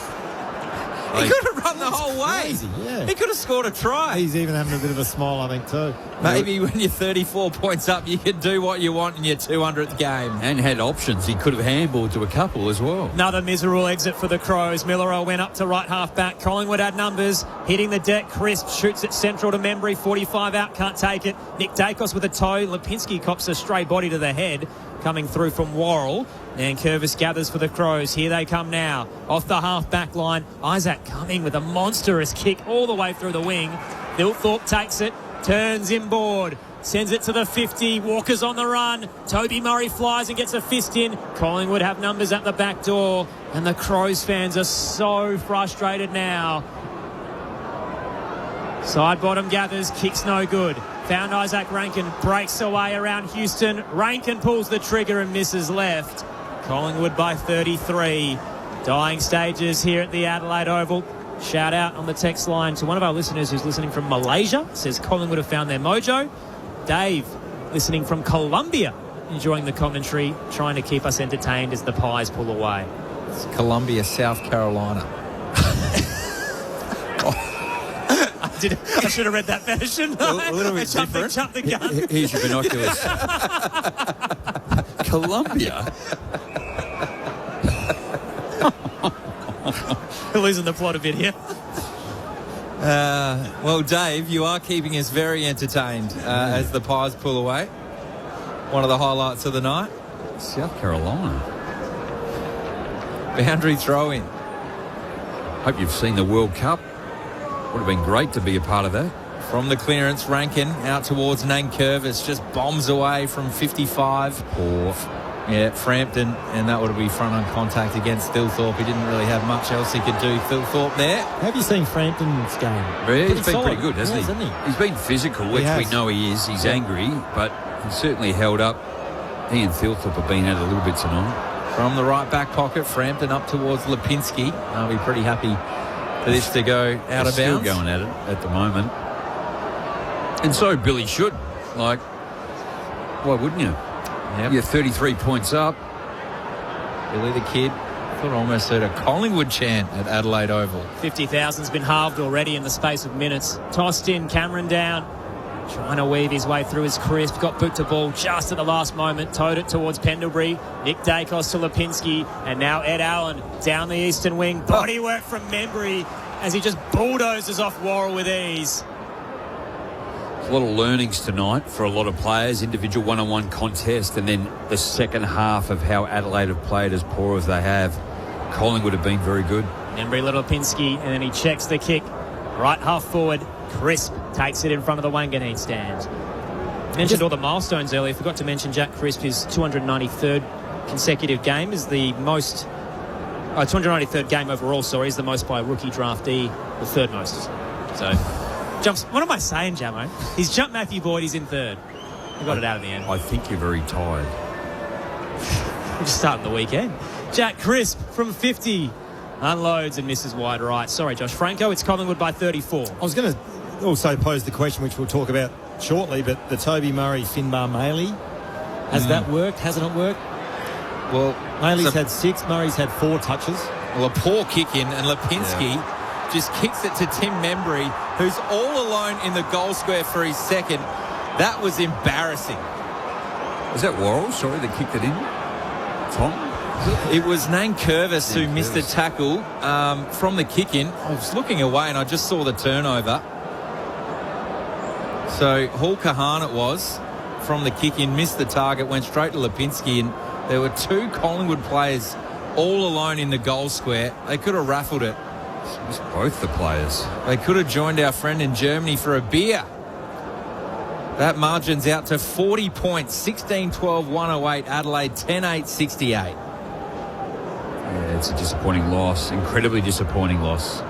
Not so much one. Yes, could have, should have, but probably should have won in terms of form and where it was, how poorly they have been in this second half, again collectively and a number of individuals, and the ease in which Collingwood have looked, albeit the players have played pretty well. Pies by 40 out of the middle, side bottom, shoots a handball to the broadcast wing. Only Crows waiting. Dawson gets it to Nankervis.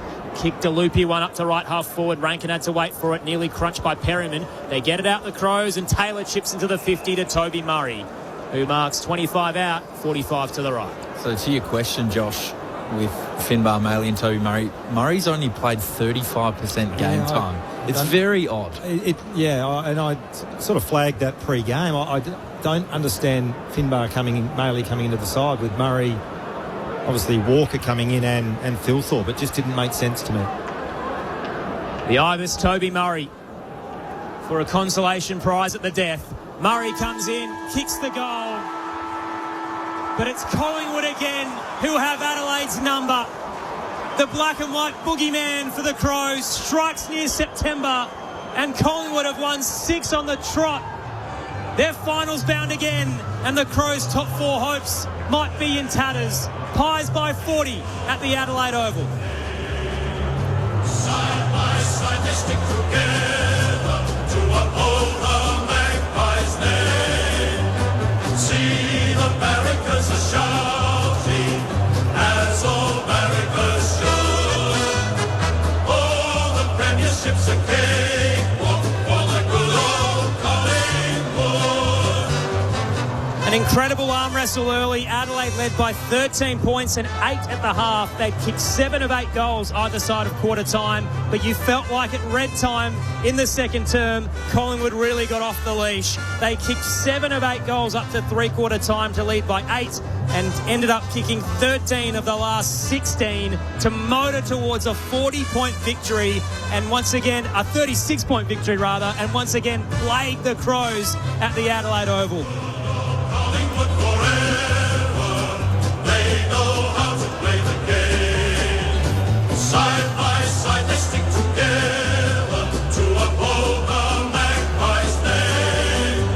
See the barricades are shouting as all barricades should. Oh, the premiership's a cakewalk for the good old Collingwood. There's one thing that just keeps repeating year upon year, and that it's you cannot count out the Fly's Pies. Collingwood just keep finding a way to surge towards finals football. They'd only beaten the lower ranked Mobs in the build up to this, but what a major statement it is at the Adelaide Oval to knock off a top 4 contender. Collingwood by 34 points, 16-12, 108 to 11-8, 74. With you for the next 45 minutes. You can get in touch 0437 774 774. We'll head into both rooms and get all the thoughts of our experts. Rod Jamieson, Josh Franco. What an emphatic finish for Collingwood again. Well, we spoke to Jordan Roughhead before the game, and he said that they were set up really well and they were concerned early as to how Adelaide would perform. And he was probably more talking about the defence of Collingwood. And then Nathan Van Berlo spoke about the aerial firepower and the help and support Riley Thilthorpe. And the first half, it sort of seemed a little bit that way, but in that second half, that's a dismantle really by Collingwood, the way that they just really worked their way through. Like 10-goal-8 to 4-goal-2 in that second half. And I guess at times looked as little effort, the balance around the football, the fumbling and the pressure that we've sort of come to be aware that Adelaide can apply, and they're the number 1 team in the competition. But in that second half, and particularly after the second quarter, where Collingwood were just under incredible pressure for probably 80% of that second quarter, we thought, oh, here we go. This Adelaide didn't get what they wanted from it. But in the end, yeah, credit to Collingwood, the way they play. It's probably not surprising in terms of, it's surprising the result, yes, and at the ease in which it was, but we've seen Collingwood do this on a regular occurrence, particularly in the last couple of years under Craig McRae. Yeah, look, I thought Collingwood were outstanding. As you said, there was that patch in that second quarter where they were under the pump and under siege, but even though Adelaide looked like they were going to, and threatening to break the game open, they held tough. But other than that patch in that second quarter. I thought Collingwood looked well in control of this contest. It probably asks more questions of Adelaide. But what I will say about Collingwood, they were outstanding. And, I mean, their 5-game winning streak potentially could have been a bit of a false economy based on who they played. But to come over here and get the scalp of Adelaide on their home deck and dismantle them, not just a close win, it was they almost dismantled Adelaide tonight, was super impressive. And as we said, from Adelaide's perspective, there's going to be a few questions asked. They were coming into this contest, they're searching for that top 4 finish, potentially a top 2 finish leading into September. But now where does that leave them? They're back sort of with that pack, doesn't it? In the top sort of 6 to 8. And now they've got to hang on and try to finish in the top 6 to get that first home final. Well, there was, 3 to 6 tonight were on 12 wins. 7th was on 11 wins, 8 to 9, 10 wins. But it sort of brings you back to the pack a little bit, doesn't it, too? Fremantle at the front, yeah. Sydney going okay, but still not clear enough to think they'll finish in the top 4, but likely. Fremantle definitely. But their opportunity, and I guess what we've found this year, the first, 7 games, Adelaide probably, they dropped down as low as 13th, and then that sort of mid-tier, and to here they are. They've actually sort of been around that 4th and 5th quite regularly, and when they've had the opportunity to nail a game and really consolidate maybe a game or two clear just to give them some breathing space and settle down, they just haven't been able to do it. And the problem they're going to have now is the rest of the weekend is quite lopsided for the contenders. So Freo have the Derby tomorrow night, Hawks get Essendon, Brisbane get Port, and you feel like that's the game gap that might hurt them in the stretch. They've got a favourable draw, the Crows, with Essendon and Richmond to come out of their final 4, and Freo's going to be the tough one. But you're a game back now, and they were already down percentage. This probably might cost you the double chance. But I think even more to that, Aaron, and I know fortunes can turn around pretty quickly, but it's the way they lost tonight. Like in a game that I sit here and think, if you're going to go on and win the premiership, you don't lose that game tonight. I mean, if that was, I don't know, maybe I'm getting carried away, but if Collingwood are playing Fremantle at Optus Oval, Fremantle don't lose that. Whereas Adelaide lose that game tonight, and that's what concerns me about Adelaide moving forward. Yeah, I think it's hard to disagree with that. Yeah. It's been their Achilles heel, hasn't it? Those big games. They were able to do it last year. They won this, same fixture against Collingwood. They got one against Hawthorn as well. For those 2 semi-final, qualifying final into the semi-final losses last year. Just those opportunities. This is a big game, and you talked about it.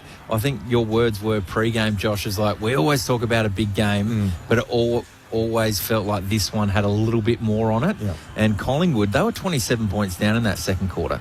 Yeah. Yeah. So their backs were against the wall. Yeah. And then to run out, the official margin's 34, but Murray kicked one on the siren. So it's basically, a 7-goal loss, Jammer. Yeah. And a 10-goal turnaround. Yeah. Within the game. But they will look at it. Like we've highlighted it multiple times tonight. Like I just felt they went away from some of the team stuff. I spoke last week about Rochelli's selflessness around how he played, and it was a team game. I thought tonight there was just a couple of times where players could have executed better and chosen a better option, but then, I'm going to go at it myself. And that's not what gets the job done. Flip side of things is Collingwood. So now they're essentially a game out of the top 6, but there are teams to play across the weekend. But you feel like it probably entrenches them at least in a wild card. They're 3 clear of the Giants, who are in 11th. So Collingwood might be headed back to September, despite the loss of Jamie Elliott, who we thought was going to be such a big blow for them. Despite the fact that, Darcy Moore's not there, Lockie Schultz isn't out there, they're playing a solo ruckman. Everyone says they're too old and too slow. Craig McRae's done it again. He has. And you wind the clock back 5 weeks ago. I thought they were too good a side to be where they were on the ladder. And what we saw tonight is probably, I guess, the image that I have of Collingwood and how they play. And we spoke about Pendlebury and Sidebottom before the game. Pendlebury's had 29 again, Sidebottom 23 after 0 touches in the first quarter. They were 2 of their best performers tonight again. And you talk about will they go around again? I imagine they will.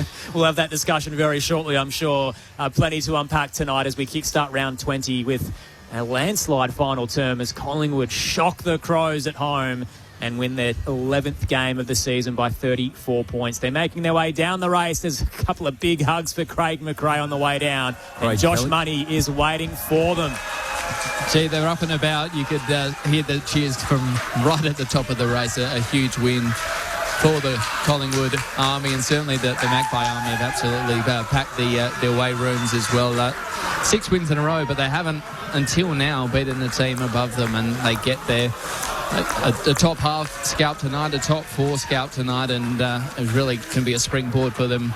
Adelaide Oval, which is becoming a bit of a home away from home as well. Here's the song.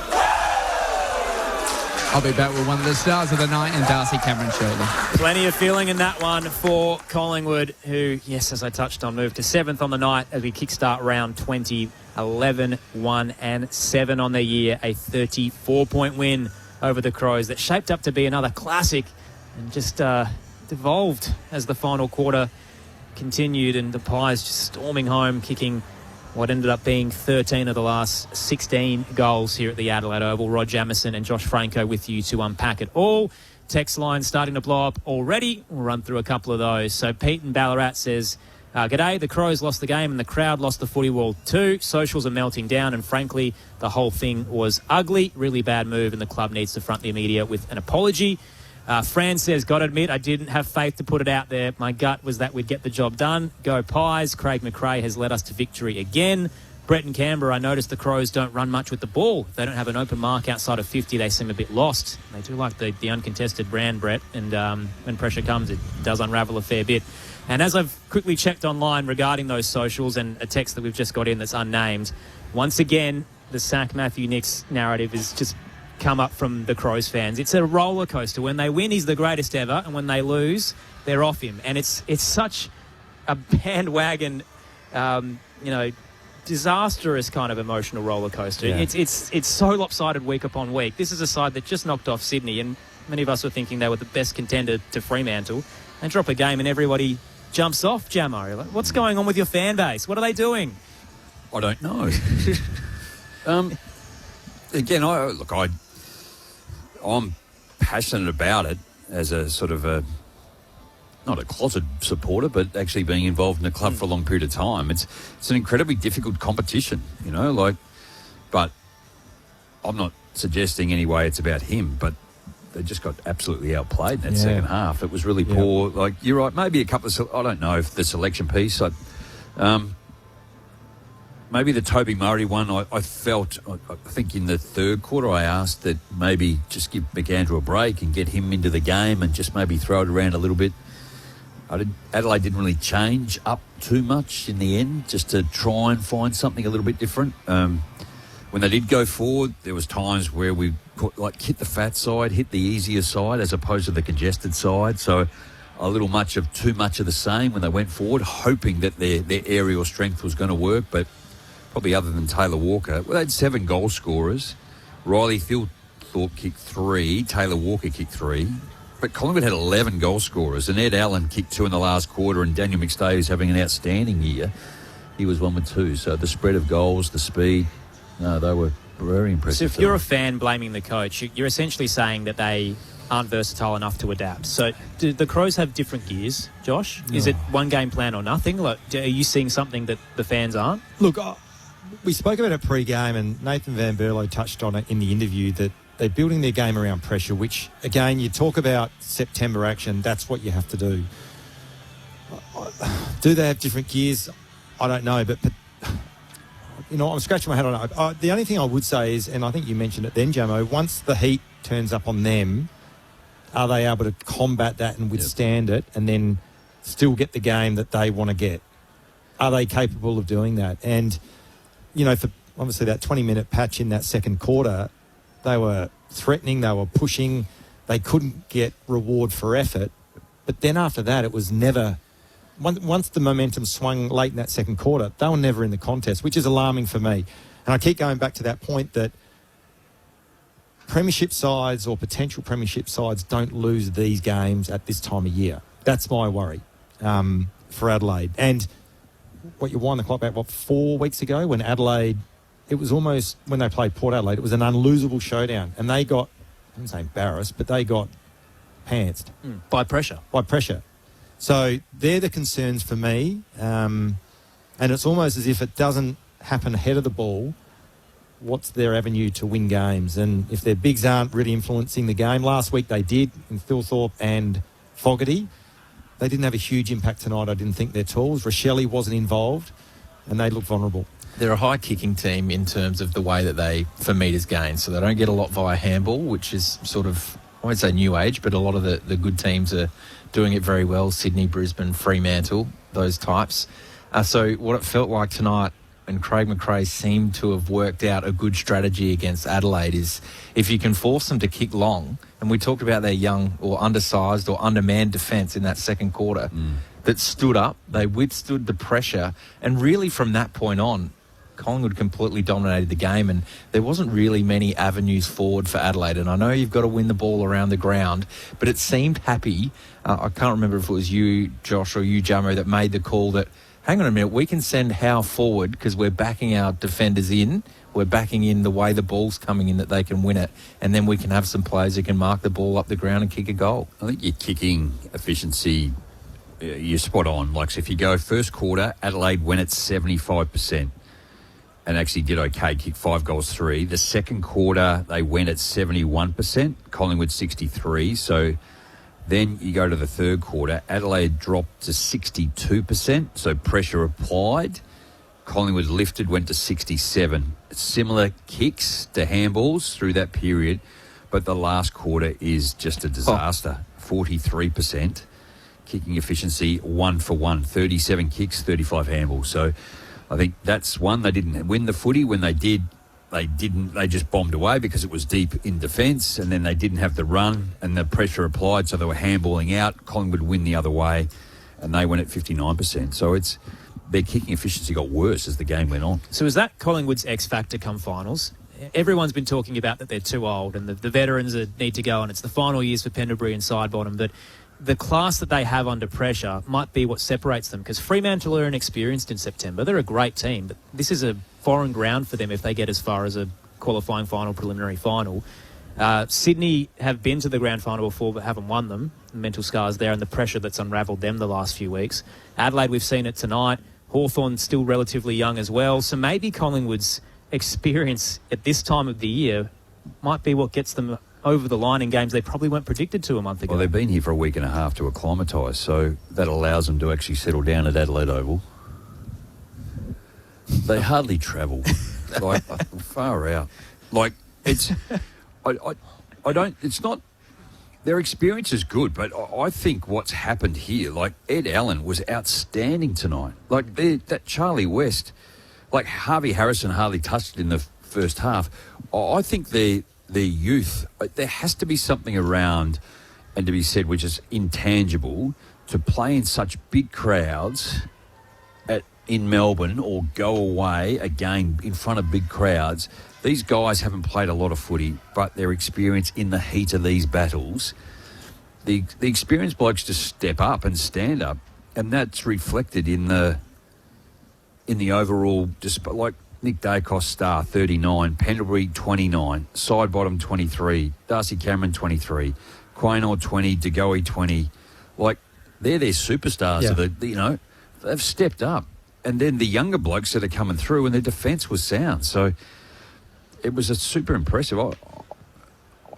They're playing really good footy. It's hard not to say they're not or trying to pick it apart. They're coached well, clearly, and we've given, McRae's flowers, rightfully so, but the players buy in. It seems like these kids that come into the team with these senior players just know their role. So what they're required to do. Yeah. Even Dan Houston's a fascinating one for us here in South Australia, because he was a 2-time All-Australian at Port, wanted to get back to Melbourne, goes to Collingwood playing a completely different role. He's had 13 touches tonight, which is just not the way he played at Port Adelaide. Yeah. But that tackle on Neil Bullen that ended up in the Dacos goal, like even a player who used to catch the ball every time it went in D50 and probably had 25 to 30 a night, has embraced a role. And I think the less footy, the better outcome. And again, the handball received, the barrel in the middle of the ground to get it over the top to a dangerous spot. So, yes, he's playing a more probably disciplined game than here at Collingwood than what he was at Port Adelaide. I think the other thing as well from Collingwood's perspective, you go through their list, they're jam-packed full of stars and premiership players. And that's why I say I go back 5 weeks and where they were positioned on the ladder, they were massively underperforming. But they're starting to hit their straps now. And what we saw tonight, as we said, and what they're capable of is that, and dismantling one of the, dare say, a premiership favourite in Adelaide. So 12 premiership players on the list tonight for the Pies. And, the narrative through the middle part of the year when Pendlebury was getting rest and they lost a couple of close games with the Hawks and the Swans was, where are the first-round picks from the last few years? Why aren't they playing? And then we've started to see them flow through, and Ed Allen is the prime example of that. He was picked up in 2022 as a first-round pick and barely saw him across the last 3 years. And this season he's been terrific, and they've put him on the ball in the last 2 months, and he's averaging close to 20 touches and had a couple of big match-winning moments with those 2 goals. And suddenly you realise, maybe they've actually got some young depth that can come through. And yes, they've traded away a lot to get some experience in, but it's not like the future isn't bright in Collingwood. They've got guys, and you can see maybe they have found the balance of keeping Lockie Neal at 33 or Jesse Hogan at 31. Like it's still enough if you can keep drafting well deep that you've got enough to come through. Again, looking, and you're right, to their ages. So Ed Allen 22, Charlie West 20. I mean, Swaddling didn't play tonight, but he's 19. What about Angus Anderson, who's sitting under the noses of the 2 South Australian clubs and gets picked up at, I think it was 50? Yeah. Like 58. They could have easily got him. But again, all right, you put him into Adelaide's team, where's he going to play? Or put him in Port Adelaide's. It's a needs and a wants and a desire. So I think it's a broad statement. I understand why you say it, but it's not necessarily fair. Yeah, sentiment's more that Collingwood are finding gems. Other clubs do as well, but on this occasion, yes, he's a talent, and we saw that when he won the Odie medal. Yeah, so no, Lockie played really well again tonight. At the risk of asking you a big question before we head down into the rooms with a player listening, side bottom Pendlebury, how? The debate pre-game was that side bottom's retiring and one of the other 2 were going. Where do you lean now after tonight when they all have pretty good performances at the Adelaide Oval? I reckon when players get to an age, you can see that they're gone. These 3 aren't. So keep playing them. Jamo?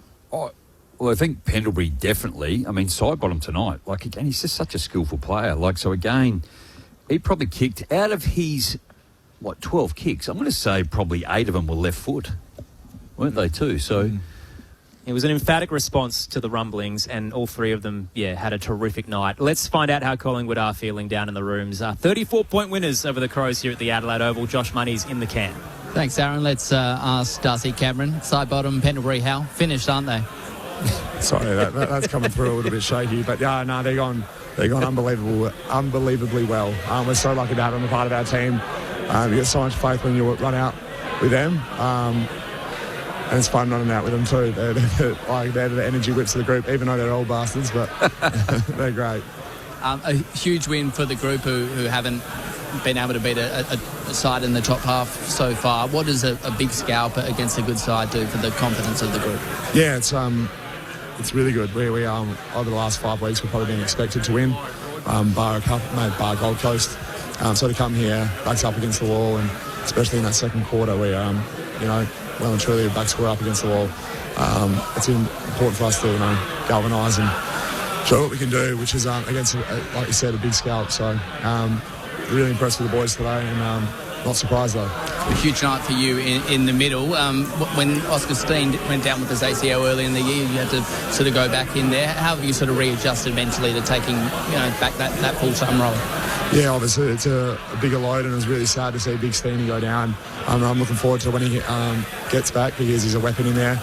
But it's something I've done over the last 3 years is play majority ruck time, and I'm sort of conditioned now at 31 to shoulder that load, and gone fine. Massive win for the football club, but how disappointing to hear some of those boos for Isaac Quaynor. I didn't really notice him, sorry. Regardless the way he's able to respond and stand up when I guess he has been challenged externally. He's unbelievable. He's I'm talking about Hugh, he's just such a weapon behind the ball. He's intercept marking. his balance between when to spoil or when to market and come off his play. He's a freak.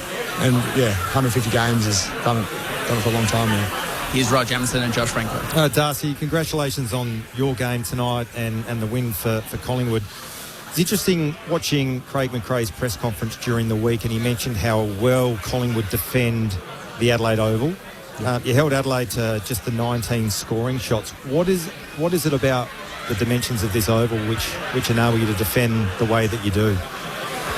You're asking questions that are above my pay grade, but I think the ground is a little bit skinnier and it allows us to play our system really well. So we get really excited and a lot of energy when we come to this ground, and just like we did in the final last year, and even round 23 when we played hammered inside 50s all game but still lost. We got energy from that, just knowing that our brand stacks up at this oval and against this team. And just another question which you might find a little bit more difficult to answer. Were you surprised by the lack of resistance from Adelaide in the second half? I feel like our energy and our pressure can get on top of teams, and that's what we pride ourselves on. So, usually I'm not really going to answer on their behalf, but I feel like we're able to get on top of them and stay on top, which is really pleasing because we do find ourselves in close games a lot. Darcy, Rod Jamison, great win too. I was going to ask about that. You've lost 4 close ones and then 2 emphatically, but the last couple of years, what is it about the close games that Collingwood play in and how good you are in that environment? I think we trained it a lot early days, but also the maturity of the group and the maturity of those certain players just lead that. And we're just really well drilled throughout the week. Got good coaching staff around us who don't overdo it and put a lot of trust in us. So we're really lucky. They just go out there and they let us play footy with the trust that we'll go out there and play those moments well. Angus Anderson, we know a little bit about him, played over here for Sturt and then has just fitted into your team exceptionally well. And Ed Allen's last quarter, 2-goal 1, his speed. He's been on the list for a couple of years, but he's got some good size. He's unbelievable. I think he's one of the strongest blokes in the gym. He's probably the fastest out here, the fittest. He's going to be a freak. The way he can just turn the wheels on and take players on is seriously impressive. So I'm glad that he's really coming into his own and he's going to scare some opponents soon. Has your fellow ruckmate Dan McStay talked about his goal from the pocket yet? I think he was talking about it. I think he said, I call him that Eddie's pocket, really? Spot on. It was a great goal. You touched on backs to the wall coming in and backs to the wall during that second quarter. You were down 27 points. Can you tell us sort of what changed? Because it must have happened out on the ground because it was halfway through the quarter. Yeah, I think we were just able to get some speed on the ball, change lanes. It's a hold some territory finally late in that second quarter, which was crucial because I think we had one inside 50 for the first half of it or even longer. So it was pretty exhausting, but yeah. Darcy, just want to follow up a couple of questions before we let you go. So Jamo's about Ed Allen and Angus Anderson. So a lot of the narrative through the year was, Pies are again too old. The first round picks aren't there. They traded them all away. And you've got half of your team is this young crop who has shined excellently over the last 2 months. Walk us through the green shoots of Collingwood and what that means for you to know the future is very bright. I was having this conversation with Nick Dacos yesterday, and it's so exciting. You got Ned Long, Ed Allen, Charlie West, Sam Swadling, all these boys, even Steenie, early in the year before he went down. It's just so exciting that the future is bright at the Pies. And Tom's question about Dan McStay goal. Did he say if it was out of bounds or not? No, mate. Jamo's got a quick one for Darcy, you before we let you go. Just a quick one. The pocket profile, so it's Isaac Quaynor, and he says the best singer in the club is Whisper Nicky Dacos. Yeah. Why Whisper? I have no idea. It's a mystery. I don't know. Actually, I wanted to say what that... I don't know. All right, I shouldn't call him Q because I don't know him well, but he's known affectionately as Q. Who's the coach's pet? He actually prefers Quains. Oh, does he? Yeah. Coach's pet? Coach's pet, Jamie Elliott. Oh, no, he's gone. He's the best gamer. The coach's pet is Nick Dacos. Yeah. No, I think Jamie is. Yeah. Mate, hey, well played tonight. Huge win. Congrats and all the best for the remainder of the year. Thanks for your time. Good job getting out of the snooker of Josh Franco as well earlier. Very well answered. Congratulations, Darcy. I thought Josh would look after me. Apparently not, mate. Well, there was a half volley outside off. Darcy Cameron downstairs after the Pies 34-point win. The narrative around Whisper is that Jordan Roughhead gave it to him, said it was Nick Dacos talks to the ball. And that's why they call him the Whisperer. The ball whisperer. There it is. Darcy Cameron implied it was something a little bit more. I don't know if he applied anything, but just sort of, he went down a path and then he disappeared and just said, no, I'm not there. Self-reflection. Yeah. Good work. And Jeezy handled your question well, I Josh. apologise for that, Darcy. You could hear him just about to get to the edge and he goes, oh, wait, no, I'll pull it back. Anyway. Well handled. That's the maturity of Fly's Pies, 34-point winners here at the Adelaide Oval. So, yeah, sitting at 7th at the moment. We've just started the weekend, but you feel like they're pretty much locked in for September now. That being said, the run home is still pretty treacherous, but they do what they do tonight. They might claim a couple more. Geelong Thursday night at the G. Cats are pretty wounded right now, so who knows who'd be the favourite walking in there. West Coast at Perth, they could get that done. And then the Hawks and Brisbane at the G to close it out. Both, could decide whether or not they could squeeze into the 6 or not. Is that the hardest run home? It's the 4th hardest. Fourth hardest. Yeah, Adelaide have the 14th.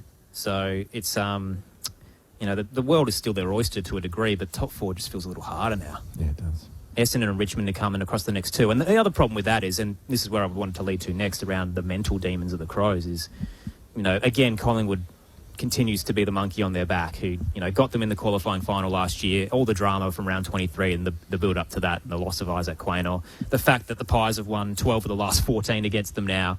And then they get Essendon and Richmond the next 2, and you go, well, they're not going to teach us anything. Yeah, they'll probably win those. But, again, we're not going to know if they're any better until we get to September now. This was the night to answer the critics, and they didn't do it. And I think even further to that, Adam, I was thinking about how I sort of feel about Adelaide and their prospects for September.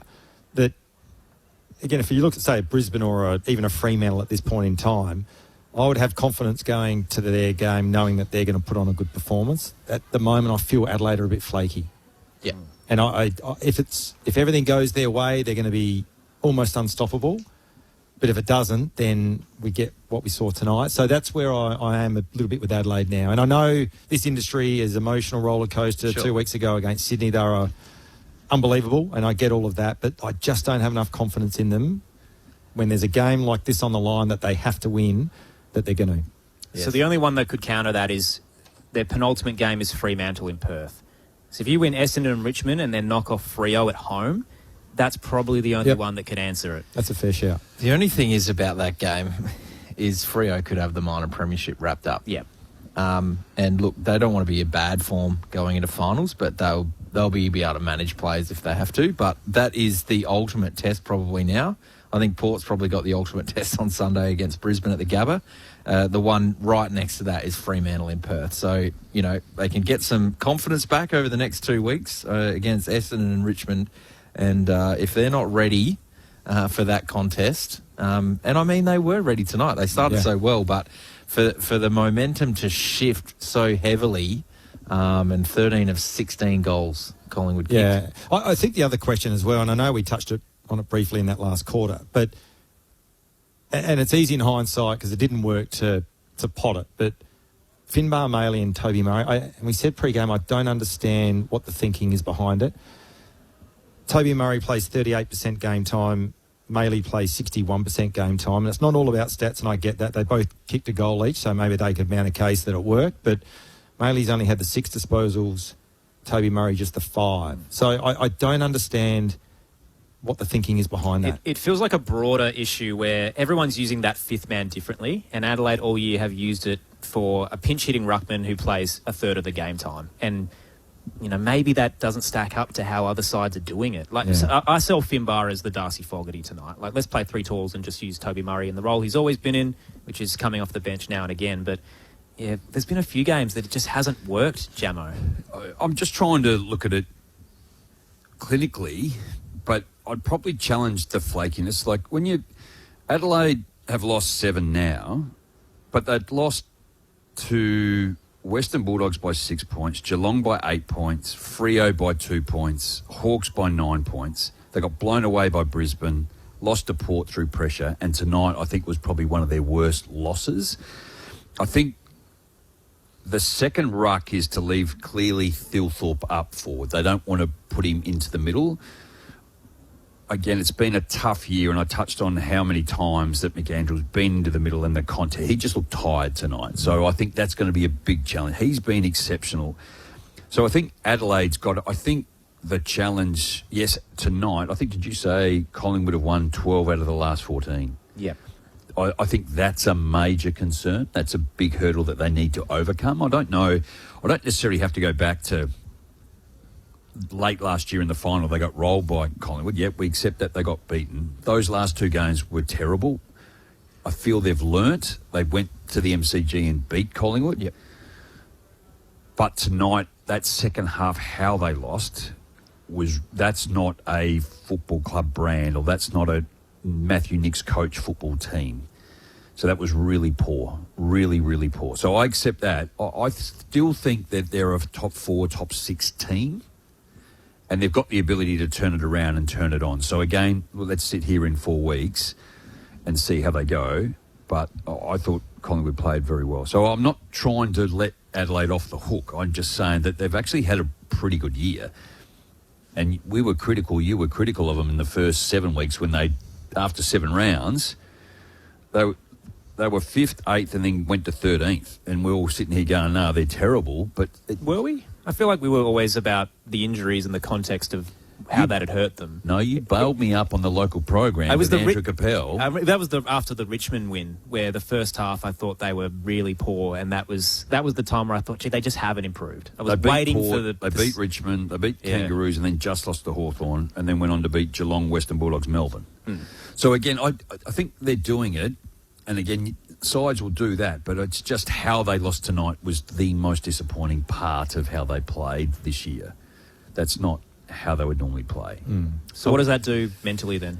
Well, again, even you go back to the showdown as well. I guess it's not just tonight, and they lose the showdown, which is an unlosable game in my opinion, based on where the two sides. And I know you can mount a case that showdowns is anyone's contest, but the trajectory of Adelaide compared to Port Adelaide at that point in time, they were really poor. And I know you can have poor nights, so don't.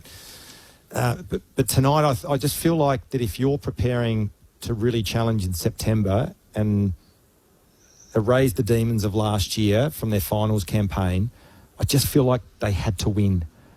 And again, I'll put that into context that I totally get it, that you're disappointed with the loss and you ride the emotional roller coaster of football, but this one tonight really sticks with me that I just don't know anymore. I sort of want to keep backing them, and I keep saying they look threatening ahead of the ball. Their backs are rock solid. Their midfield looks like they've improved. But then you get a performance like tonight where they're vying for top 4, season on the line stuff, so to speak, even though it's not, but it is in terms of the context of the final series. But that's where I was really disappointed with how they performed tonight. So they'll get Mark Keane back next week, which will help. 2 more weeks of Darcy Fogarty out. So what do they do next week? Do they go with Finbar again and Toby Murray? So last week, and again, you can mount a case that the conditions didn't warrant them having that extra tool, and they only had Phil Thorpe and Fogarty with Murray as well. So it's a dry night tonight. They play the extra tool. But yeah, what do they do next week? Oh, so I'm asking you from your coach's perspective, if you're sitting there, the momentum's going against you, I just don't think they've got many levers to pull if they pick so many tools. If you've got a quicker player, you've got a versatile player, and I know they're trying to make sure Calamarchi's ready with his hamstrings because he's done it 3 times this year. You have an experienced player like that can, play through the wing, up forward, even could go back if he has to. You've probably got more of that lever. I just can't understand why you'd play anyone for 35% of the game. No, I don't. Why you've got a whole bench, Great. and if you've got someone who can run, who can use the ball, or is at least versatile, I think you're able to change what you're doing a bit. I mean, that's what McRae did with Howe. He just sent him forward for 10 minutes, and he took an important mark, an important goal that kept them in the game when they were behind in the match. So that would be just my question. There's only 4 games to go. They've got some easy ones. Just stop messing around and just get rid of this. All these tools, these blokes you're playing limited game time. Play Riley Thilthorpe in the ruck as your second option. Get him around the ground. Get him into the contest. He's an All-Australian player. He's kicked 3 goals tonight. He's done all he can. Yeah. But there are times in the game where he can't get involved in the game because Collingwood are dominating so much. Yeah, and I think even further to that, you can shield him from centre bounce. So that's where he's probably at most risk of landing and hurting a knee or an ankle or whatever. Don't let him do the centre bounce. Around the ground, it's just like a marking contest, and they body up and do all of that. So he's capable and has the capacity to do that. And I've always said, look, keep him out of harm's way. But if you need to pull that lever, then, don't get him doing centre bounce and let him just ruck around the ground. The other thing I think as well, again, it's easy to say it right now, but I reckon they've missed opportunities throughout the year to rest McAndrew. This is his first proper season. I wouldn't be surprised if they did it against the Bombers next week. Yeah, but I reckon there's opportunities early in the year. Or when you've got games where you're dominating, ruck at Toby Murray and have a McAndrew sitting on there playing 35% game time. Yeah. Because you mentioned it tonight, Jamie.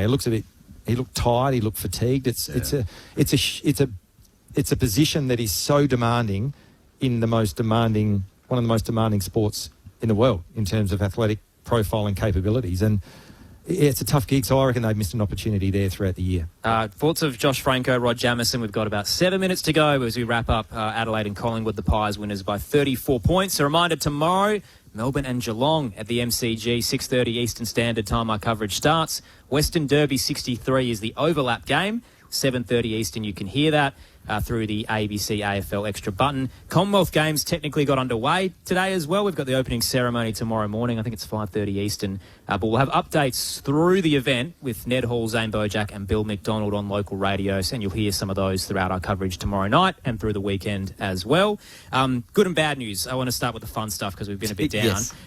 Nick Dacos headed over to the Crows rooms and got a photo with Louis, which is great to see. So that's Louis Walker. So you said in the pre-game, a dream night for Louis Walker would be his dad, Taylor, kicks goal 700, which he did in the first quarter from the pocket. Very special moment.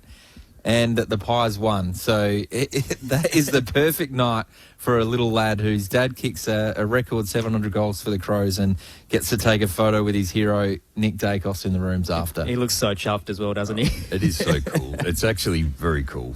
That's the best part of footy. Sometimes we get bogged down in the drama of it all, but sometimes it's just great to see kids have fun. So Nick Dacos went into the Adelaide rooms. I actually think it might have been the other way around now because Jeremy Howe's with him. So I reckon Louis gone into the Pies rooms. Correct. To get that photo. And there's a bit of ice on the shin of Nick Dacos. He was through the wars tonight. He got a fair bit of attention. But Too many kicks. The flip side of things is the Isaac Rankin scenario, which we've touched on a little bit across the night, and I don't want to harp on it too much, but it's an important topic because we're 12 months on from the homophobic slur that he dealt Isaac Quaynor, and the crowd, unfortunately, still hadn't learned. And look, it sounded like it was a minority. It was still loud enough that it reverberated through the venue. And it's just disappointing. It's immature. It's embarrassing for the football community, for South Australia.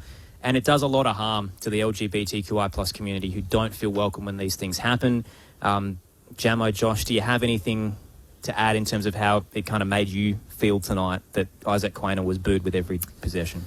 Especially you, Jamo, as a Crows man. It's a home game.